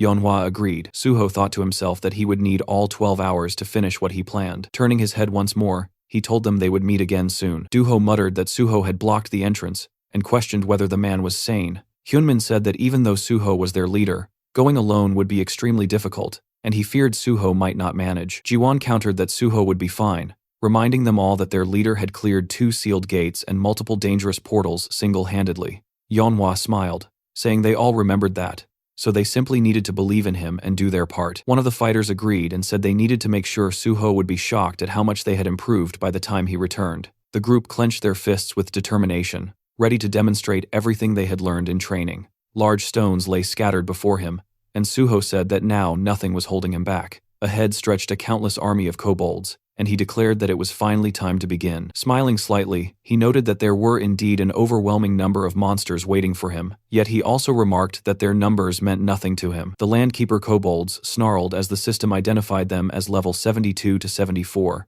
and Suho rushed forward to attack. The monsters lunged at him with growls, and he delivered rapid strikes. A smaller kobold suddenly dropped from above, but Suho noticed it immediately and raised his weapon, blocking the blow. With an amused expression, he admitted that these creatures actually knew how to use their heads, though all it really did was add unnecessary trouble. The system confirmed the defeat of the Landkeeper kobolds.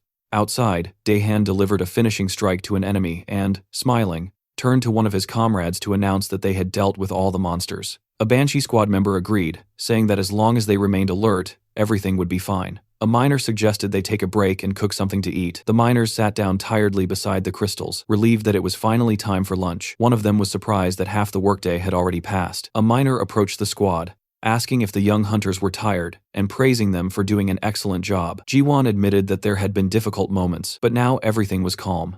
Manhwa stood behind him, listening as the miner praised Giwon for defeating an entire horde of kobolds. Jiwon explained that this was only possible because Suho had created a narrow exit tunnel. If the monsters had swarmed at them all at once, they wouldn't have lasted even an hour. Yeonhwa studied the fallen kobolds thoughtfully, feeling that Suho must have been here before. She hoped he was all right. Remembering her first encounter with him, she thought about how badly that meeting had gone, and how she had assumed he was simply insane. But with time, she realized she had begun to worry about him. Smiling faintly, she accepted that she could not help him right now, and admitted to herself that it was unclear who should be worrying about whom.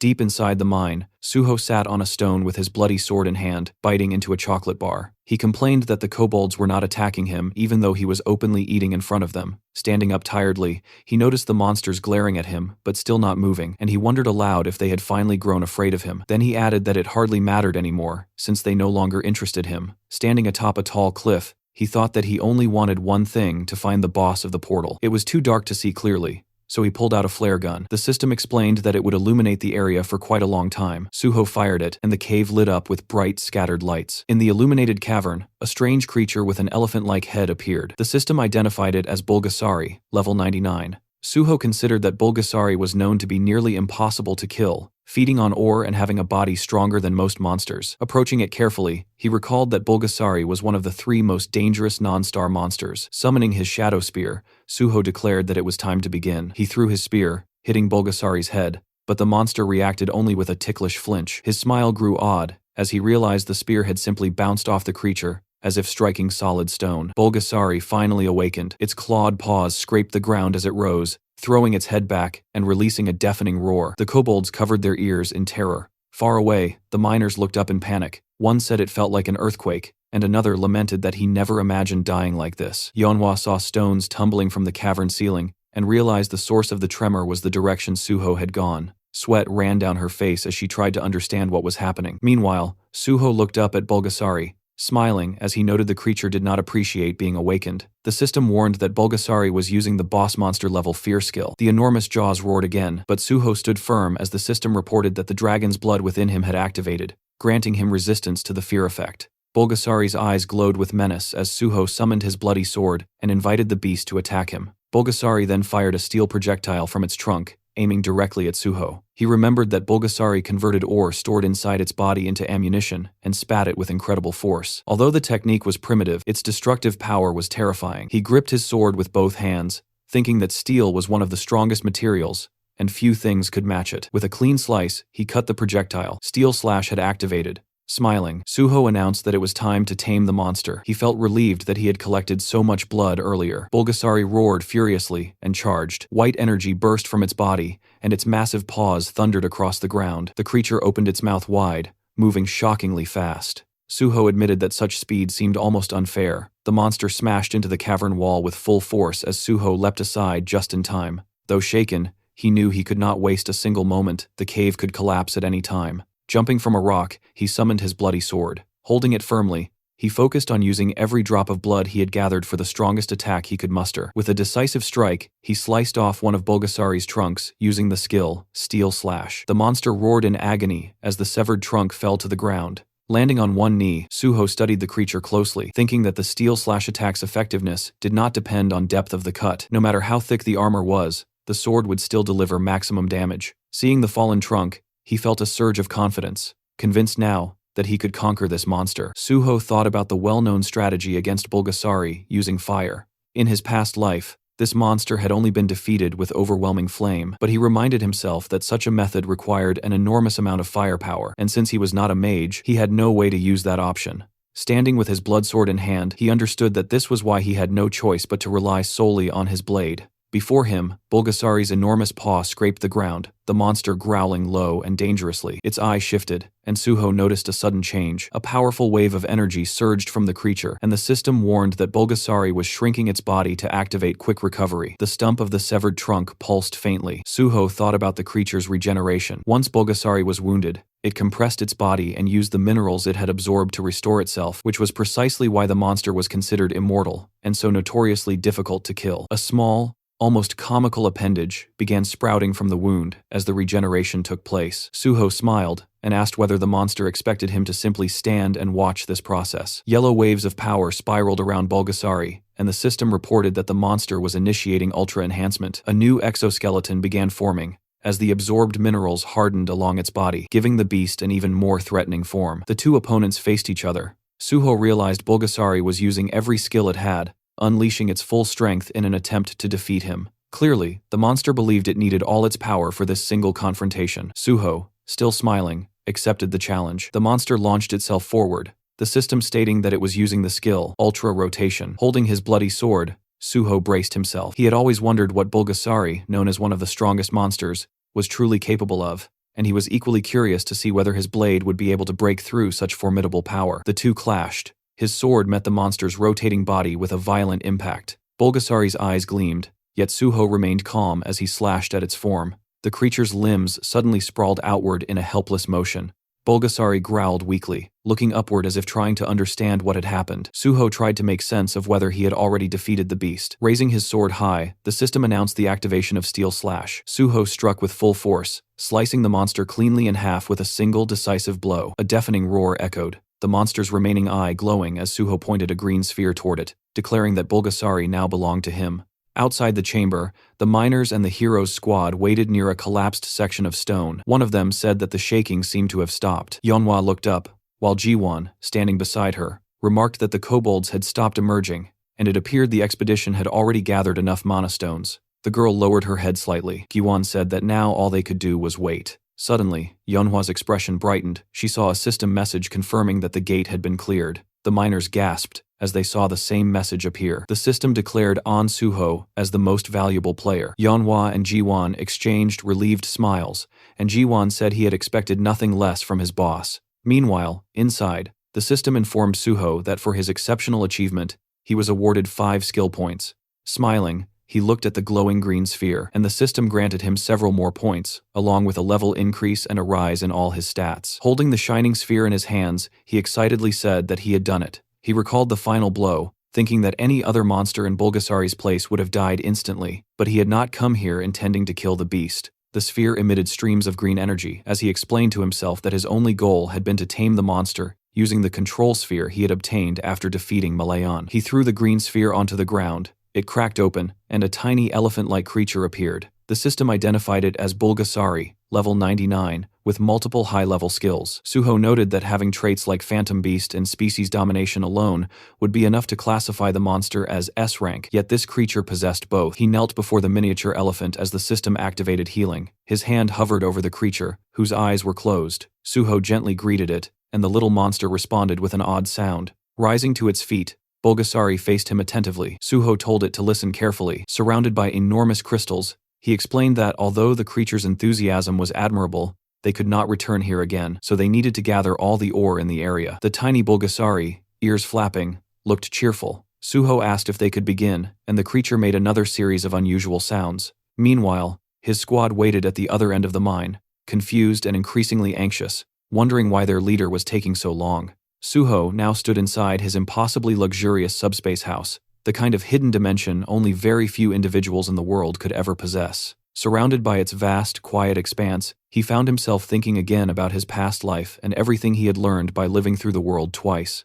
In that old life, the only player who had ever controlled Bulgasari was a person known as Gaia, the Master of Earth. Their fame had risen entirely, because Bulgasari was an overwhelmingly powerful creature. Suho remembered every detail of how Gaia used Bulgasari. The monster was a mythical beast capable of devouring any kind of metal, converting all of it into pure strength, while also storing enormous quantities of minerals within its body, turning itself into a walking mountain of compressed energy. Inside the subspace house, Bulgasari, now nicknamed Bulbul, looked shockingly cuter than its terrifying full-sized form. It resembled a cheerful, metallic-skinned gray hippo as it bounced energetically around the room. Then Bulbul opened its mouth wide and inhaled an entire mound of gleaming magic stones like a living vacuum. Once it had consumed everything, it rolled onto its back and began radiating a deep, powerful glow. Suho watched this with satisfaction, thinking that this little creature was unquestionably the greatest miner in the entire world. He smirked to himself. By now, the Nexus miners outside should have collected their portion exactly as agreed in the contract. Whatever remained inside this subspace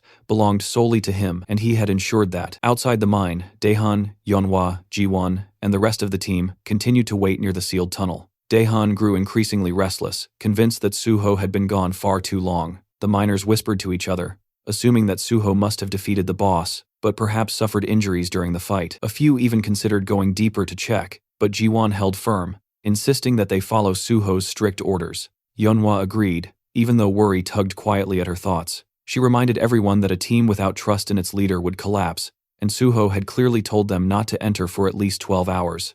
None of them wanted to break that trust. Suddenly, the stone wall exploded outward in a burst of purple energy. Suho walked out through the smoke, appearing completely calm, as if he had finished a short training session, rather than a life-threatening battle. His squad rushed toward him immediately, demanding to know why he had taken so long. Giwon, especially dramatic, practically jumped in front of him. Suho teased that if they were that worried, they should have come looking for him. The group quickly reminded him that he was the one who forbade them from doing so. Suho's teasing expression softened when he placed a hand on Jiwon's shoulder, acknowledging that the boy had followed his orders loyally. Yeonhwa admitted she was relieved that their trust had not been misplaced, though she still disliked being treated like a child. Suho simply said that they had lived entirely different lives, and that was the undeniable truth. Their darker pasts had shifted completely, and he felt a quiet pride at having changed their future paths. Afterward, Suho thanked the miners and said that it was finally time to leave the cave for good. The group cheered enthusiastically, more than ready to return to the surface. Meanwhile, in his office, guild leader Bae Dongyuk waited anxiously. The longer the silence stretched, the more tightly he clenched his hands.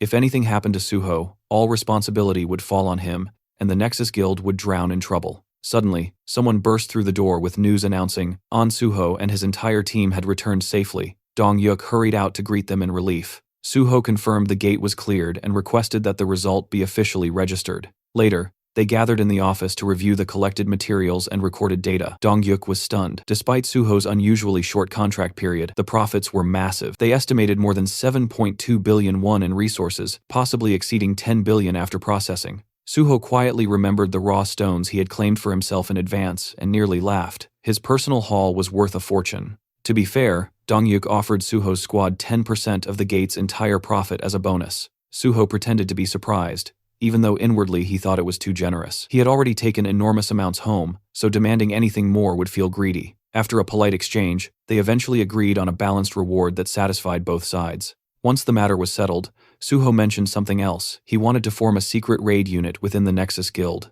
Since he would soon join the Hunter Association as a government hunter, he would be unable to lead his team officially. He asked Dongyuk to support them quietly and register them within the guild, so they could continue serving as a hidden force behind the scenes. Dongyuk loved the idea and agreed immediately. Suho reflected that only because he had regressed could he build a foundation this solid, avoid the betrayals of his past life, and test each person until they proved to be trustworthy allies. This time, he wanted real companions walking beside him, not opportunists. Later, Suho entered the locker room where his squad was gathered, still buzzing with excitement about the previous mission. Jiwon immediately leaped toward him with his usual overly enthusiastic greeting. Suho gathered them around and shared the news starting today. They were all officially members of Nexus. The team was stunned. Several Banshee members had given up their previous jobs just to follow him, and now they would receive proper pay, clear advancement paths, and official B-rank status with potential for A-rank promotions. Daehan and the others were ecstatic, celebrating like they had just won a grand prize. Right then, Suho's phone rang. It was Chief Pai, calling with even more good news. Suho's special recruitment for the Hunter Association had been approved.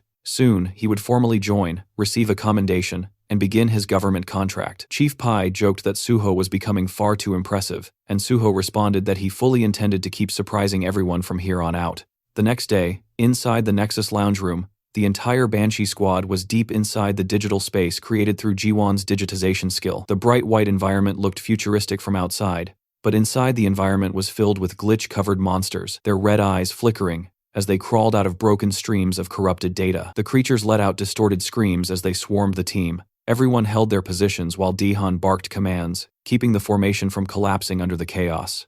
Yeonhwa glanced toward Jiwon, who was catching his breath while leaning heavily on his staff. She asked if he was all right. Giwon insisted he was fine, though he was clearly pushing himself too hard, determined not to look weak and wanting to prove he truly belonged in the Banshee squad. One of the older members gave Jiwon a playful smack on the back, nearly knocking him off balance, teasing that their youngest member was really fired up today. Another stepped in to steady him, placing a hand on his shoulder and telling everyone to quiet down. Yeonhwa reached out to help Jiwon stand straight and warned him not to let any weakness show. If they wanted to reach level 100, if they wanted to keep up with their leader's reputation, they still had a long road ahead of them. The others agreed. If Jiwon wanted proper recognition, he had to keep fighting. Their determination collectively surged. The entire team shouted together that, no matter how hard the climb became, they would give everything they had. A short distance away, Suho watched them while surrounded by the digital remains of corrupted monsters he had already taken down. Their enthusiasm amused him. He thought the team had grown almost too energetic. He had told Jiwon to set the program to hard mode, but even he hadn't expected things to escalate this intensely. He even joked internally that if a virus like this ever spread online,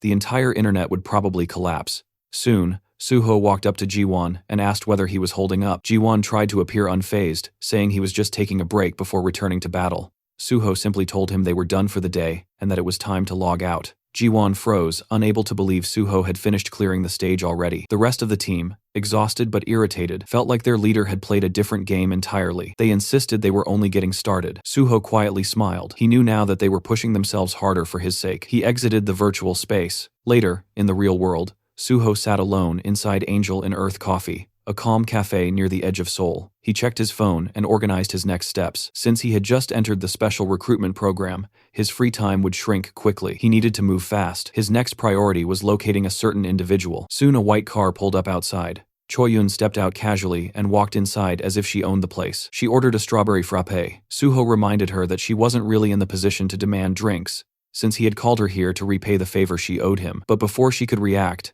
the waiter placed the drink in front of her. Suho had already ordered it. She blinked in disbelief, wondering how he knew the exact drink she would ask for, and even the timing. Suho brushed it off, saying it was simple intuition. In truth, the library of memories he carried from his previous life contained even small details like her favorite snacks. Switching topics, he asked if she had found the person he requested. She handed him a document folder, still confused about why he wanted information on what she thought was a junkie. Suho corrected her immediately. The man he sought was a highly skilled craftsman. In Suho's memory, that junkie would become one of the greatest blacksmiths in the world, Nam Haewon. He thought to himself that finding information on someone like Haewon wasn't easy, yet Choi-yoon had still managed it. She was undeniably good at her work. Suho then said the next step involved using a safe house in Cheongdam, one that belonged to the Union. The girl froze. She knew these safe houses existed, but only the highest ranks had authority over the Cheongdam location. Even brokers rarely stepped inside. Her nerves rose. She pointed out that even knowing about the place was unusual. Suho simply reminded her that she owed him a favor. She tried to negotiate, but he pressed her harder, even teasing that if her entire life's worth amounted to mere paperwork, maybe he shouldn't have helped her at all. Cornered, sweating, she started making out childish excuses. Finally defeated, she said she would make the call. She stepped outside. Suho waited calmly. Knowing the Union would eventually choose the most logical outcome, they would approve his request. When she returned, she looked defeated and asked whether it truly had to be Cheongdam. Suho's twisted expression made the answer obvious. She regretted asking. He chose the location simply because it was closest. She told him he could use it, but only under one condition. She explained that if he met that condition, he could access the Cheongdam safe house at half price. Even so, half the price was still expensive. She pulled out her phone, ready to accept the Union's terms, but Suho told her to wait. He wanted to know the full catch first. She thought he was being extremely strict for someone asking favors, but Suho replied with a shrug, saying he had to be, after all. He was joining the Hunter Association. Finally, Choi-yoon told him the condition. He had to help clear a newly discovered gate the Union had found, one they didn't want exposed,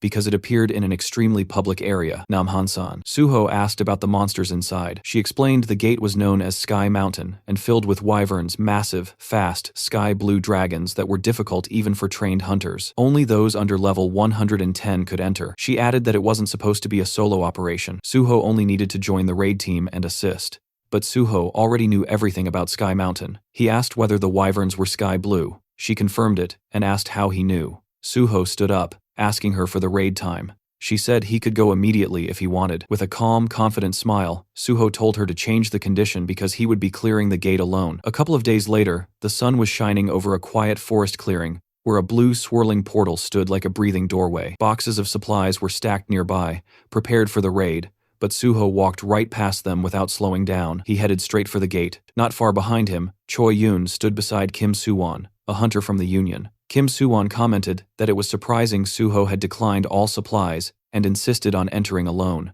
Choi Yoon only shrugged. She believed he had his own plans, and their boss had said that regardless of success or failure, watching Suho would be interesting. She still felt confident he would win. Suho always exceeded expectations in the end. Kim Suwon, meanwhile, remained curious. If An Suho succeeded in soloing this gate, he would become even more of a legend. If he failed, the fall would be dramatic. Either way, he found the situation extremely fascinating. Inside the gate, the system loaded a new environment, Celestial Mountain. The surroundings were rocky, bright, and high above the clouds, with strong winds swirling through the mountain peaks. The system stated that only hunters under level 110 could enter, and the maximum party limit was 31. Yet Suho stood there alone, planning to clear everything by himself. He remembered reading association reports about this place. Officially, it was not classified as extremely dangerous, but the reality was different. Many hunters had failed here, and several had died. With wyverns dominating the sky, the association usually sent mages and archers. Warriors were advised to stay away, since aerial combat was too difficult for them.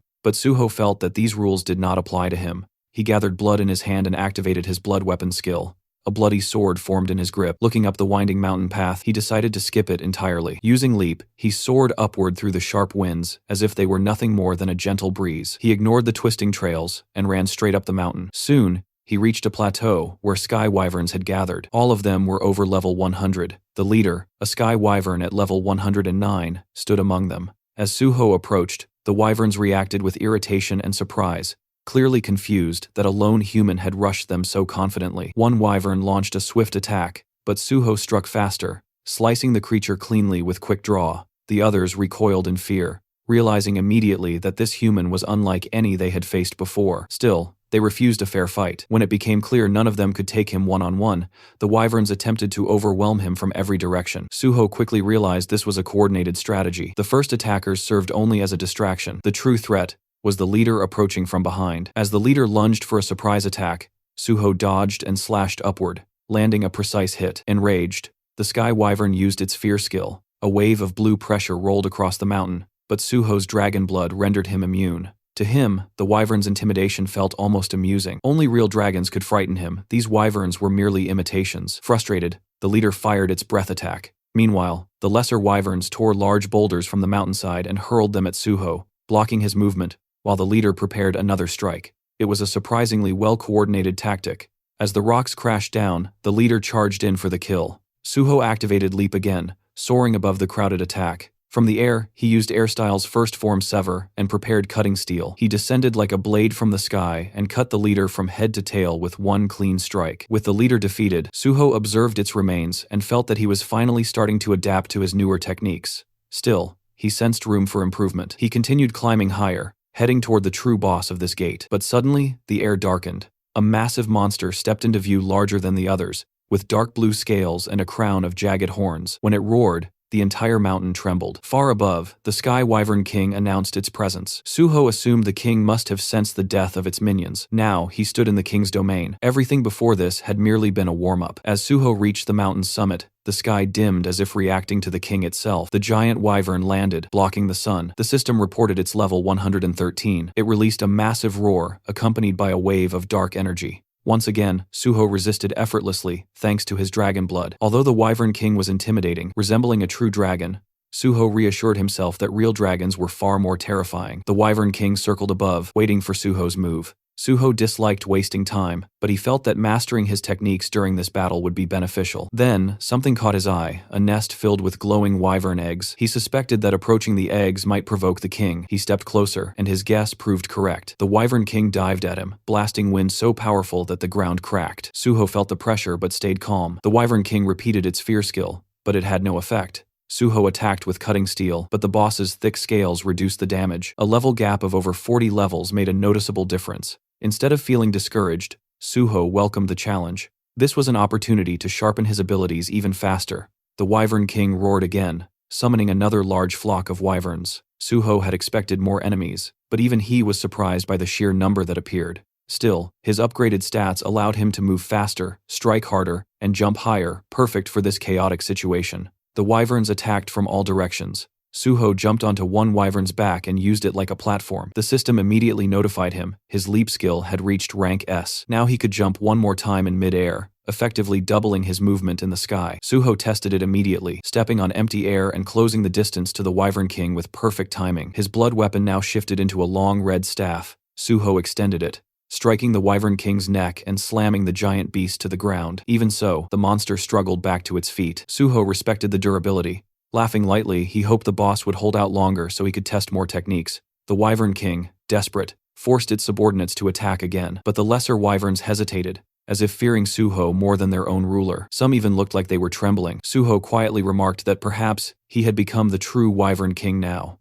The real king shrieked in outrage, and the minions finally resumed their attack. Suho moved through the air, bouncing from wyvern to wyvern. Still, he noticed his sword-drawing technique was not leveling up as rapidly as he had hoped. These opponents were strong, but not quite enough to push the technique further. Deciding to accelerate the pace, he rushed toward the mountain peak. There, he discovered something enormous, the Sky Wyvern Queen. Larger and stronger than the king, covered in purple scales, she guarded her nest and could not leave it. This gave Suho an advantage. The queen was powerful, but bound to her nest. She attacked by rolling huge boulders toward him, but he used sword drawing to slice them apart with ease. Her screams summoned every remaining wyvern on the mountain. Suho remained calm. He understood that she would rely on her minions rather than attack directly. At that moment, the Wyvern King swooped down in a full-force assault. Suho decided it was time to finish this battle. He chose not to use his strongest skill immediately. Instead, he wanted to reach a higher level of sword drawing. The best swordsmen relied solely on their blade, and Suho wanted to honor that principle. He focused on perfect timing and precision, repeating sword drawing over and over. The system reacted to his mastery, recognizing that his understanding had surpassed all others. System alerts flooded his vision. His sword drawing evolved to a supreme level. The guardian sword within him responded, granting a new form, Cloud Cutter rank S+. Red energy flickered in his hair and eyes. Suho unleashed Cloud Cutter with a powerful swing, sending a massive vortex of bloody energy crushing through the Wyvern King. The boss collapsed and died with a final cry. The remaining wyverns shrieked in fear and grief, but Suho was not done. He activated Cloud Cutter again. In one sweeping strike, he destroyed all remaining wyverns, including the queen. The system announced his triumph. Suho stood on the mountaintop with his sword resting on his shoulder. The gate conquered. After the battle ended, Suho took a moment to check his status window. The gate had given him a massive boost, and his experience bar was sitting comfortably ahead. His strength stat was already brushing past 80, and he didn't have far to go before hitting the next tier. A small smile formed as he saw the new additions Double Jump and Cloud Sash, the exact skills he'd been aiming for. It felt good to see his plan finally paying off. Turning toward the queen's den, he decided it was time to collect his loot. Inside were 12 Sky Wyvern Queen eggs. The association's advance team had only confirmed 6, which meant the remaining half naturally fell into his hands now. With the job complete, he shifted his attention to the wyvern corpses. Monster byproducts sold for high prices, especially when used to craft rare materials, and the Sky Wyvern Queen's corpse was considered top tier. Summoning his Shadow Spear, he decided to let it handle the cleanup. He placed the spear beside the queen's massive body, and it immediately began its work, devouring the corpse piece by piece. As it absorbed the flesh, the spear's purple energy flared, growing more vicious and alive, upgrading the blade to its next level. Watching the transformation, Suho realized that even a one-star beast could serve as excellent nourishment for the Ghost Blade's shadow devouring. Judging by the spear's state, one more powerful meal should push it further. With that in mind, he directed the spear toward the king's corpse next, letting it feast again. Outside the gate, chaos had already broken out. Someone shouted that the gate reading had been completely deceptive, and people around him stared in disbelief. They finally realized the guy inside wasn't just some healer, he was actually a sword master. Among the crowd, a black-haired man wiped sweat from his forehead, overwhelmed. He knew better than anyone that even with a full raid party, clearing that gate wasn't guaranteed. Yet somehow this man had done it solo, and not as a combat class, but officially as a healer. Choi Yun brushed it off casually, reminding him that she'd already said he would clear it easily. He agreed, but couldn't understand why she looked so excited. She just told him it must be his imagination. Their conversation paused as Suho walked out of the gate. They congratulated him for conquering it solo, the girl cheering first, and the guy echoing her. Suho thanked them and then reached into his inventory, pulling out the wyvern eggs. He placed all 10 Sky Wyvern Queen eggs before them, saying he'd found that many inside. Kim Soo-won stared, stunned by the sheer quantity. Suho calmly insisted he had retrieved every single egg, while keeping quiet about the extra ones he kept for himself. As for the Sky Wyvern King and Queen corpses, he explained that both bodies had fallen to the base of Sky Mountain during the fight, making it impossible to recover them. Of course, hiding the fact that Ghostblade had already devoured them cleanly, leaving no trace. Lowering his voice, Suwon asked if he could pose a question. Suho told him to go ahead. Suwon hesitated, then asked how someone officially registered as a healer was able to wield a sword like that. Did he really fight those wyvern using nothing but swordsmanship and healing abilities? Even with good sword skills, taking down flying monsters with only a blade shouldn't be that simple. Suwon thought Suho, being both swordsman and healer, would have brought arrows, throwing spears, or at least long-range spell scrolls. As a fellow hunter, he was dying to know how the hell Suho managed it. Suho simply smiled, and told him one sword was enough. Suwon stared at him like an amazed fanboy, asking if he really meant he took down all those flying wyverns, including the king and queen, with only that one sword. Suho confirmed it. Suwon practically lit up, thrilled and glowing with admiration, while Choi Yun nudged him, asking if this wasn't the same guy who had been whining earlier. Changing the topic, Suho asked Choi Yun if he had fulfilled all the conditions. Choi Yun happily said he had more than fulfilled them. He'd solo cleared the gate and recovered all 10 eggs. As promised, she guaranteed him free use of the largest unit in the Cheongdam residence, adding that her boss never went back on their word. She then asked when he wanted to start using it. Suho told her he wanted to start today, and also requested access to future reports on items and magic stones. He asked if that was possible. Smiling, she said it absolutely was. He could contact her for anything, from item disposal to money laundering, and she'd provide top-tier service. Suho suddenly pushed a small diary toward her, saying he had one more favor. She told him to go ahead. Inside was a photo of a green-haired man.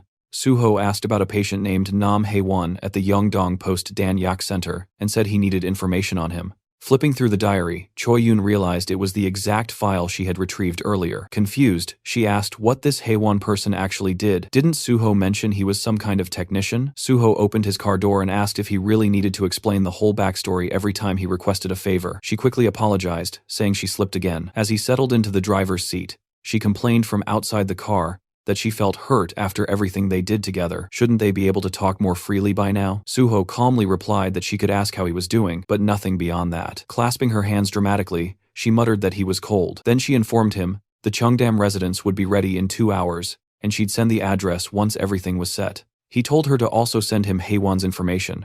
Checking her phone, she said he was indeed a patient at the Dan Yak Center, and that digging into Junkie's records would take only a few dozen minutes. She scrolled through her contacts and told him she'd get back to him shortly. After some time while driving, Suho received a call from Choi Yun. She told him the Cheongdam residence was ready for immediate use, and she had already gathered all the information on Nam Hae-won and sent it directly to his phone. Suho thanked her for the work, but Choyo still pushed, asking why he was digging into a person who is a drug addict. Suho simply ended the call, refusing to entertain the question any further. He opened the map location she sent. Looking at the screen, he muttered the name Yang Dong-po, realizing this was where the man and deciding he would go recruit him now. Soon after, he arrived in front of a cluster of old, worn-down buildings that looked more like a slum than anything else. Standing before one of the structures, he noted that this must be the house where Nam Hae-won stayed, another semi-basement. He glanced through one of the small windows and noticed the curtains pulled shut from the inside. He pressed the doorbell, only to realize it was broken, so he began pounding on the door, calling out for Nam Hae-won.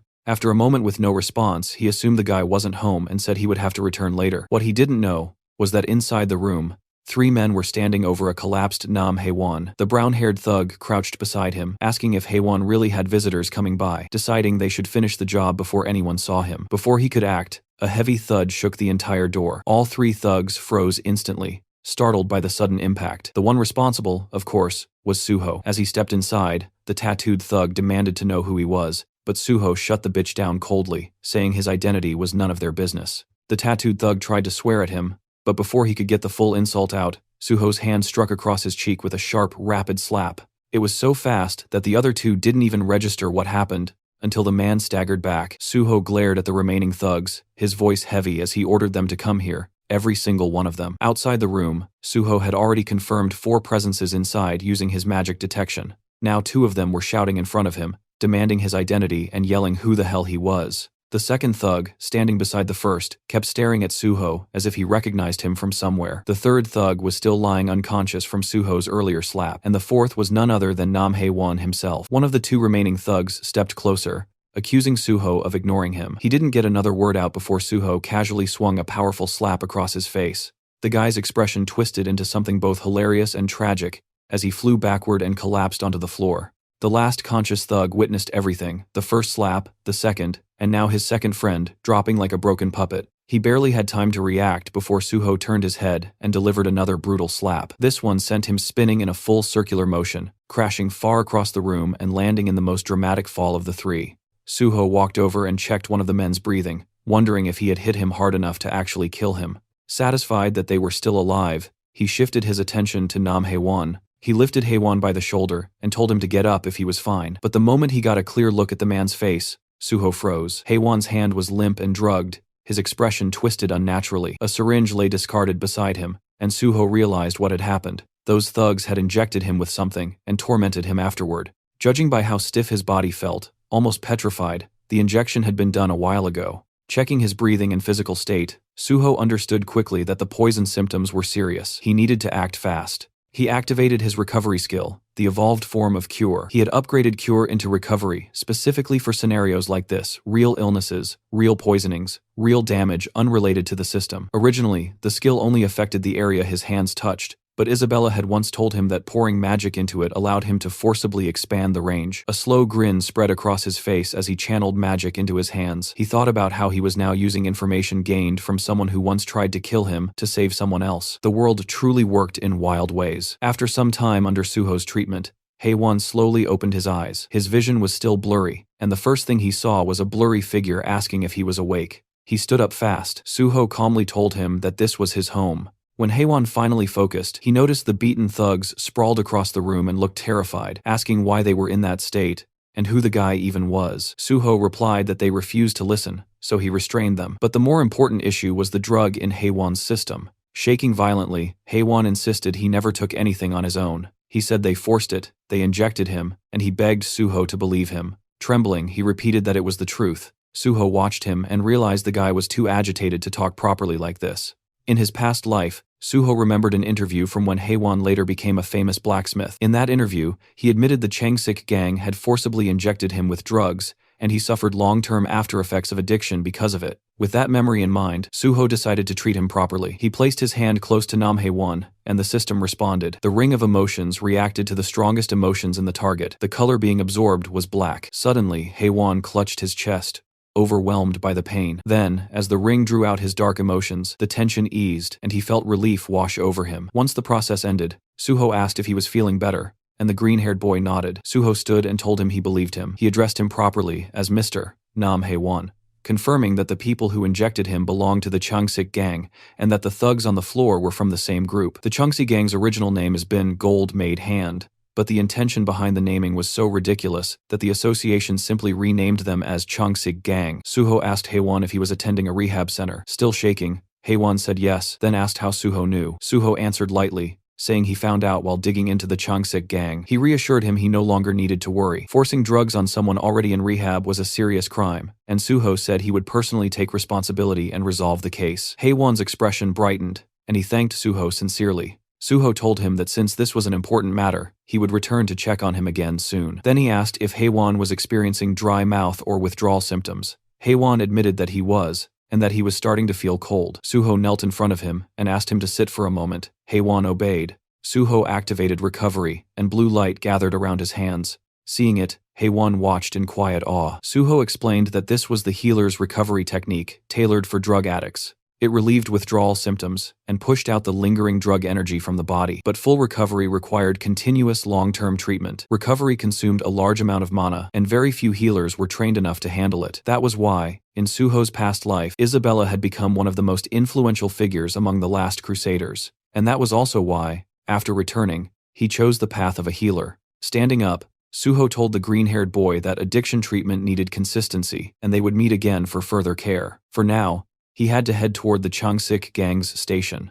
Terrified, Haewon asked him to wait. He said he wanted to know something earlier too, and asked who Suho was affiliated with. Suho gave his name, and said he was a hunter under the Korean Hunters Association. As Suho left, Haewon remained seated in silent amazement, repeating the name An Suho in his mind. Even someone who didn't own a TV like him had heard that name over the past few days. It was all over the breaking news. and now he realized the person who saved him was the same An Suho everyone had been talking about. From above, the slum looked like a war-torn zone. After multiple gate shocks, half of Yangdongpo had collapsed into ruin, turning firmly into a slum. Suho walked through its broken streets, the air heavy with neglect. Since the district sat right in the center of Seoul, it had eventually become a perfect breeding ground for crime. He looked up at the crumbling surroundings, thinking that this must be the place that both the police and the association pretended not to see. In front of him stood a building with a bold sign that read, "Gold Made." Suho stared at it, wondering what kind of gang had the audacity to brand themselves with such a grandiose name. He pushed open the door and stepped inside. The first floor was a convenience store, shelves intact, lights on. Suho immediately understood the situation. A convenience store in the middle of a slum, still operating smoothly, was clear proof that the place was being openly run by gangsters. There was no way it would remain untouched without heavy backing behind it. He walked to the back of the store and found a staircase. As he climbed, a voice barked from above telling him to freeze.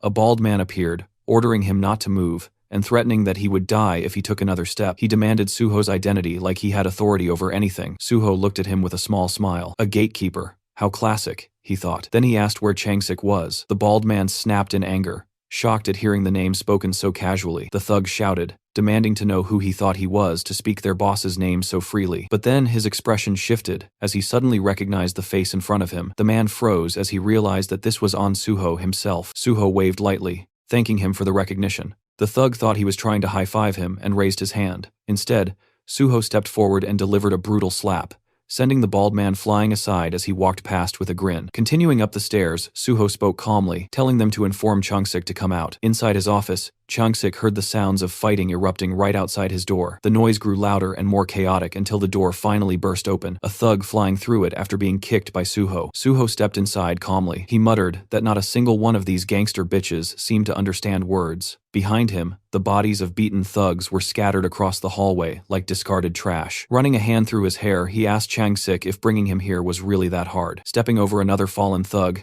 he added that he wondered what the gang would even do if he resisted. Changsik sat in front of him with a straight, unreadable expression. Two bodyguards stood behind him like statues. As Suho approached, he knew exactly what kind of place this was. More than 80% of this organization's members were awakened. The fact that awakened criminals operated openly like this was proof that the nation's security had already collapsed. In his previous life, the Changsik gang had grown even larger than this current version. They had created countless victims, and it took an exhausting amount of time to take them down. Remembering that, Suho clenched his fist. In a cold tone, he said that this was exactly why cancer needed to be removed before it grew. Changsik tried to speak, addressing him as Hunter An Suho, and asking what he was doing so suddenly. Suho stepped closer, telling him not to act clueless. They were the ones who started all of this. Changsik demanded to know when he supposedly started anything. Suho told him he was playing dumb to the very end. He said they messed with someone named Haiwon. He dropped a syringe on the desk, and both the boss and the bodyguards stared at it. Suho told them he had just met Haiwon himself. He asked if they truly intended to keep denying it. Changsik leaned toward his subordinate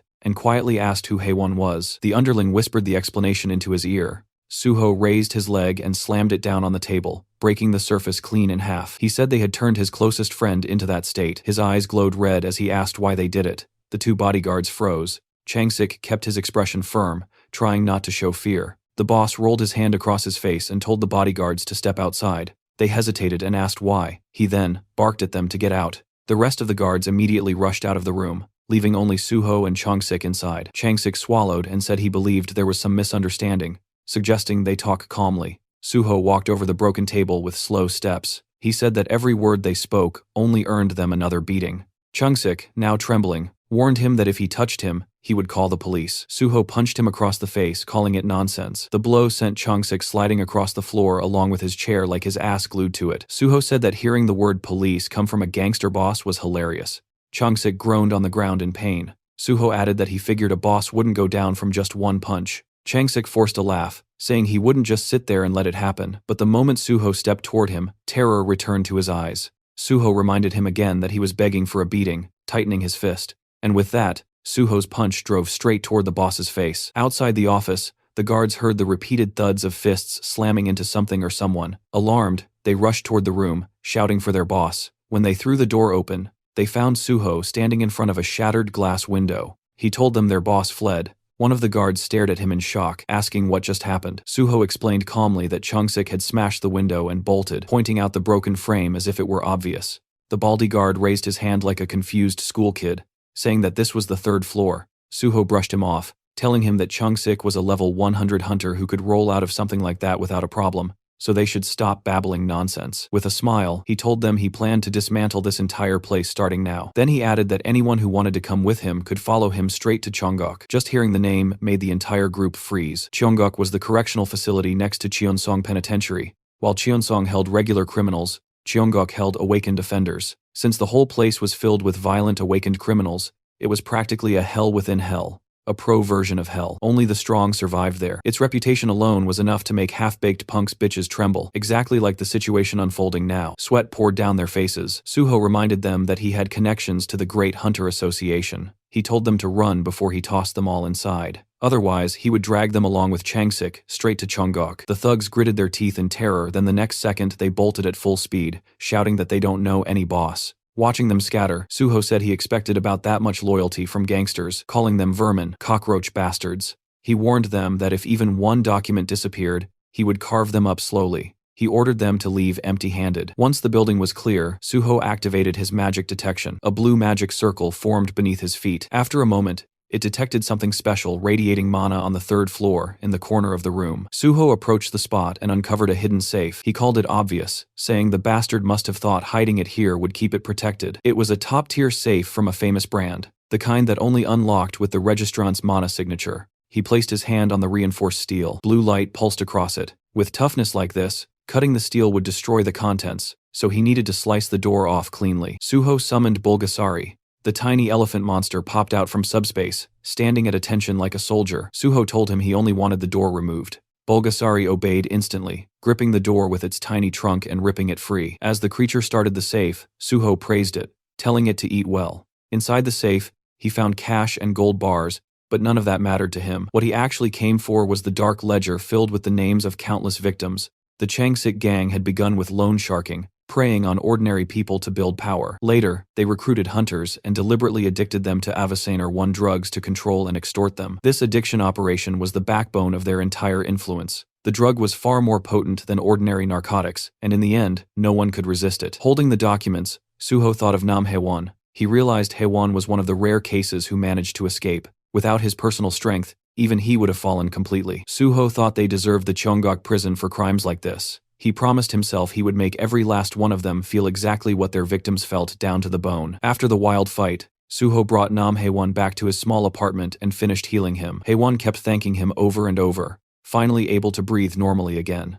Suho told him he would still need time before a full recovery, but at least for now, he was out of danger. Then Suho handed him a folder. Haewon asked what it was, and Suho explained that these were bond documents from the Changsik gang, proof that he had taken down the entire criminal group. Haewon could barely believe what he was hearing. The gold-made hand gang, with all their terrifying influence, was really gone. Suho went on to explain the gang's real method. They kept people trapped in debt with outrageous interest rates, turning their victims into insects caught inside an anthill. Even though Haewon had done everything right and never missed a payment, they forced drugs onto him to ensure he could never escape. Still trembling, Haewon said he had survived only because of his special ability. He explained how he tried to fight addiction, made his own antidotes, and begged for help, but no one, not the police, not the association, cared about what happened to people in these slums. He said everyone on the outside felt like another version of the enemy. Suho understood him. He told Haewon that the reason he joined the Great Hunter Association was not for prestige, but to fix the broken system for people like him. Suho placed a reassuring hand on his shoulder and praised his courage. Overwhelmed, Haewon broke down and thanked him again and again. Then Suho shifted the conversation to something important. It was time for a new proposal and potentially a new ally. He asked if Haewon was ready, and Haewon said he was. Suho explained that he had learned about Haewon's special power, synthesis. With synthesis, Haewon could combine any materials and create a brand new result. The outcome always matched what he intended. That was the core of his extremely overpowered ability. Suho said that while reading the gang's files, he discovered how huge the number of drug victims really was. There were far too many for him to treat alone. But Haewon had already made secret antidotes before, so Suho offered him a real job to create a proper neutralizer to help even more people. He promised top pay, a luxury safe house, and full medical support for Haewon's own addiction recovery. Haewon looked stunned. He thought being healed was already far more than he ever deserved. Now he was being given a chance to help others, live safely, and get paid for it. To him, this felt like something a hero would do. He thought that if a godlike hero existed, Suho must be that person. Haewon said he would do it.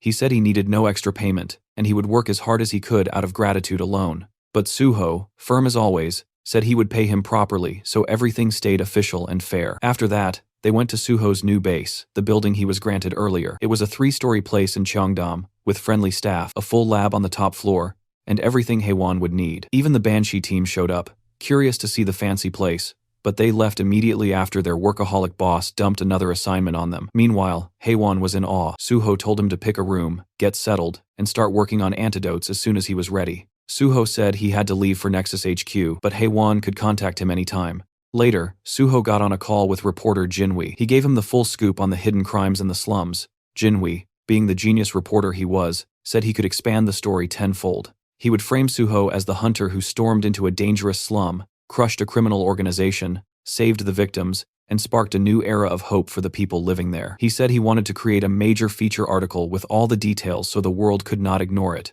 Suho believed him completely. Public influence was exactly that reporter's specialty. Afterward, Suho met with guild leader Bai Dong-yuk at Nexus Guild and laid out the plan. Nexus would buy every neutralizer Haewon produced, helping victims all across Korea. The uplifting story would shift Nexus's reputation, turning them into a guild with a genuine hero presence, the kind the world would finally take seriously. Dong-yuk was thrilled. He shook Suho's hand and promised to look after Haewon from now on. With everything lining up, Suho felt good. The win-win plan was in motion: heal the people, spread the truth, make the criminals pay, and show the world that real change was finally possible. The scene cuts to Chung-sik, the once feared boss who made slums, Neil now reduced to a shaking wreck inside a trashed luxury room. He was on his knees, trembling. Suho's name kept echoing inside his mind like a curse he could not escape. No one had to spell out what happened. The syringe and the half-empty bottle beside him made everything clear. He had taken some kind of drug, the kind that burned strength into the body while tearing holes through the mind. Those substances twisted people from the inside, and his scattered expression showed exactly that. He muttered Suho's name, obsessively, like it was the only thought left in his fractured skull. The moment Suho stepped through the glowing blue portal, he entered his secret subspace that had once been a fancy private domain of polished marble and luxurious furniture. Now, the place looked like a disaster zone, as if a tornado had torn straight through it. He scanned the area, noting the cracked marble floor and the expensive furniture knocked over and scattered across the ground. To him, it was clear that someone had completely wrecked the place. On the floor, Chung-sik lay twitching, his skin pale and his body reacting in strange spasms. Suho observed him and figured that the drug must have done something unbelievably intense to the guy. It became obvious that this gangster had not run away, but had been dragged into Suho's subspace instead, effectively kidnapped by the chaos of the situation. Suho walked over, knelt beside him, and placed a hand on his body. His blue healing energy flowed instantly, and the system announced that recovery had begun. Chung-sik, still dazed, looked like someone who had just escaped a bizarre nightmare. Suho demanded that he pull himself together, offering no calm or gentleness in his tone. Suddenly, Chung-sik snapped into anger and panic. He grew wild, yelling incoherently as he lunged forward to attack Suho. Suho barely reacted, simply kicking him in the chest and sending him flying backward like it was effortless. Chung-sik continued screaming, desperate to be let out, spiraling into fear as though he believed he was trapped with a monster. Suho smirked and rolled his eyes, noting to himself that Chung-sik still had a lot of energy. He assumed the drug was overstimulating him, but mentioned to himself that he had brought extra, so the man did not need to worry. Sensing danger again, Chung-sik crumbled into full desperation. He dropped to the floor, crawling and begging Suho to release him, insisting he would do anything to avoid experiencing the drug again. Suho had no sympathy. He stepped onto Chung-sik's chest with force, pressing him down firmly. Chung-sik screamed for help, insisting that he had been kidnapped, but Suho reminded himself that no one could enter this place, and that the fools from Chung-sik's gang had already run away. He promised internally that he would hunt them down and make them pay as well. For now, he instructed the criminal to sit still, reflect on his choices, and drown in regret, since that was the only useful thing available to him at the moment. Later in the afternoon, Suho returned to his new house. Haewon came running toward him, full of excitement. Suho noticed how hyped he was, and Haewon proudly revealed that he had just finished creating a brand new neutralizer for the dangerous drug. The new version was called Hammer 2. The system displayed information identifying Hammer 2 as a grade C item that excelled at neutralizing the effects of the drug, called illusion. Suho felt genuinely impressed, especially since Haewon had made it in only 2 hours. Haewon explained that he had improved the old version, naming it Hammer 2 because it metaphorically smashed illusions. Suho recalled how Hammer 4 had saved lives in his past life, which meant Hammer 2 should still be a reliable creation even if it was not the strongest one yet. Haewon attributed the success to Suho's help and described the entire process as similar to grinding for items in a game. He believed that with enough time and money, luck would eventually follow. Suho thought Haewon was always humble and wondered how much stronger he would become when he leveled up further. Suho then asked if Hammer 2 could be produced in bulk, and Haewon agreed enthusiastically. He had already completed the formula, meaning they could make large quantities as long as they gathered the necessary ingredients. Suho found that reassuring, and then checked Haewon's current level. Haewon had just reached level 51, thanks to creating the new drug. Because of this, Suho concluded that he would not need to call Giwon for now. Haewon was already functioning as a high-level hunter. With that decided, Suho shifted his focus toward helping all the victims from the slums, ready to use what they had gained to fix the damage that had been done. The next day, several news stories appeared online, claiming that the police and the Hunter Association were ignoring the suffering in the Yeongdeungpo slums. Unfortunately, only around 500 people viewed the article throughout the entire day. The hype simply was not there. Suho realized that Jinhui had been right. There were too many terrible places in the world, so unless something was explosively dramatic, people rarely paid attention. Still, this was only the beginning. Suho then got busy. He distributed large boxes filled with food, water, and magical neutralizer potions to the grateful residents of the slums. Soon after, a truck arrived, loaded with even more supplies. People helped unload everything, and quickly delivered food and potions to everyone. Suho thought Nexus had truly come through with support. His phone rang. Chief Pai was on the other end, speaking to him with the energy of a relaxed uncle, as they discussed tomorrow's appreciation plaque ceremony. They agreed to keep it short and simple. Suho felt secretly thrilled, because receiving a plaque meant the possibility of special recruitment. After some light conversation, Suho called Jinhui to talk about the ceremony and the news. While the slum article did not get many views, he believed it had probably caused trouble for the reporter with the Hunter Association. But Jinhui remained calm, mentioning that only popular stories went viral, and that he had broken no laws. He added that he planned to upload part 2 soon, and that the PBS news group would likely report on the ceremony as well. He then asked if Suho had an Instagram account. Suho did not. This annoyed the reporter, who said many fans were waiting to follow him. Then the conversation took a strange turn. There was an entire fan cafe for Suho, called Anshin Temple, where fans referred to him as the Guardian Priest. Suho realized that the moderator running the cafe was actually Jinhui himself. The reporter admitted to managing it so that Suho's reputation would stay clean, and to avoid unnecessary drama caused by other chaotic fan groups. The logic was reasonable. He also offered to manage an Instagram account for Suho, boasting about his social media skills, and saying he could help Suho become extremely popular. But Suho preferred doing things himself. He asked the reporter to simply send content for posting, and he would copy and paste it. That simple approach made the reporter ridiculously excited. He even suggested that Suho upload selfies and photos for fans, but Suho was not confident about pictures. The reporter advised him to relax and at least make the account. Soon enough, Suho would become an influencer. After the call, Suho made the Instagram account, and immediately his phone began vibrating non-stop with notifications. A huge number of users started following him. Inside the house, Haewon noticed the phone buzzing constantly, but Suho said it was fine. He figured that Jinhui had already started promoting the new account aggressively, so he muted all notifications. Finally, the big day arrived. The appreciation plaque ceremony at the Hunter Association headquarters began. A massive crowd had gathered inside. Reporters, fans, and people holding signs shouted Suho's name, and the title Guardian Priest. Suho had expected a simple ceremony, but the screaming fans and swarming reporters told a very different story. The number of people was overwhelming, forming a sea of excitement. Security guards struggled to control the crowd, begging them to stop pushing and asking them to wait outside. 2 association workers stared in shock, completely stunned by the turnout. They checked and confirmed that all these people had come for only one person, Hunter On Suho. They found it unbelievable, especially because the event had never been posted online. It was the first time in the association's history that such a scenario had occurred for an unofficial event. Suho's fame had reached another level entirely. Inside the auditorium, the chaos continued. Fans filled the entire space, holding signs for On Suho and Sword God, buzzing with anticipation. One girl even mentioned that she had skipped school just to attend.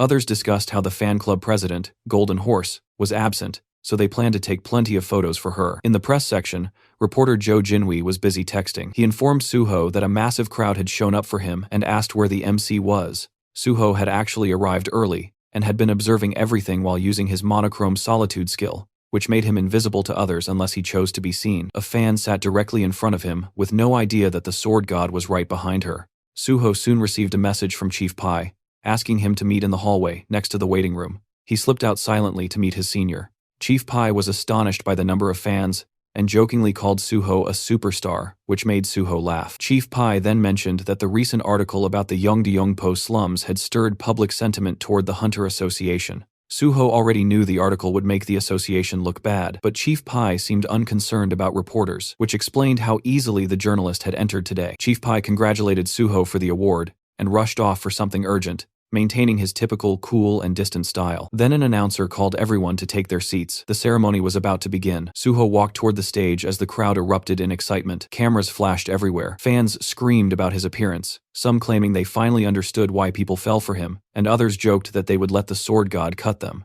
Suho stepped forward and received his appreciation plaque from Association President Young Kyung-won. They posed for photos. The president teased him about being good at posing, and Suho responded politely, giving credit back to the president. Keeping the atmosphere smooth, the president praised Suho's work in Yeongdeungpo and hinted that good news, likely a job offer, was on the way. Suho assumed this meant special recruitment. The president then asked him to speak a few words. Suho thanked everyone and said he had only done what he believed he was supposed to do. He admitted feeling strange about receiving a reward for helping people, but promised to work hard. Fans screamed that they loved him, and he could only laugh and thank them. A short Q&A followed.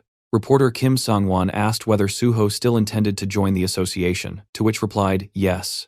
Another reporter mentioned the new Instagram account, and Suho explained that a friend recommended it, so he decided to try it. Someone else noted that he had gained 50,000 followers in a single day, and asked how it felt. Suho said he had turned off notifications and did not know, but he could tell people were interested. Someone asked what his first post would be. Suho said he would probably upload the plaque he received today. Then Jinwi stood up and the room instantly tensed. Staff whispered among themselves, realizing that he was the same reporter who had written the article criticizing the association. President Kyung-hwan grew irritated, believing his staff had made a mistake by letting him in. But the reporter ignored their reactions. He was there to ask real questions. He asked if Suho had seen his article on the Yeongdeungpo slums. Suho had. The reporter then mentioned the criticism that the police and the association were ignoring people who needed help, and asked if Suho was aware of the issue. Suho calmly stated that he was fully aware of it. It was a risky moment, because the room was filled with powerful association members, but the reporter pressed on. He asked if Suho's joining the association would help improve things.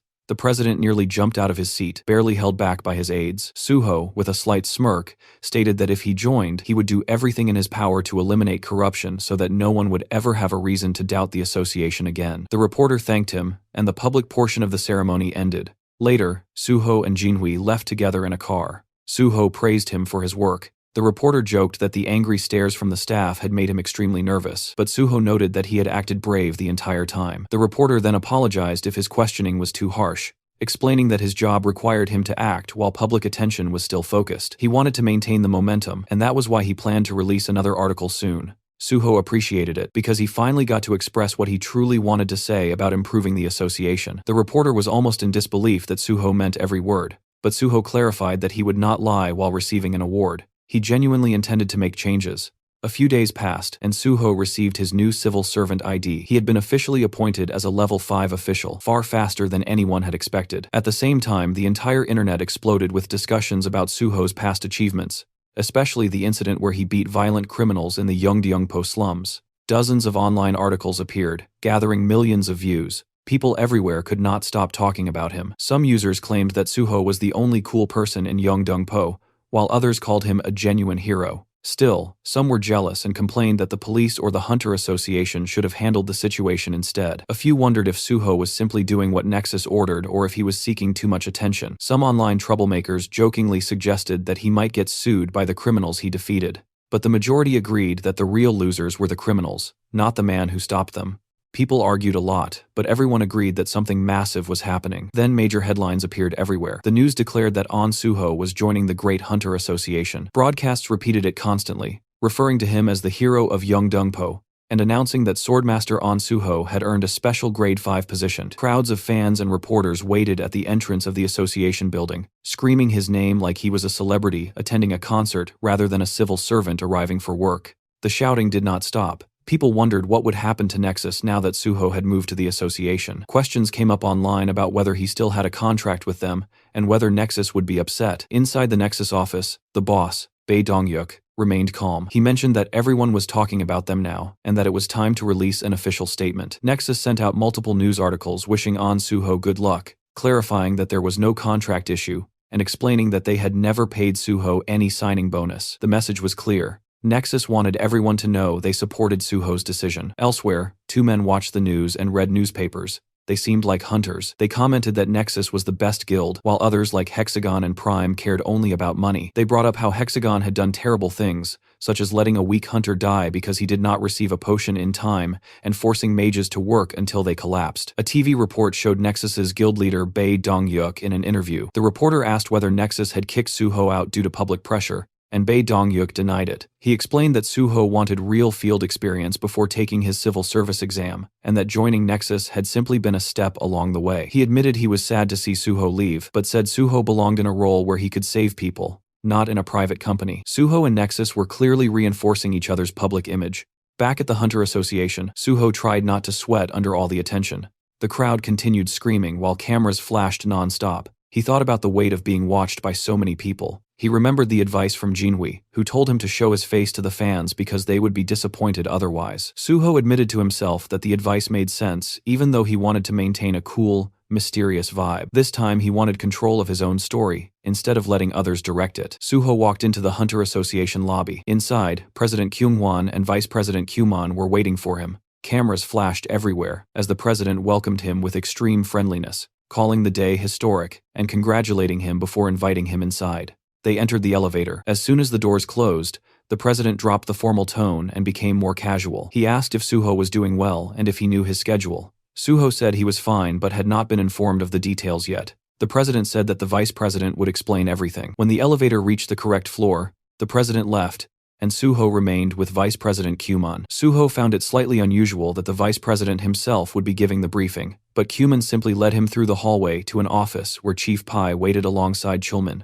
Kyumon explained that these two would guide him and wished him luck. Chief Pai greeted Suho with a big smile, telling him to sit down. He acted extremely friendly and even asked Chulman to get Suho a drink. Suho found it amusing that two people from different departments would both be training him. Chief Pai told Suho to call him senior in private and only use the title chief in official situations. Suho nodded, recognizing how significant that request was, because Chief Pai was known for being strict about titles and reputation. Then, Chief Pai began testing Suho's knowledge about his new job. Suho explained that he knew about the probation period. Normally, a grade 5 officer would train at the HR center before being assigned to a branch office, but because the Hunter Association was unique, Suho would rotate through all departments for 2 or 3 months each. Every department was eager to take in a superstar like him. Chief Pai assured him that after the training, Suho could join the Special Forces Division. Suho remembered the true promise, which was that he would go to the Special Forces instead of the Gate Management Department. He also understood that with so many eyes on him, he had to follow the official process. Chief Pai then introduced Chulman as Suho's overall supervisor. Each department had its own boss, but Chulman would oversee the bigger picture and answer Suho's questions. After Chief Pai left, Suho realized that the man had only come to issue a silent warning to Chulman, not to steal Suho for his own department. Suho found it a bit petty, but let it go. Chulman then explained the training plan. There were 5 departments: Special Forces, Administration, Awakening, Gate, and Resources. Suho already knew and recited what each department handled. Chulman was impressed but believed Suho had probably memorized it from a document. He informed Suho that his first rotation would be in the Awakening department. As they walked toward the department, Suho noted that this meant he would meet Director Lee Wanek, a member of the president's faction, and someone Suho planned to remove later. Chulman continued explaining that every department would have people monitoring Suho and giving him tests, which meant he had to pass everything thrown his way. Still, Chulman remained confidently positive, insisting Suho would do just fine, keeping the cheerful, supportive attitude he always carried. When they arrived at the Awakening department, Suho immediately thought to himself that he would not need his memory abilities for this part. There was one person here no one could ever forget. Inside the office stood Lee Wanek, looking authoritative behind his desk. He stood up immediately to greet them, calling it an honor to have a national superstar like Suho start his first rotation in the department. He also said he would be the one grading Suho's work, and acted overly friendly. Suho's thoughts drifted to what he knew about this man. Wanek was famous inside the association, and had close ties with the chairman. After leaving for another company, rumors circulated that he was involved in human trafficking, but nothing came to light because Kyunghwan had covered it up. Suho believed things might turn out differently this time since he now knew the truth about the past. This place needed to be cleaned from top to bottom. Someone knocked on the door, and Wanek identified the visitor as Jun Sung before calling him in. He introduced him as the officer who would help Suho in the Awakening department. The two shook hands politely, and Jun Sung said he had heard a lot about Suho, and felt amazed to work with someone so popular. Suho behaved humbly, but internally he admitted he had no memory of this man. Everyone below team leader was simply called officer, so it made sense. Junsong tried light-hearted joking, even mentioning that he wanted Suho's autograph later. He then encouraged Suho not to stress about the job, pointing out that Suho already had a clear future destination. Suho pretended not to understand, but Junsong clarified that everyone knew he was headed to the Special Forces Division. Suho realized that Chief Pai had not kept anything secret at all, but he did not mind. Having a powerful person supporting him only made life easier, even if it felt a little awkward to be treated like royalty. Then Junsong handed him a thin folder that he described as the department's quick manual. Normally the manual was massive, but they had created a special, simplified version just for Suho. Connections truly changed everything. He explained that the Awakening Department was divided into two major sections, Awakened Affairs and Non-Awakened Affairs, each with its own teams. Suho would first take a theory test, then complete one field training session with each division. He reassured Suho not to worry, since everything had been prepared in advance. He handed him a business card and said to call if anything unusual happened. After he left, Suho sat down and began reading the manual. Even as a summary, it felt like a lot, but Suho did not feel burdened. He had the library of memories, which worked like a cheat system for his brain. The system activated, and all the information flowed into his mind effortlessly. For him, any memory test was trivial. Around 40 minutes later, Junsong returned and said it was time to begin. He expected the test to take at least 30 minutes, because the questions were designed to be difficult and tricky. But once Suho began, his pen flew across the paper like a machine. Junsong stared in disbelief. Suho finished in 10 minutes and handed in the paper calmly. It was the first time anyone had completed the test that fast. While Suho prepared to leave, Junsong tried showing him the cafeteria, but Suho declined, saying he already had lunch plans. Then Suho made a secret phone call to Chulman. He asked if Chulman was busy, and since he was not, Suho suggested they eat lunch together and asked him not to tell anyone. Chulman agreed enthusiastically. Back in Chulman's office, Junsong entered while the supervisor was ending his phone call. He informed him that Suho had finished the theory test. Chulman was surprised it was already over, but Junsong insisted it was true. They examined the test together and put it into the grading machine with nervous anticipation. The machine displayed a perfect score of 100. Thinking it might be a malfunction, they checked it by hand, but after multiple reviews, the result remained the same. A flawless, perfect score. Junsong nearly lost his mind, saying no one had ever achieved this, especially on their first day. He finally understood why Chief Pai wanted Suho so badly. Chulman could only laugh. He admitted internally that he had hoped to work with Suho first, but Chief Pai's influence was overwhelming. It was hard to compete when Suho performed at that level. Meanwhile, Suho was just yawning casually in the hallway, completely unfazed. None of this meant anything to him. After meeting for lunch, Suho and Chulman sat on a bench beside a vending machine. Suho said that since Chulman treated him to lunch, he wanted to buy the coffee. Then Chulman asked why Suho had suddenly wanted to eat together. Suho explained that he did not know many people in the association yet, and did not want to eat alone. Chulman was the only person he knew well. Chulman joked that if Chief Pai heard that, he would feel a bit hurt, but Suho said he simply wanted a comfortable place to eat, so it could not be helped. After a quiet, comfortable pause, Chulman congratulated him on his perfect score from the morning. He explained that he had graded it immediately, because Junsong kept pestering him. He joked that Suho was insane. He could fight. He entered the association as a special grade 5, and now he turned out to be extremely smart as well. To him, Suho felt like the main character of a story. Suho said it was thanks to the people around him and that he had seen similar tests before. Chulman teased him that too much modesty annoyed others, so Suho laughed and admitted openly that he was amazing. For the first time in a long while, he smiled sincerely. It felt refreshing. Since restarting his life, it felt like he was constantly doing homework, but sitting here drinking coffee with someone he used to be close to brought back memories of simpler days. He remembered when he had almost died from poisoning and thought it was over, but now he promised himself never to fall like that again. He intended to overcome every disaster and reclaim a peaceful life. Suho then asked if Chulman had any tips about working in both the Awakening and Non-Awakening divisions. Chulman began explaining. He asked if Suho knew what the Awakening division did. Suho said, yes, they manage both awakened and non-awakened individuals. Chulman agreed but emphasized that the biggest task was keeping information updated. No one could see an awakened person's status window except the person themselves. They had to personally come in and update their information. If they ignored the deadline, they received fines and eventually jail time after repeated warnings. There was even a specific term for these cases: malignant non-updaters. Managing those troublemakers was their primary job. He continued, explaining that awakened individuals were like superheroes. Some were so durable that bullets could not harm them. Others could disappear as if they had never existed. Every country needed their data updated regularly. It might sound like the association treated them as potential walking disasters, but there was currently no better method. Suho then asked about the non-awakening side. Chulman said it worked similarly. Sometimes people awakened as players and hid it instead of registering, The department had to track down and arrest those unregistered players. Suho already knew all of this, but pretended to be new. After the break, Suho returned to the building, walking beside Jun-sung. The officer asked if Suho enjoyed his meal, and said they would begin work in the awakening department. He congratulated him again for his perfect score, noting that even the director would be pleased. They arrived at an office where a man was waiting. This was Lee Moonho, chief of the awakening section. He greeted them warmly and said he had already heard about Suho's perfect score. He handed him a folder and said he could begin his field training immediately. He wished him luck, and Suho acknowledged it. Walking down the hallway, Shun-sung explained that Suho's first mission involved malignant non-updaters. His task would be to find those troublesome individuals and force them to update their information. He handed Suho a folder labeled Non-Updater List. Suho asked if this was truly the list of people he had to handle, and Jun-sung confirmed it, stating that the list was not very long, so the work should be manageable. But when Suho looked at the list, his expression hardened. He thought the entire thing was ridiculous.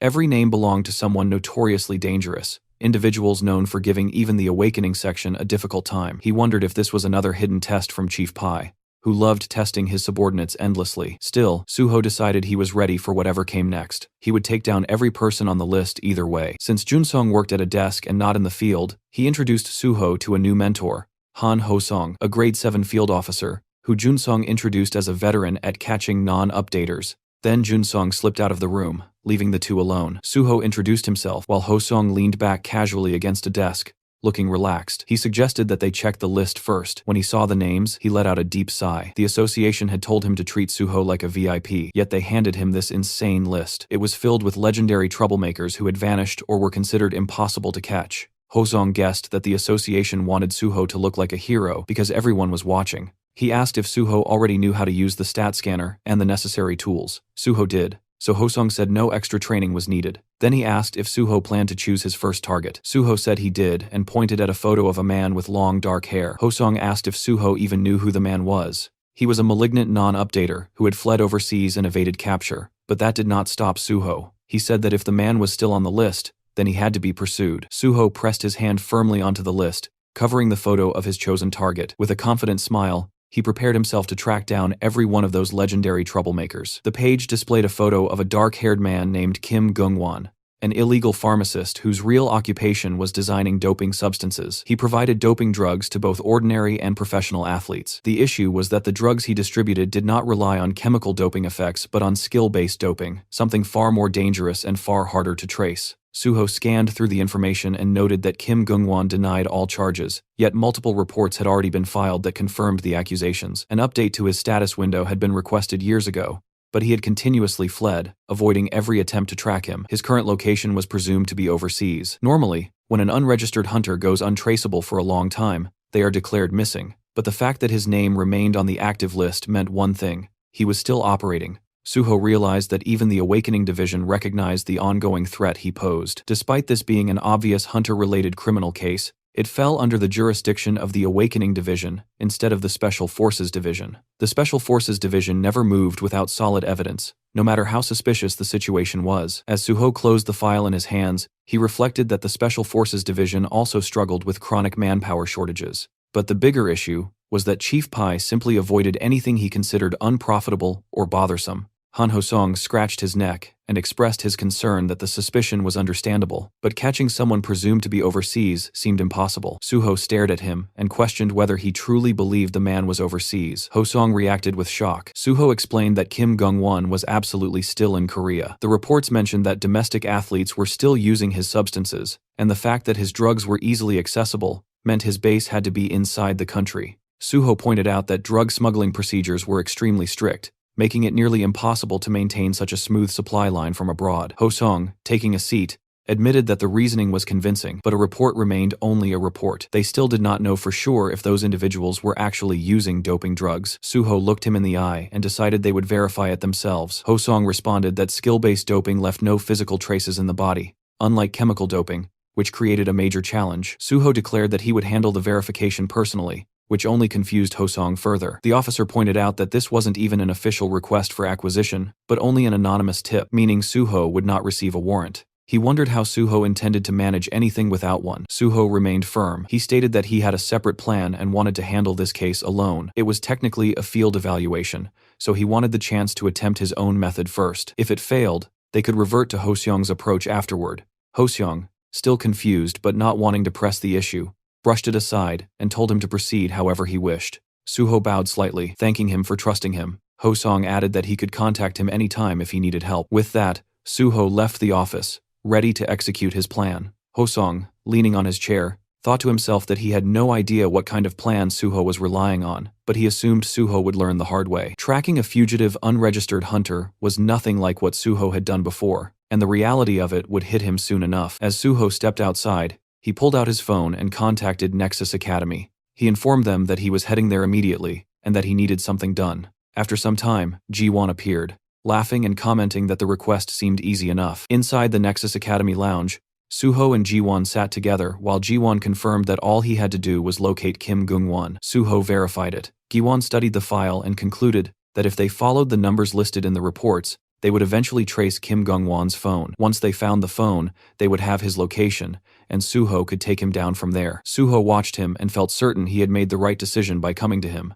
Ji-won, shyly brushing it off, said it was a simple task and asked if they should begin right away. He mentioned that one more person would join them, and that person was Hyungmin from the Banshee team. Ji-won wondered why Hyungmin was involved, but Suho explained that Hyungmin's ability was essential. They would infiltrate a heavily secured phone and extract data from inside it. Now Ji-won understood the purpose. With the plan settled, Suho signaled the start. Sometime later, Ji-won made a phone call pretending to be someone named Kwon Song-min from a telecom base station, asking if the phone belonged to Mr. Hamdeo and advertising a new internet plan. The person on the other end only responded with disinterest and cut the call. Suho observed him and noted how good he was at acting. Ji-won brushed it off and said that since they confirmed the informant's number was legitimate, it was time to move forward. Ji-won activated his digitization skill, and immediately the three of them shrank and entered the smartphone. They landed on the digital screen inside the device, confirming they were in the correct place. Ji-won explained that all they needed to do was find traces of contact or trade records with a drug dealer, and searching text messages or messenger apps would make it quick. They spotted a Telegram icon, recalling that Telegram was commonly used for such illegal trades, so they started there. When Ji-won approached the icon and tried to access it, he realized it was locked, which made him tense. Suho looked at Hyungmin and indicated that he would handle it. Ji-won grew confused and warned that firewalls like this were not easy to break. Suho explained that Ji-won did not know Hyungmin's personal skill. Hyungmin had the ability to create a special doorway capable of bypassing any barrier. His skill was called portal creation. Hyungmin raised his hands as a blue orb formed, and suddenly a door appeared in front of him. Suho understood in that moment that apps like Telegram would normally alert users of hacking attempts, but Hyungmin's ability did not attack the firewall. It created an entrance through it, leaving no trace. It reminded Suho how the Banshee team had carried out terror strikes with precision thanks to Hyungmin. Meanwhile, Ji-won thought about his past struggles, remembering the time he dealt with firewalls through manual labor and sheer effort. Suho,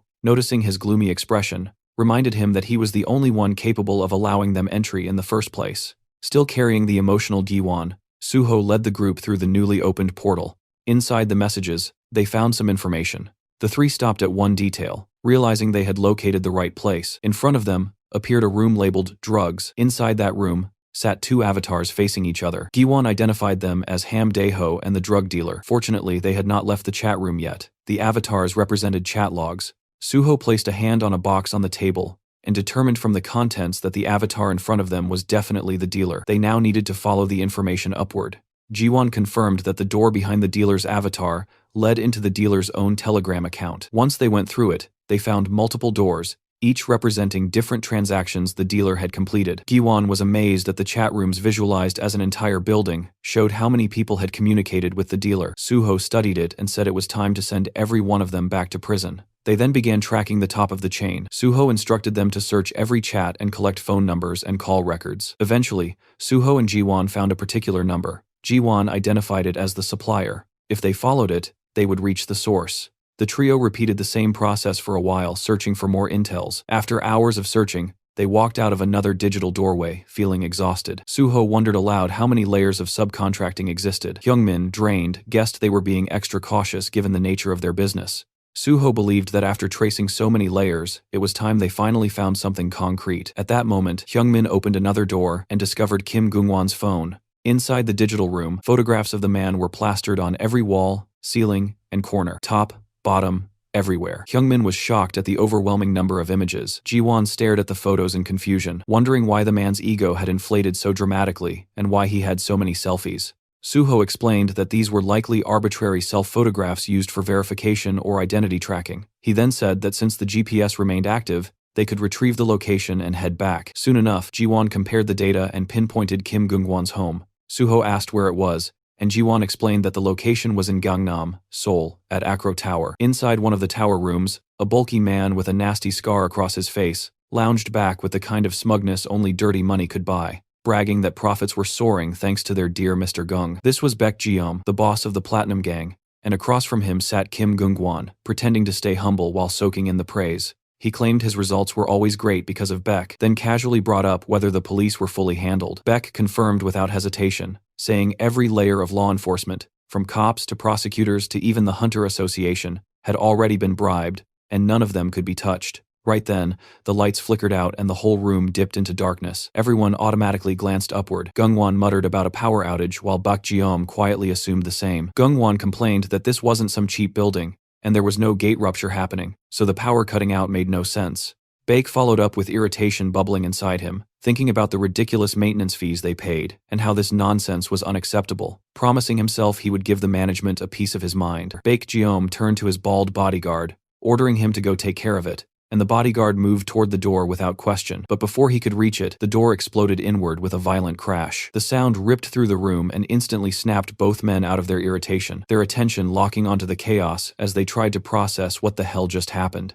The answer walked in on its own. Suho stepped through the broken entrance, gripping the bald bodyguard's head like a piece of trash, slammed it into the floor so hard the skull cracked. With a cold smirk aimed straight at Gungwon, letting the bastard know he had been found, Gungwon froze when he saw Suho, demanding to know who he was, while Baek stood beside him casually puffing on a cigar, commenting that Suho looked familiar. Suho rose to his feet and introduced himself, holding up his ID. He identified himself as An Suho, record updater of the Awakening Department of the Korean Hunter Association, and stated that Kim Gungan had intentionally refused record updates for years. That alone was enough reason for an on-site arrest. Kim Gungwon, terrified and shocked, recognized him as the sword god An Suho. Suho confirmed that identity, scratched his neck, and told him to cooperate obediently. Instead, the men took their fighting stances. Suho looked at their audacity and warned that, if they did not want to die, they should submit. Moments later, the two criminals knelt on the ground with beaten expressions while Suho stood tall in front of them, thanking them for their cooperation. In their minds, the criminals thought he had beaten them one-sidedly, and wondered how that counted as cooperation. Suho then turned to Yeonhwa and thanked her for her EMP ability, which allowed them to enter easily. Yeonhwa blushed and played with her hair, admitting the job had felt so easy and anticlimactic that it seemed like a waste of training time. Hyungmin, standing nearby, revealed that she had skipped training and rushed over excitedly, but before he finished, Yeonhwa elbowed him sharply and reminded him that when the team leader called, she always needed to come running happily. Meanwhile, Suho sat in a chair in front of the criminals and suggested they continue their conversation. He first looked at Kim Gungwon. Taking out the stat measuring device, he remarked equals on its impressive capability. System rules prevented people from seeing each other's status windows directly, but the association could check stats through reaction results based on input values. Officially, the innovation had an accuracy above 70%, but in practice, Suho had extracted 100% accuracy. Kim Gungwon, panicked, thought to himself that Suho had beaten him until the results reached 100%. Suho smiled at him and reminded him that he had even healed him, so there was no reason to look so upset. He repeated that if the measured stats later failed to match what they recorded now, he would die. Faced with that statement, Kim Gungwon desperately agreed. Then Suho focused on Baek Jeom, who had recently risen as a big shot in Gangnam thanks to Kim Gungwon. Suho knew this man needed to be arrested someday, but since today was only an on-site assessment, it would be difficult. Still, he could not pretend he had not seen him standing right there. Suho looked at him and addressed him as Baek Jeom, pointing out that the man had said something unclear earlier. Baek Jeom asked what he meant. Suho continued, stating that Baek Jeom had bribed the police, prosecutors, and the Korean Hunter Association. The sudden accusation left Baek Jeong trembling, as Suho pressed for more details, specifically wanting to know who inside the Korean Hunter Association was involved. Suho placed a hand on Baek Jeong's shoulder and warned him to refrain from actions that caused misunderstandings, or he would die. The cold tone made Baek Jeong in fear and promise understanding. From the sidelines, Yeonhwa and Hyungmin watched the scene unfold. Yeonhwa commented that it brought back memories, and that it had been very scary back then, while Hyungmin admitted he never expected Suho to become someone he respected this much. Meanwhile, Baek Jeong confessed that he had bribed Park Kyuman, the vice president of the Korean Hunter Association, Suho asked if it was just one person. Baek Jeom cried as he insisted it was only him and begged Suho to believe him. Suho looked at him and sensed he was not lying. He then wondered whether Park Kyuman knew nothing about the awakening and non-awakening assessments. If Park Kyuman had known, he would have removed anyone connected to him from the list or given special instructions to protect them. This meant someone had targeted Park Kyuman. It would not have been Section Chief Lee Munho, the one who had provided the list, but the mere fact that Lee Munho assigned the evaluation task meant someone higher had pressured him, someone above Park Kyuman or on equal footing. The possible candidates narrowed down to Chairman Jang Kyungwon and Special Unit Chief Pai Sung-yeol. To Chairman Jang Kyungwon, Park Kyuman was like a tongue in his own mouth, so he had no reason to harm him. Pai Sung-yeol's official rank was lower than Park Kyuman's, but most people said his internal power was far greater. Suho concluded that the most likely suspect was Pai Sung-yeol. According to his memories, he didn't remember that the vice president and Chief P were on bad terms, and he decided he would have to watch carefully. If Kim Gungwon were captured, either Pai Sung-yeol or Park Kyuman would react. Suho grabbed Kim Gungwon by the collar and told him he would come with him, while telling Baek Jeom that he would be seeing him again and intentionally refraining from arresting him at that moment. That statement confused Baek Jeom. Suho warned him to take care because he would return. With that, Suho and the Banshee team left the luxurious room, leaving the busted-up Baek Jeom in complete confusion. After some time, when Suho returned to the association, he found Senior Ho-song dozing on a sofa. As soon as he noticed Suho, he yawned and asked if Suho had found Kim Gungwon, clearly assuming Suho had failed. But when Suho confirmed that he had found him, Ho-song became confused. He struggled to believe it, so Suho repeated the update, saying he had located Kim Gungwon, updated his status window information, and placed him in the interrogation room. Ho-song was still rattled, as Suho told him to follow so they could check on him. Later, Ho-song and Suho stood behind a window, watching Kim Gungwon sit inside the interrogation room while someone questioned him. Ho-song thought about how this vicious S-class problem case had evaded capture for years, yet Suho had caught him in one day, or rather in just a few hours. The criminal was even cooperating peacefully. Ho-song's gaze shifted to the stat measuring device, and he thought about how the machine normally produced only 70% accuracy, yet this time the results had come out nearly identical to the real stats. He looked at Suho and marveled that something so notoriously difficult had been handled so effortlessly, as if Suho had taken a simple stroll. Suho then said the charges were proven and that they could hand Kim Gungwon over to the Special Forces Department immediately. Ho-song nodded. Still confused, he asked how Suho managed to catch him. Suho, wearing a straight expression and not even looking at him, said he simply asked around here and there and got lucky. He then asked if he could bring in the remaining non-updaters too. Ho-song agreed and suggested they go together, but Suho suddenly turned, saying he wanted to catch all of them himself and earn the highest evaluation. The sudden declaration caught Ho-song off guard. Suho bowed slightly and said he would ask for help if needed, but asked Ho-song to focus on transferring Kim Gungwon to the Special Forces Department. As Suho walked away, the sloppy 7th grade officer remained standing alone and simply responded with an okay in confusion. A few days later, chatter filled the office. Someone mentioned intern An Suho and said stories about him catching all the vicious non-updaters were spreading everywhere. People wondered how he managed to complete in 2 days what even pro-awakeners could not. They said the real sword god was also the real squad god, and the work class difference was overwhelming. But they also wondered if the awakening department would now receive all the blame. Someone said the department might start hating intern An Suho for this. Inside the awakening department, everyone cheered Suho's name loudly, calling him sword god over and over. These workers had been scolded endlessly because of those S-class problem cases, but hearing praise even once felt 1,000 times better than constant criticism. They shouted their love for Suho. A woman in the office asked him not to leave and begged him to work there forever. She admitted she never said things like this, but had never seen talent like his. A senior employee with shining eyes declared he had even joined Suho's fan club and told others to call him Suho Priest, all while holding a poster with Suho's face on it. As Suho is leaving with documents in his hands, his colleagues cried out for him not to go. Suho thanked them, but reminded them he needed to finish his work with the awakening department first. Soon after, he received a call. The name on the screen belonged to Pai Sung-yeol. Chief Pai, while looking at documents, asked Suho if he was busy and told him to come see him if he had a moment. Suho realized instantly that the bite he had been waiting for had finally arrived. Inside Chief Pai's office, Chief Pai handed a can of Coke to Suho and commented that Suho's performance in the awakening department had been impressive. Suho responded modestly, saying that it was nothing. Chief Pai sat down and questioned him, wondering how Suho could call it nothing when he always produced results far beyond expectations. Suho thanked him. Chief Pai then asked whether the first person he caught was Kim Gungwon. Suho confirmed it. Taking a sip of Coke with a smirk, Chief Pai pointed out that if Suho had only seen Kim Gungwon, Suho realized immediately that things were happening exactly as expected, and that Chief Pai already knew everything. That made everything simpler. Suho revealed that he had also seen Baek Jeom. Chief Pai then asked why he had let him go. Suho explained that he believed the man was too big for him to handle. Chief Pai asked why Suho spoke, as if he already understood what he was implying. Suho clarified that he assumed Chief Pai was referring to Baek Jeom's connections. Chief Pai confirmed it. He then asked Suho to explain why he had not reported back right away. Suho said he waited because he had no justification to report. Chief Pai wanted to know what kind of justification. Suho clarified that he planned to join the Special Forces unit, but since Chief Pai's name had not been mentioned yet, reporting prematurely would have looked like overstepping. Suho assumed that if he waited, either Chief Pai or the vice president of the association would call for him.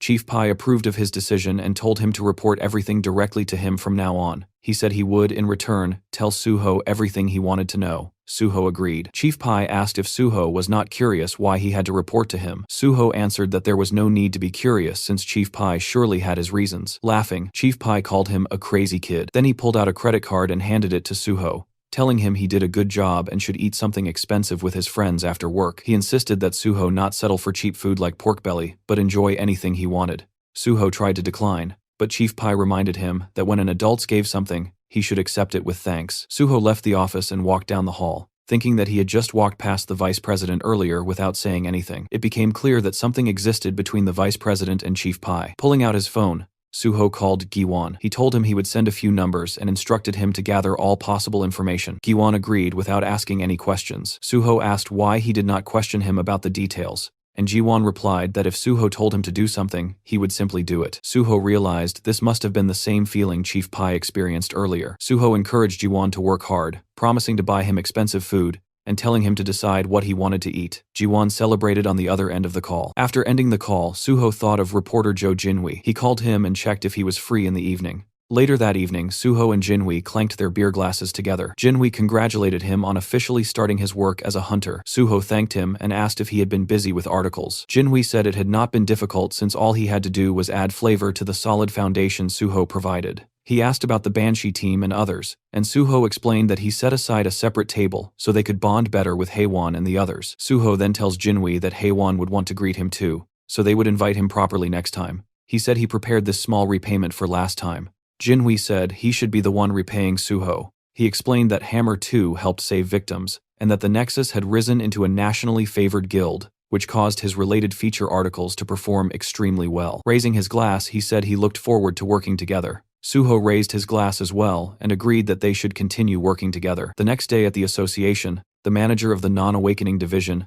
Lee Se-hyun, greeted Suho with cheerful energy. She told him she had heard about his impressive achievements and was happy to welcome him to the non-awakening division. Seeing his modest expression, she reminded him not to be too modest because it did not look good. She asked if he knew what the division handled. Suho replied that they searched for unregistered hunters. She confirmed it and told him that it would be as difficult as finding a needle in the desert. She said he should not aim for more or less, but just find exactly one person to complete his field evaluation. Suho said he would find one quickly. She handed him a blue file labeled unregistered and said she liked his confidence. She informed him that Officer Eom would guide him through the details. She told him to do his best. After some time, as Suho went through the reports she had given him, he decided to review the documents he received earlier from Eom Jun-sung. He found them to be only scattered reports. He thought about the fact that there was no way to identify an unregistered hunter unless the person confessed. Unless their level had increased noticeably, they were indistinguishable from normal people. Hunter registration existed to prevent unexpected incidents, but some people avoided it because they disliked having awakened, especially when certain jobs could only be taken by non-awakened individuals. Athletes were a prime example. Then someone called out to Suho. It was Jo Song-gil, an investigator for unregistered hunters. He said he heard about Suho's record-breaking achievements in the Awakening Division. He mentioned that his colleague Han Ho-song had praised Suho endlessly, so he was looking forward to meeting him. Suho responded politely. The officer asked whether Suho intended to handle this assignment alone. Suho said he would try alone first. Turning away, the officer told him to contact him if he got stuck, and Suho realized the man had simply come to dump all the work on him. Suho decided to meet the first person he had marked for evaluation. Somewhere else, a dartboard was filled with perfectly centered arrows. A blonde boy named Park Gung had shot all of them. People behind him praised his skill, saying that his abilities never disappointed. Another person commented that he would likely win the upcoming tournament again. Someone else noted that the first place prize money would be large, and they felt jealous. Two other students approached Park Gung. A girl invited him to go to karaoke with them after a long time, but Park Gung said he needed to help his mother at the shop, telling them to go without him. The black-haired boy complained that even on the day before the tournament, when practice ended early, he still had responsibilities. Park Gung apologized, saying they would go next time. Later, he arrived at the restaurant and announced he was home. Inside, he saw an officer eating. It was Suho, casually eating fancy dishes. The boy immediately recognized him as the sword god, but his mother shushed him, reminding him quietly not to bother customers. The boy agreed, and his mother asked why he was home early when it was still training time. He explained that practice ended early because the tournament was tomorrow. She asked why he did not hang out with friends, but he tied on an apron and said he could not leave her working alone. He then asked whether he could take care of the sword god's bill if it had not been paid yet. She agreed. When Suho asked for the bill, the boy said it was 10,000 won and asked if he wanted a receipt. Suho declined and addressed him by name. The boy froze, shocked that Suho knew who he was. Suho revealed that he was from the Korean Hunter Association's non-awakening department. The mention of the non-awakening department made the boy's face turn pale. He immediately began stepping back and apologized, saying he was busy and had no time. Suho told him it would only take a moment, but the boy bolted out of the restaurant, apologizing as he ran. His mother watched him leave, wondering why he was acting that way. In an alley, the boy slumped to the ground. A system window hovered before him, asking if he wanted to pursue his power. The boy stared at it miserably, wondering why this had to happen now of all times.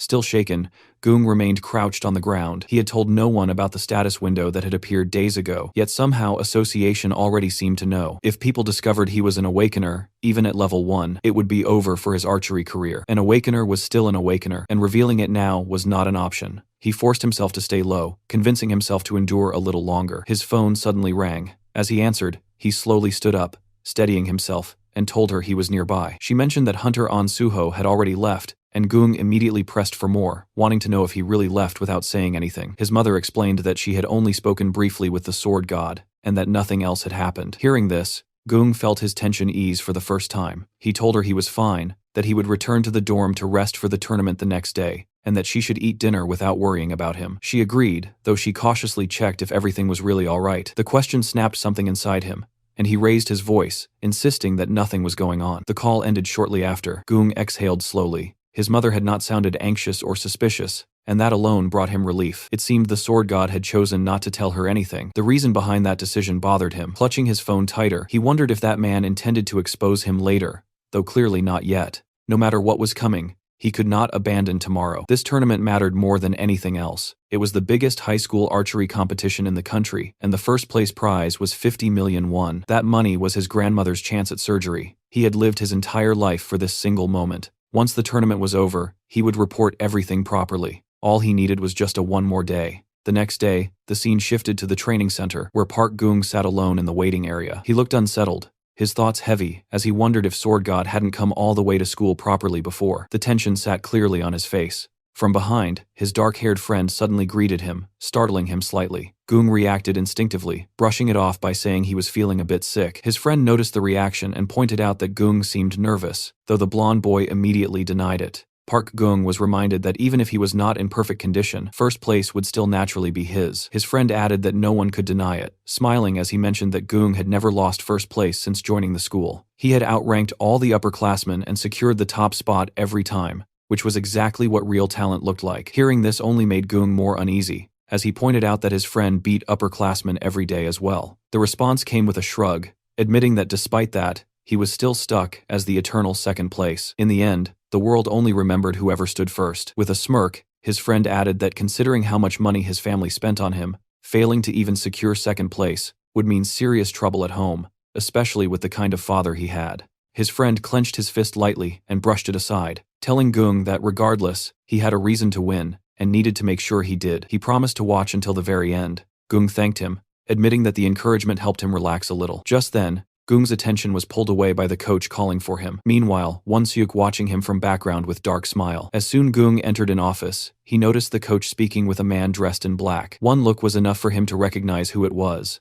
The man standing there was none other than An Suho himself. Gung immediately wondered why he was here. Fear crept in fast, sweat forming as he realized the officer might have come to take him away. The coach excused himself, saying he would leave so the two could speak comfortably. Once alone, Suho addressed Park Gung and brought up where he had gone the previous day. The question made Gung stumble over himself, unable to respond properly. Suho then asked the boy if he is awakened, and the words hit Gung like a hammer. His fear intensified, his thoughts spiraling as he wondered whether he should tell the truth or lie. The tournament was right around the corner, and even just participating meant victory for him. He needed the prize money for his grandmother's surgery. There was no other way he could earn such a large amount outside of archery. Just this once, he wanted to hold on. Suho placed a firm hand on Boy's shoulder, emphasizing the seriousness of the matter and asking for honesty. Still trembling, Gung finally admitted the truth and confessed that he was awakened. Suho's expression softened into a smile as he thanked him for being honest. Then, without hesitation, he stated that they would report the awakening immediately and that Gung would have to withdraw from the tournament. He assured him that he could make sure the coach and others would not hear about it. The words left Gung completely stunned. Desperation overtook him as he pleaded, telling how he had not even chosen a class yet and was still only level 1. However, Suho's response was cold and firm.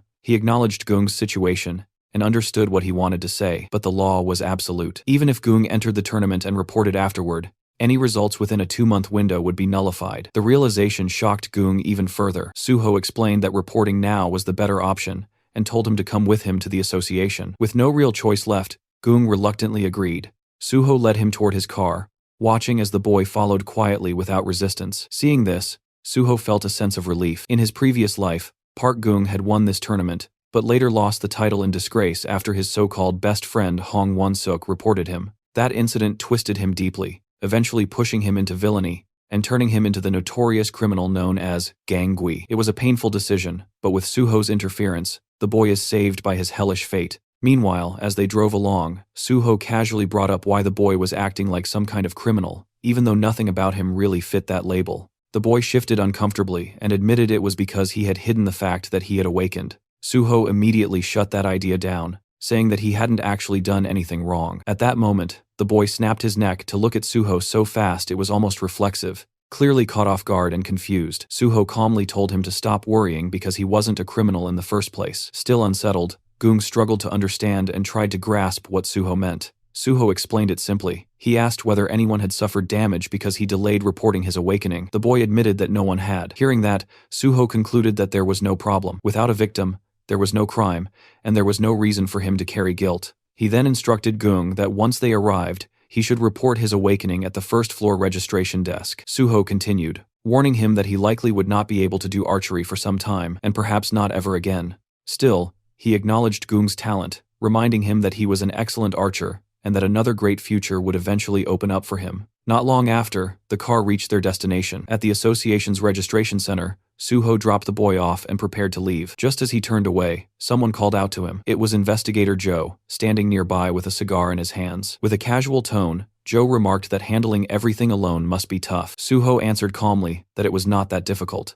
A faint smile crossed his face as he added that he had only just begun. Joe echoed the words, noting that if Suho was only beginning, then there was no need for his help. Suho responded with a polite bow, assuring him that he was fine, and then took his leave. As Suho walked away, he made a call to Jinhui and asked if he had some time to talk. Behind him, Investigator Joe let out a quiet sigh. Watching Suho's back, he muttered that the man was clearly having a hard time, though his pride kept it well hidden. Soon after, the boy reached the reception desk. The woman there informed him that his player registration card was ready, and he thanked her as he accepted it. Staring down at the card in his hand, a heavy thought settled in. He realized he could never return to being an ordinary person again. Closing his eyes, he reflected on the past few days and felt an unexpected sense of relief despite having lied during that time. He decided that the first thing he needed to do was tell his mother the truth. He tried calling her repeatedly, but even after 8 attempts, there was no answer. Worry crept in fast, and the fear that something might have happened to her. He rushed toward their small restaurant, his heart pounding, only to be met by a large crowd gathered outside. As he stepped inside,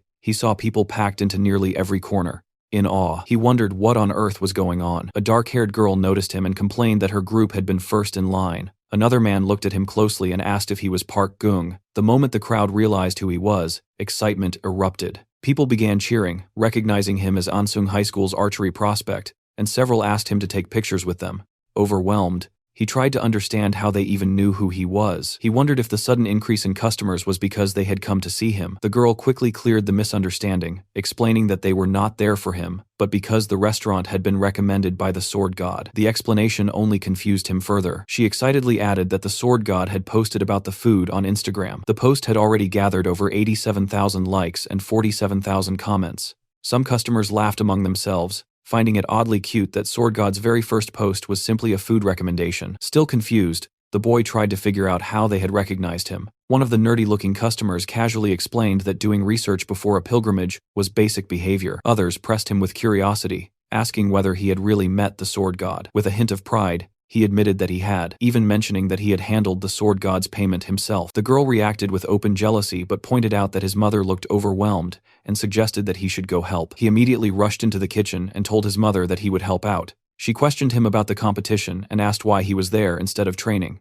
Tying on an apron, he brushed it aside, saying they could talk later and that he should start cleaning first. Outside, customers excitedly stared at the special Sword God menu, commenting on how humble and cute it felt to see the Sword God eating simple snack food. The entire day passed with him serving customers non-stop. By evening, exhaustion finally caught up to him. He leaned against the counter, drained, and remarked that since the restaurant had opened, this had been the busiest day they had ever experienced. His mother, still bewildered, commented on the sudden chaos and then asked again why he was there instead of at the competition. Before he could answer, someone outside called out, asking if the restaurant was open. His mother turned and apologized, explaining that they were closed for the day because they had run out of ingredients. The man replied that he was not a customer. He introduced himself as Jo Jae-in-hui, a reporter from PBS, and said he would like to interview Park Gung if he had a moment. The boy stood there confused, wondering if the man truly wanted to meet him. The reporter confirmed it, explaining that they had received a tip. According to that information, Park Gung had withdrawn from a major competition after honestly reporting that he had become an awakened person. The words hit hard. His mother froze in shock, struggling to understand what an awakened person's honesty report even meant, and questions what was really going on. The scene shifted to the archery training ground, where Coach patting Won-suk, offering a few words of encouragement. The boy responded confidently, stating that he would do his best for the competition. Once the coach walked away, his thoughts immediately turned sharp and bitter. He had not expected Park Gung to make the first move. Originally, Won-suk had planned to report Gung's awakening right after winning the competition, intending to crush his future. He thinks, the higher someone climbed, the harder they were meant to fall. But now that Gung had withdrawn from the match entirely, everything changed. This unexpected move made Won-suk debut much earlier than planned. A few days earlier, he had overheard Gung muttering to himself about awakening, and that memory burned deeply. Jealousy had always lingered inside him. It finally made sense why that beggar kid had been shooting so unnaturally well. The thought that Gung had deceived him and tried to block his future filled him with resentment. But now, his eyesore is gone. This was his time. He would win the competition and prove himself to everyone. As he began training, whispers spread around the field. People quietly remarked on how perfectly he was releasing the bow, even claiming it looked better than Gung's technique. The praise fed directly into his confidence, twisting it into greed. Thinking himself as the true bow god, his focus suddenly broke when he overheard people talking about an official who had arrived. That official was none other than An Suho. Confusion spread among the crowd as they wondered why the sword god was here. Suho approached Won-seok directly and addressed him by name, asking him to come along to the association. Won-seok was caught off guard and demanded an explanation. Suho replied that it was not something to be discussed publicly, and explained that Won-seok was scheduled for an investigation that would take about a day. Anger surged as Won-seok snapped, refusing outright, questioning why an investigation was suddenly happening now. Suho remained calm and stated that everything would be explained on the way. Won-seok's frustration exploded as he flatly refused again, insisting that he could not go and asking whether Suho himself would agree if he were in the same position. That was when Suho revealed the reason. He mentioned Won-seok's older brother, Hong Dong-seok. Just hearing that name drained the color from Won-seok's face. Suho explained that Dong-seok was currently under investigation for draft dodging involving a fake awakening report. Because of that, all family members were required to undergo awakening verification as well. The case involved many people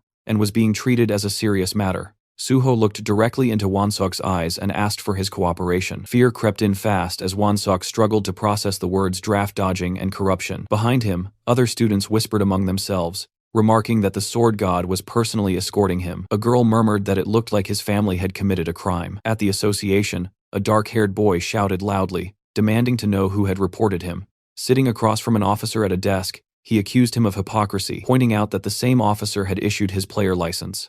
The officer warned him that continued refusal to cooperate would only make things worse. At that moment, Suho arrived, bringing Wonseok along. Watching the situation unfold, Suho reflected that he had caught everyone he could remember being tied to the draft fraud, and now everything was exploding at once. The moment Wonseok saw his brother, his restraint shattered. He struck him instantly, knocking him to the ground, unleashing his rage as he blamed him for ruining his competition and spat insults at him. Observing the scene, Suho thought about how distorted they all seemed. Investigator Joe rushed over to Suho, asking for help. Suho replied calmly that interns were not allowed to perform official duties and that he was currently busy and undergoing field evaluation. Joe protested, but was suddenly called away by his superior and had to leave. Watching him go, Suho thought that he had already spoon-fed them more than enough and wondered how much more they expected from him. Not long after, he arrived at a PC cafe. Looking around, he noted how old it felt. The place still allowed indoor smoking, had no customers, and carried an atmosphere frozen in time. After the cataclysm and the rise of virtual reality, the online gaming industry had collapsed rapidly. PC games that relied only on monitors had no chance against VR games. It surprised Suho that this place was still operating at all. His attention shifted to a gray-haired man seated nearby. Instantly, Suho realized he had finally found him. He took the seat beside him and opened the game OPS. The gray-haired man noticed and commented on seeing someone play OPS after such a long time. Suho admitted that returning to the game after so long was not easy. The man found it amusing and remarked that Ops was practically a dead game, so having even one more player felt nice. He suggested playing together and asked Suho to add him as a friend under the name Railgun. Suho recognized the name immediately and realized he was sitting next to the #1 ranked OPS player. The man confirmed it casually. Suho expressed his respect and appreciation. Feeling generous, the man stood up and offered to buy Suho something to eat, explaining that he worked there and could give him plenty. As he browsed the shelves, he asked what Suho wanted. Before he could pick anything, Suho asked him if his name was Kim Gyum. The reaction was instant. The gray-haired man froze in shock, fear flashing across his face as he turned to face Suho and confirmed his name. Suho calmly removed his identification card and revealed his affiliation with the Korean Hunter Association's Non-Awakening Inspection Division. Fixing his gaze on the man, Suho asked him to show his ID.